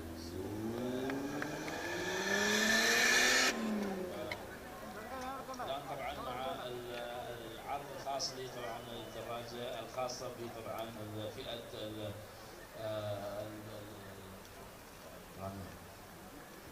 جاءت اصحاب طبعا الهمم. بطل طبعا من طبعا محافظه البريمي، طبعا هو الوحيد اللي عنده طبعا هذه رخصه القياده لهذه الدراجه الخاصه، اللي طبعا تحيه كبيره لطبعا صبري. هناك اكيد اللي طبعا ناخذ جوله شرفيه والناس طبعا هو صاحب اول واحد من اصحاب الهمم اللي طبعا عنده رخصه قياده لمثل هذه النوع من الدراجه الخاصه بطبعا اصحاب الاحتياجات الخاصه، وبالتالي طبعا وجاي مخصوص طبعا من محافظه البريمي طبعا رساله هنا لانه الشباب الموجودين اصحاب الهمم. تحيه كبيره لكل طبعا الشباب من اصحاب الهمم. صبري البيع طبعا هذا الشاب الطموح جدا، وعنده طبعا هذه الرساله اللي يوصلها للجماهير المتواجده في حلبه مسقط ارينا. تحيه برافو، تحيه كبيره كبيره كبيره لصبري. شوف طبعا هذه طبعا بادره جميله من الاخوه، ايضا في رساله انه ايضا اهتمام باصحاب الاحتياجات الخاصه، وهذه نوعيه من الدراجات اللي طبعا صمت مخصوصه لاصحاب طبعا الهمم والاحتياجات الخاصه. بالتالي هو صاحب اكبر يعني اول عماني يحصل على دراجه او رخصه خاصه عبيدي. نشاهد ايضا في الصور الان ايضا راعي المناسبه بمعيه سعاده سفير المملكه العربيه السعوديه، واكيد رئيس مجلس اداره الجمعيه العمانيه للسيارات ومدير عام جمعيه السيارات والاحتراز السابقين سعود العطيه، من قطر هيثم الحديدي، واكيد احمد العامري وعلي مره ثانيه لي ايضا هذا العرض هذه طبعا الدراجه المميزه. هي طبعا نشوف يقول هذه الدراجه ولا سياره، لكن ايضا من الدراجات ايضا هو عنده ايضا هذه هوايه ان شاء الله نشوفها في المستقبل يعني تنمو وتكبر اكيد في السلطنه من لها سباقات خاصه. هنا اكيد الجمعيه العمانيه للسيارات اكيد معنيه بهذا النوع من الرياضه باذن الله تعالى، وراح نشهد في الايام القادمه. هي فكره اكيد راح تتحول الى واقع، مثل ما شاهدنا كثير من الافكار اللي تحولت الى واقع. لما نشوف انه هذه الجمعيه هي بيئه حاضنه لكل ممارسي رياضه المحركات. شفنا اكيد الكثير من الفعاليات المتنوعه، وبالمناسبه في هذا الموسم الرياضي 2022 2023 اليوم الجمعيه تحتضن 86 فعاليه مختلفه، سواء كانت في الجمعيه او خارج اسوار الجمعيه العمانيه للسيارات، طبعا مع اكيد يعني دعم المجتمعي طبعا لتخدم الجمعيه العمانيه للسيارات لخدمه المجتمع هنا في سلطنه عمان. وبالتالي هذه طبعا شفنا يمكن افكار كانت مثل بطوله هيد تو هيد، ومثل بطولات اللي هي الجيمخانه النسائيه، وكانت كل الادوار عباره كانت عن افكار، لكن صارت على ايضا هنا مسابقنا الجميل من قطر محمد الجابر يظهر في الصوره، علي الشيهاني طبعا، وبقيه المسابقين هذا علي مرسين من المسابقين طبعا مسابقين من الكويت. بالتالي يعني هناك علي الشيهاني كين. واليوم هذه اللفته الجميله طبعا راعي المناسبه طبعا الفاضل ملهم بشير الجرفنائي رئيس جهاز الاستثمار العماني للاستثمار المملكه العربيه السعوديه. طبعا عندنا مشاركه جميله من ابطال المملكه العربيه السعوديه في هذه البطوله. عندنا اليوم طبعا المتسابقين يعني عبد المجيد طبعا وعبد الحميد طبعا الحربي وعبد المجيد طبعا النيمان. ويفترض انه ايضا كان المتسابق بدر الشريهي يكون متواجد، لكن طبعا يعني ظروف حالة دون مشاركة طبعا بدر الشريهي. طبعا هو بطل من ابطال المملكة العربية السعودية في هذه الرياضة، وبالتالي هو من ابطال المنتسبين لنادي الهلال الرياضي. وكثير طبعا من ابطال الهلال نشوف من الكويت مجموعة من الابطال، علي الحسين، ونشوف ناصر المطيري، ونشوف مسير بوشيبة، وطبعا بخيت الهاجر، وكل هالمجموعة هذه من الابطال الموجودين من الخليج، كذلك من الامارات موجودين طبعا ابطال طبعا قدمت الشيخ نهيان الشيخ طبعا حمدان ال نهيان، وطبعا محمد المنصوري وهزاع الحسني وسعيد القاضي، وهالاسماء الجميله اللي دائما تكون متواجده اكيد في البطولات، واكيد من قطر هناك طبعا اربعه متسابقين هنا: سعود العطيه، محمد الجابر، وياسر الشاطر، وعبد الله جواد. هذه المجموعه من المتسابقين من دول الخليج، وطبعا من الدول العربيه، من الاردن، من لبنان، من سوريا، مجموعه طبعا سياره العلوع، البطل العماني علي الكوشي العلوع، اللي هو طبعا خلينا نقول هو الايقونه لرياض المحرم. اول من فتح باب الانجازات للمتسابقين العمانيين باحتلال منصات التتويج اكيد في البطولات اللي تقام في المنطقه، وبالتالي هو من يعني يشجع معظم الشباب على ممارسه رياضه الانجاز. وبالتالي نشوف مجموعه ايضا من المتسابقين المخضرمين، واحد منهم اكيد العلوع يعني مع اكيد طارق الشهامي وعلي الشهامي واكيد رفعت الهدايه ورياض الموسلي، وطبعا الجيل اللي جاء بعدهم او اللي بعدهم طبعا يمكن اخرهم يعني هيثم الحديدي، لكن في مجموعه ايضا مثل عبد الله المعمري وغير الشباب اللي طبعا يمكن الان اعتزلوا لاسباب طبعا. ودائما لما حتى سليمان الرواحي ذكر في المؤتمر الصحفي انه الدعم المادي هو العائق الوحيد لهذه الرياضه.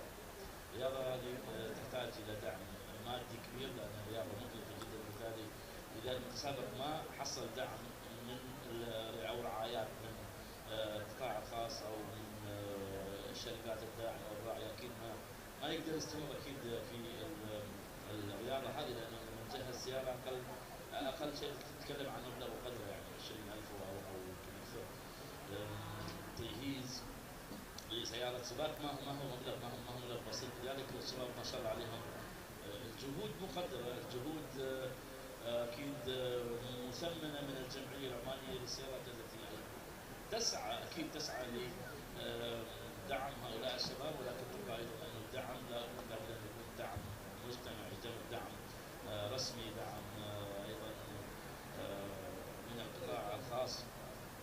طبعا الناصر الفاضلي الملهم، بشير الجرف نائب رئيس جهاز الاستثمار العماني والاستثمار الكفاحي المناسب طبعا، وجوله يعني في المنطقه للاقتراب من المتسابقين هنا في الجمعيه العمانيه للسيارات. وهذا طبعا المتسابق طبعا عبد العزيز الحربي من المملكه العربيه السعوديه، ظهر في الشاشه قبل شوي.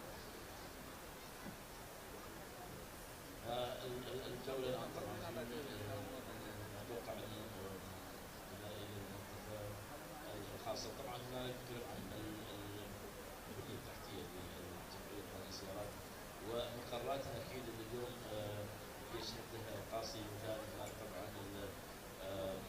فريق عمان الطبي لرياضه المحركات، وطبعا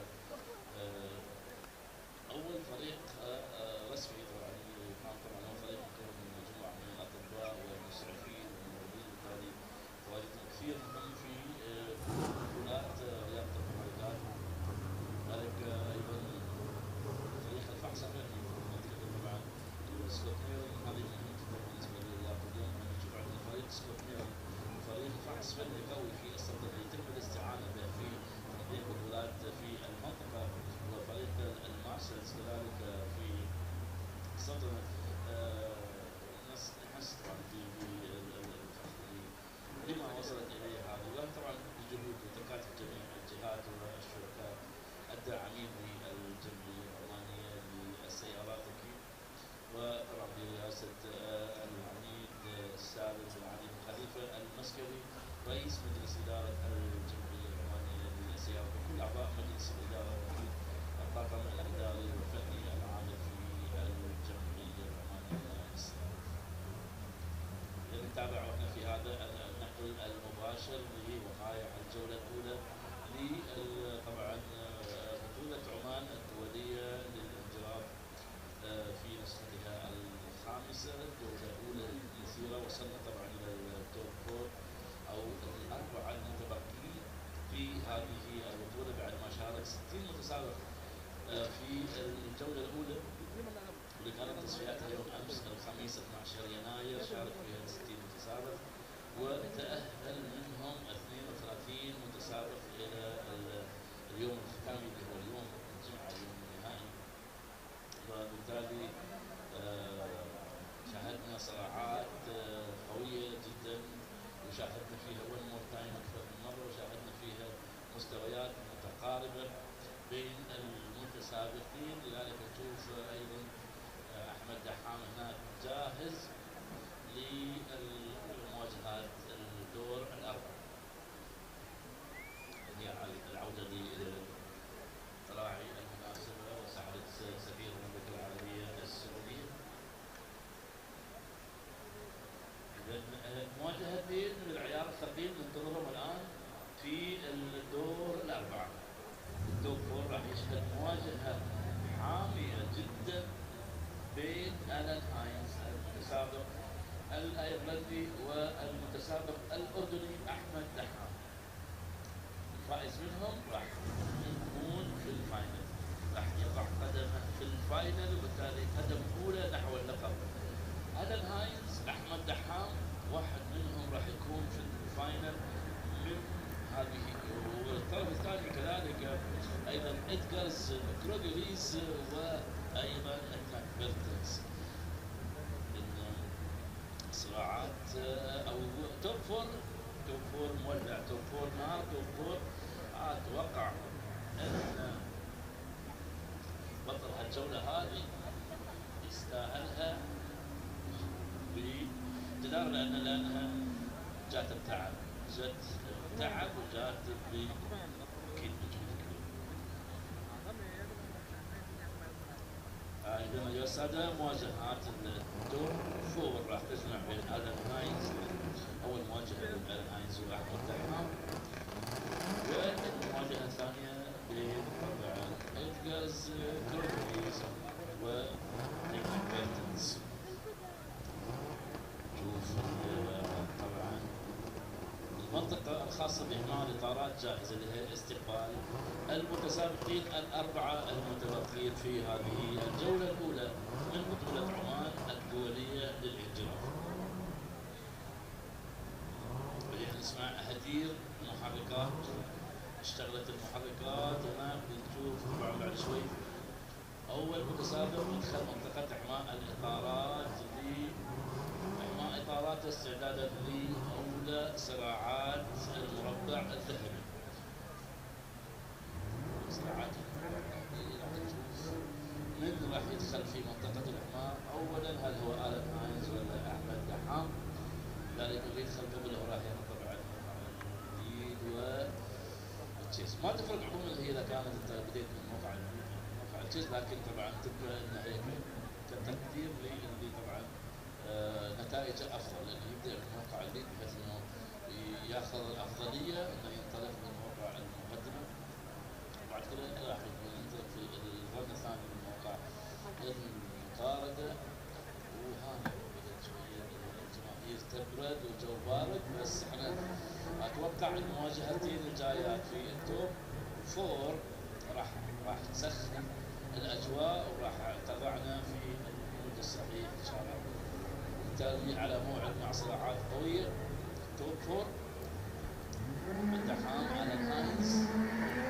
هذا ألان هاينز اول من دخل في منطقه اعمال الاطارات المتسابق الاول من ألان هاينز اطارات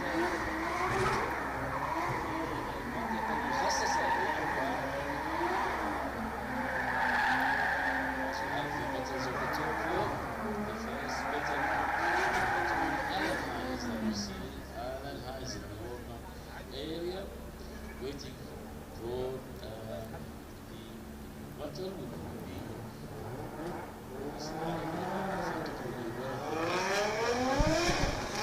Well, we're back, ladies and gentlemen. Our VVIPs are in position and ready to watch the Final Four. I hope you guys are sitting comfortably and you're ready to watch the Final Four, because here we go. The first battle of the Final Four is up. It will be our first place qualifier to take on the Jordanian hero Ahmed Daham.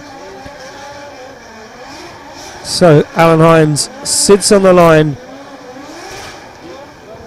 and now faces some heavy contenders to earn his way into the top step of the podium. Hines, the first place qualifier, sits in the lead position. Ahmed Daham to give chase. And here we go, through the chicane goes Alan Hines, through the gears, absolutely screaming, but Daham's on the back bumper, on the rear quarter he goes, and Alan Hines now starts to pull a small gap, starts to put some distance between him and Daham, but Daham's not having none of it. Daham goes for a dive up onto the door as Daham looks for the side of that green S14. Perfect transition from Daham, allowed to get up close and personal by that perfect lead line, and tyre marks exchanged as Daham puts the wheel on the door of Alan Hines' S14. Daham not messing around, he wants this, he wants the final. Can he get a hold of it this year? He jumps onto the rear end and across the line.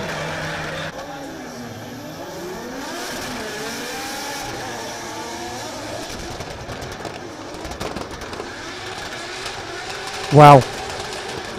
So let's take a look back, try and dissect some of this. As we see Alan Hines on a perfect lead line, incredible chase though from Ahmed Daham, just taking all the opportunities. Look at that wheel onto the door, a little upset, pushes Alan Hines around that outside zone. You can see the tyre mark on the door as Alan Hines, unfazed, unbothered, keeps himself in the zone, transitions back, looks for that final outside zone across the line. Textbook stuff from both those guys. A masterclass, a final battle in itself.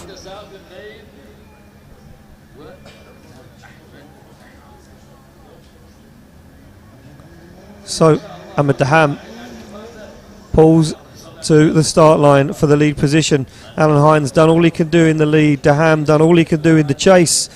The roles reversed. Alan Hines now looks down the track.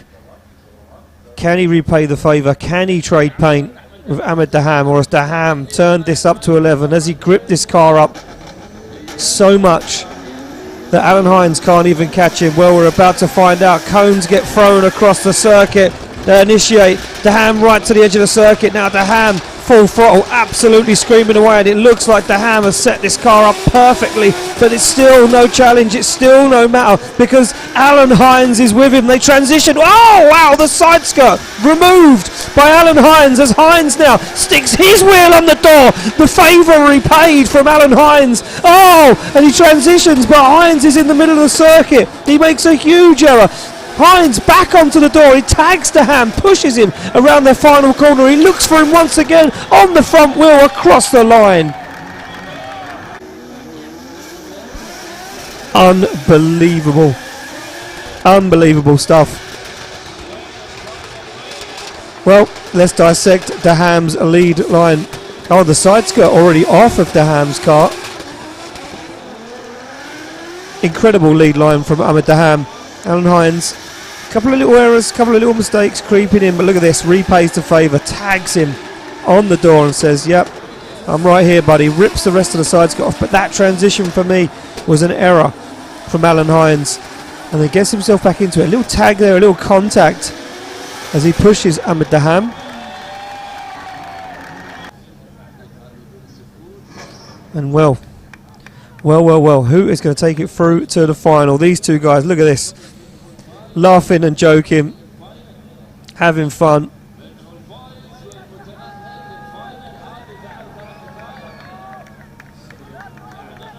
Oh, and the side skirt is underneath Alan Hines' car. That's the problem with the front wheels. That is why he made that mistake.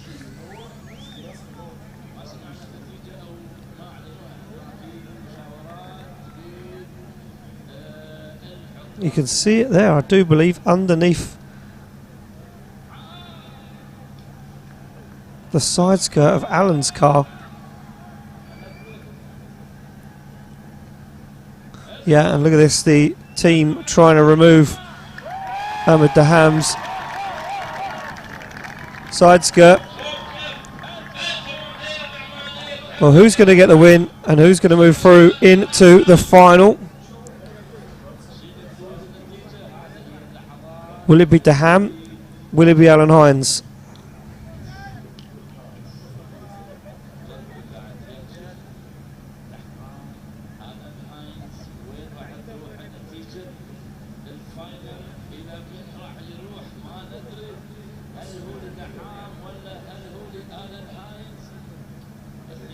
Well, decision still not in, and judges still obviously not made their decision.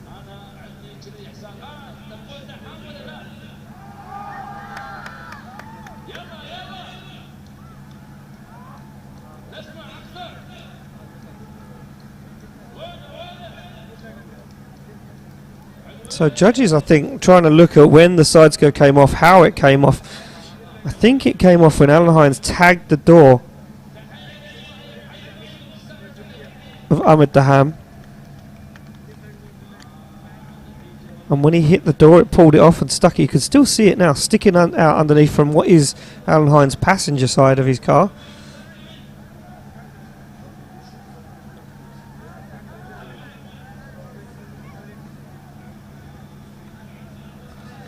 Well, again, another tough decision for our judges.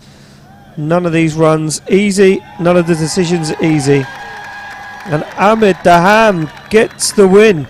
Ahmed Daham gets the win and goes into the final. So one more shot at a podium for Alan Hines. So Daham into the final, takes our first place qualifier. And Alan Hines, another shot, third step on the podium. And Daham begins the hunt for the championship already here at round one.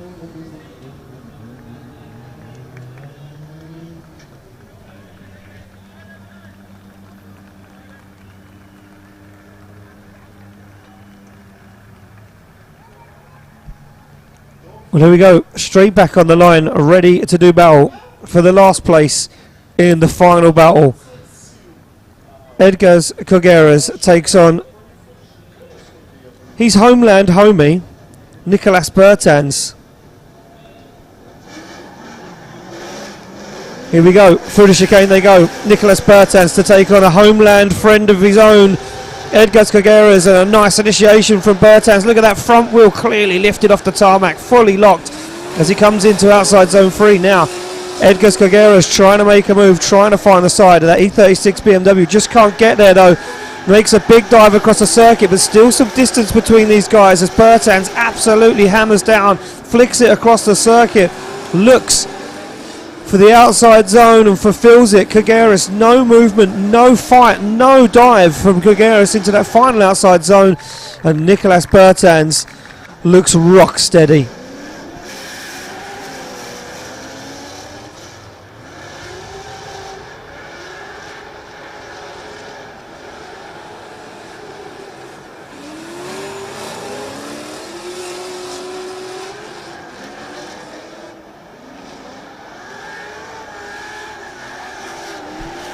And there we go, the replay of Kogeras and Bertans looking cool, calm and collected.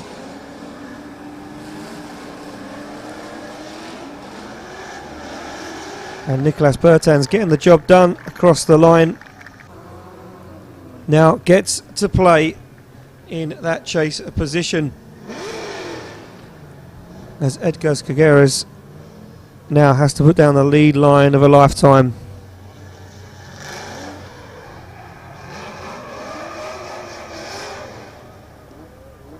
Well, here we go. Kogeras pulls to the line, ready to lay down the best qualifying run he has ever done in his life. And, well, business as usual for Nicolas Bertans. He pulls to the line, ready to go to battle, ready to stick a wheel on the door of that F22 BMW to show it that its older brother is maybe the better contender in this battleground this weekend.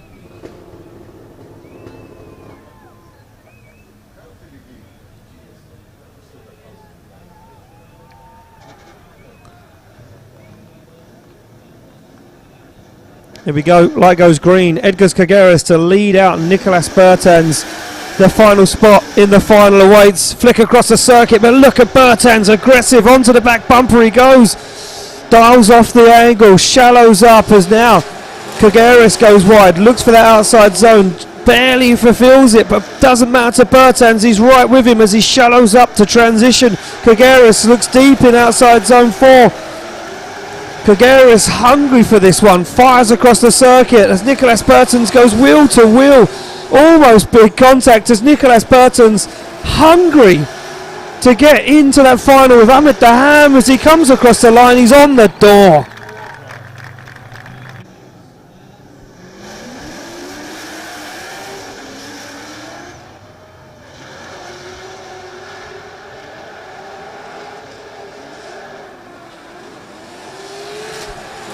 Well, Nicolas Bertans, textbook all day. Business as usual for that young man. Can't be unfazed. Can't be thrown off the scent of blood in the water as he absolutely nails it to the door of Edgars Kagaris' BMW F22. And Nicolas Bertans absolutely rock steady, cool, calm and collected. Like I say, two homeland heroes, two homeland homies. Bertans just having a look around the car to say, did I do all the damage? Let me see the door marks. And there we go. Decisions in. Nicolas Bertans gets the win, advances through to the final. So we will have Alan Hines to take on Edgars Kagaris in the third and fourth place playoff. And we will see Ahmed Daham to take on Bertans for the top step on the podium.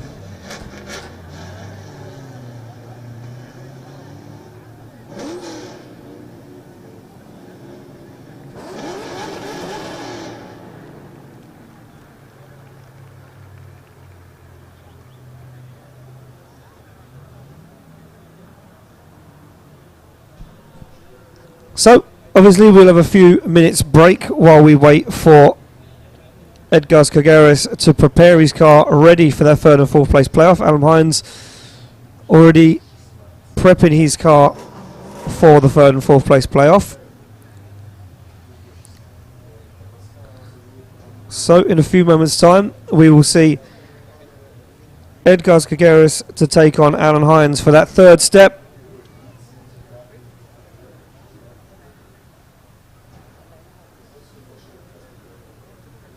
And then the final. Ahmed Daham to take on Nicolas Bertans.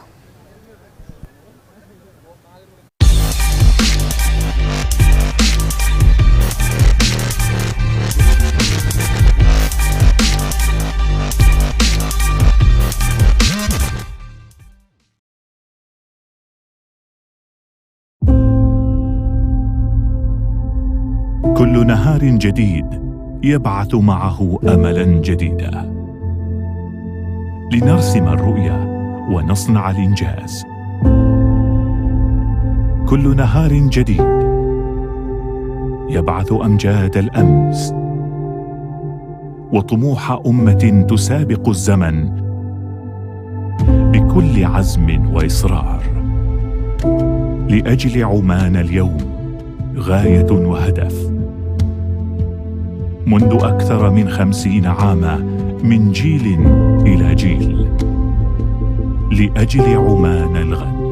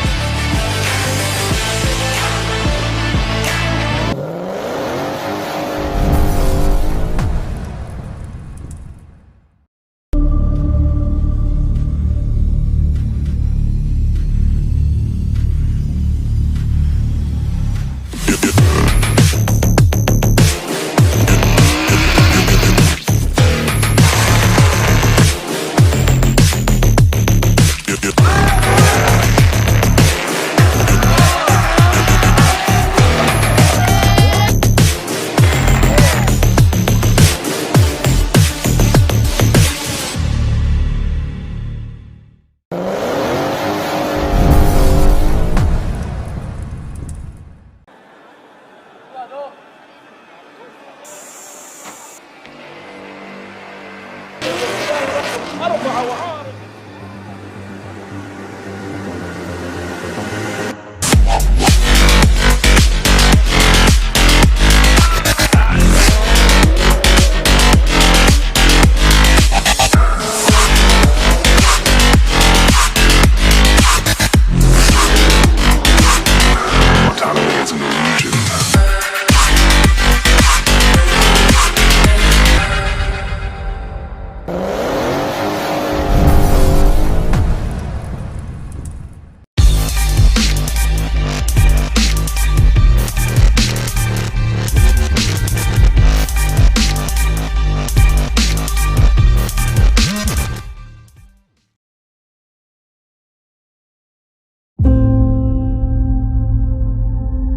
كل نهار جديد يبعث معه املا جديدا لنرسم الرؤيا ونصنع الانجاز.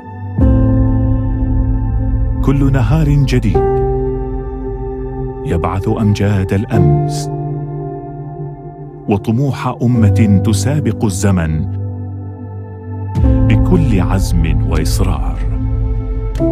لاجل عمان اليوم غايه وهدف. منذ أكثر من 50 عاما من جيل إلى جيل لأجل عمان الغد.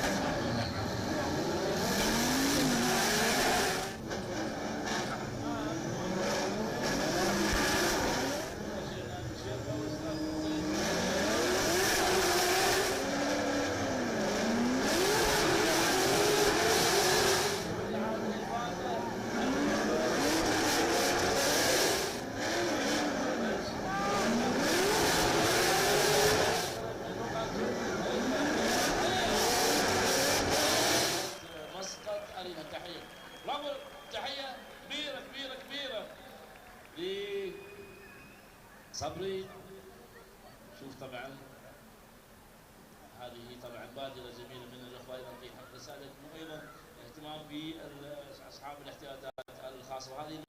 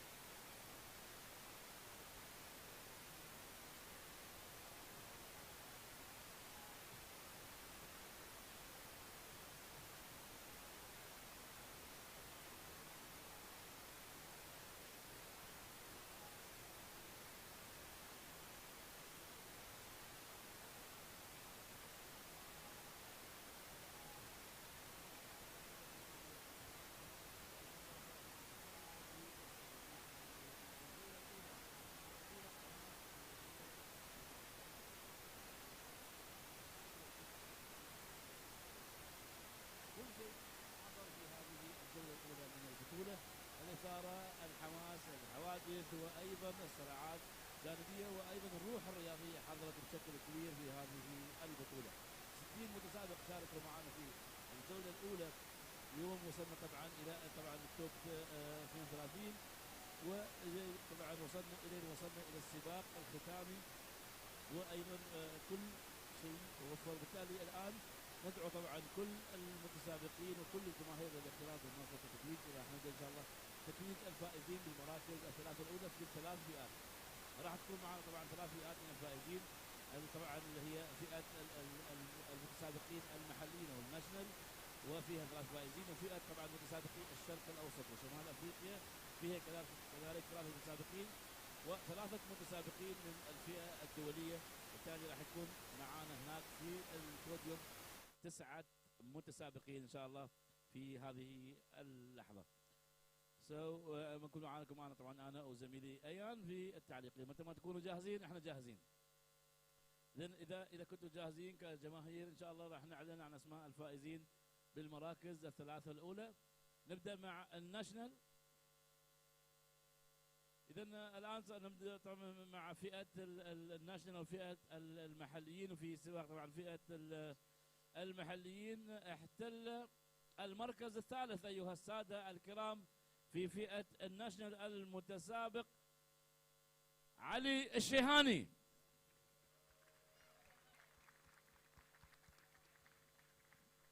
إذا مبروك لعلي الشيهاني احتلال المركز الثالث في فئة الناشونال. برافو يا علي. وين الابتسامة؟ وين نروح؟ برافو علي. ولدنا علي الشيهاني الفائز بالمركز الثالث في فئة الناشونال. طبعا في فئة المتسابقين العمانيين المحليين، وهي طبعا واحدة من الفئات الثلاث في هذه الأمسية.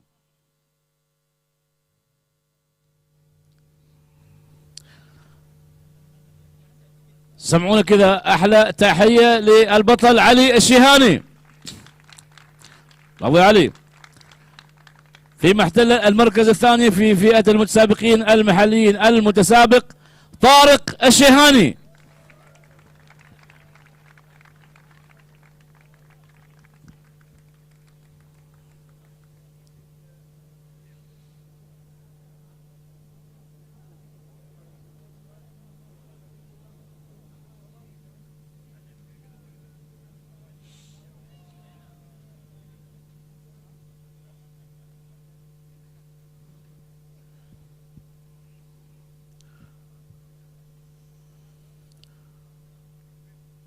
برافو يا طارق. تحية لطارق الشيهاني. شوية بس نوسع المكان عشان السيارة الثالثة تدخل. في سيارة جاية هناك على أساس تصف مع السيارات هذه، بس نوسع لها الطريق لغاية ما نشوف طبعا وفي فئة المتسابقين المحليين طبعا أيها السادة طبعا سيارة أحمد دحام وصلت الآن. إذا الفائز بفئة المتسابقين المحليين الناشونال في المركز الأول وبطل هذه الجولة الأولى هو المتسابق هيثم الحديدي.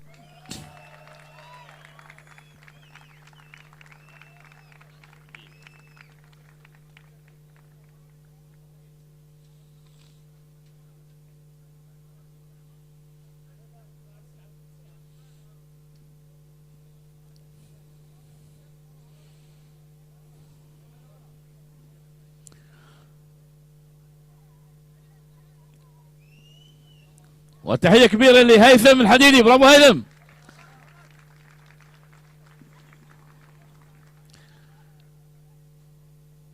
إذن على البوديوم نبغي نسمع أحلى تحية للأبطال المتوجين بالمراكز الثلاثة في الفئة المحلية هيثم الحديدي، طارق الشيهاني وعلي الشيهاني.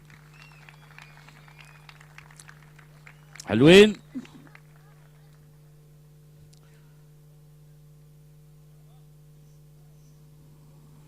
طبعا الصور التذكارية مع راعي المناسبة الفاضل ملهم بشير الجرف نائب رئيس جهاز الاستثمار للاستثمار، والعميد سالم بن علي بن خليفة المسكري رئيس مجلس إدارة الجمعية العمانية للسيارات. يستاهلوا أحلى تحية الأبطال. برافو. حلوين.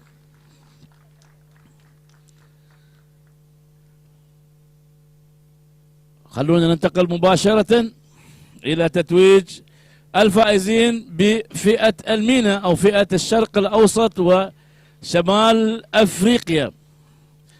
خلكم قريب لأن الدرج هذا يتعب طارق. راح تطلع مرة ثانية. أيها السادة الكرام، في فئة الشرق الأوسط وشمال أفريقيا فاز بالمركز الثالث أيها السادة الكرام المتسابق طارق الشيهاني.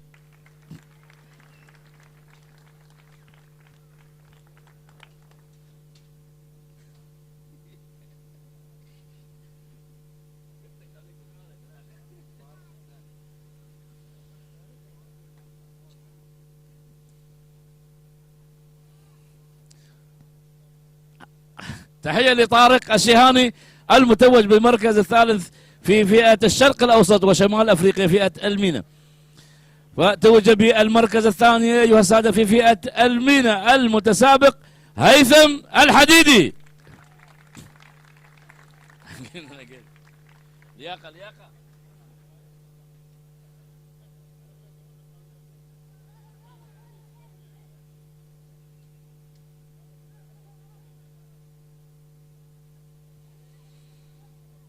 برافو، تحية لهيثم الحديدي. فيما توج أيها السادة بطلا لفئة الشرق الأوسط وشمال أفريقيا المتسابق أحمد دحام.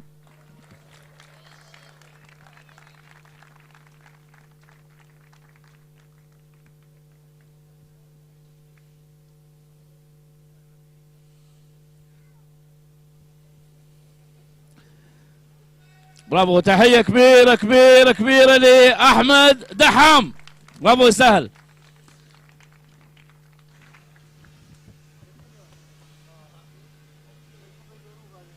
وعلى البوديوم لتحية للأبطال الثلاثة أحمد دحام، هيثم الحديدي، وطارق الشيهاني. Ladies and gentlemen, thank you for joining us for an incredible round one of the 2023 Oman International Drift Championship. And give it up for these guys, your MENA champion finalists.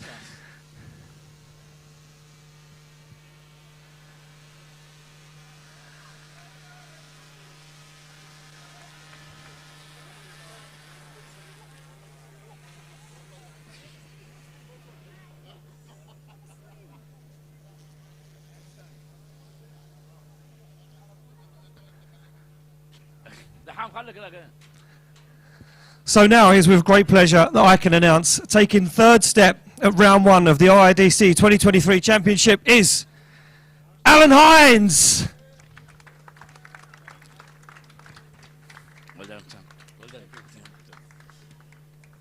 إذا مع الفائز بالمركز الثالث في على المستوى الدولي المتسابق الأيرلندي ألان هاينز.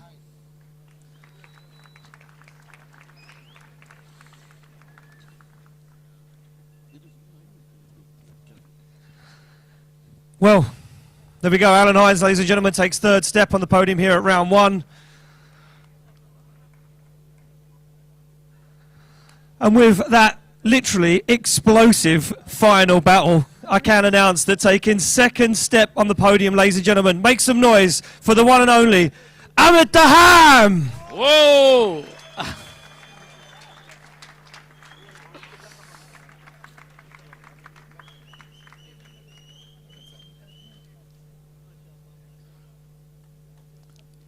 برافو برافو، سمعونا كذا احلى تحيه لاحمد دحام.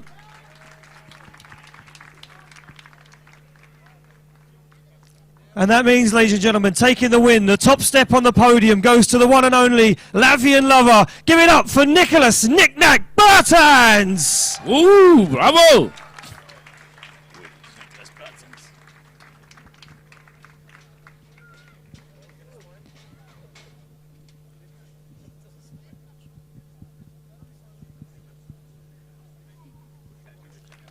تحية كبيرة لنيكلاس بيرتنس البطل المتوج لهذه الجولة الأولى من بطولة عمان الدولية للانجراف.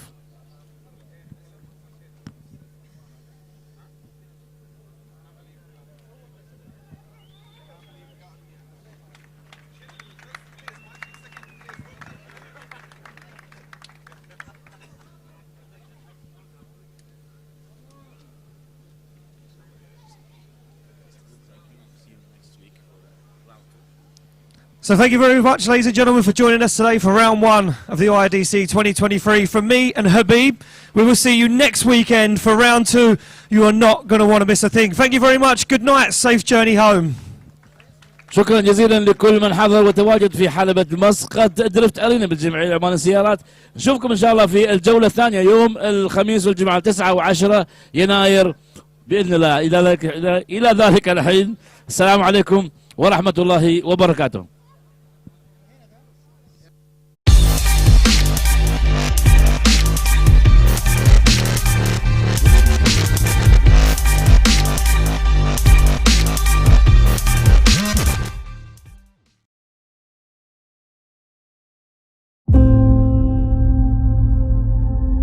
كل نهار جديد يبعث معه املا جديدا لنرسم الرؤيا ونصنع الانجاز.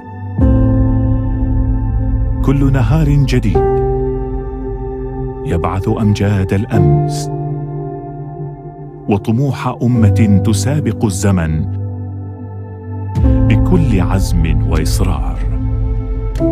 لاجل عمان اليوم غايه وهدف. منذ أكثر من 50 عاما من جيل إلى جيل لأجل عمان الغد.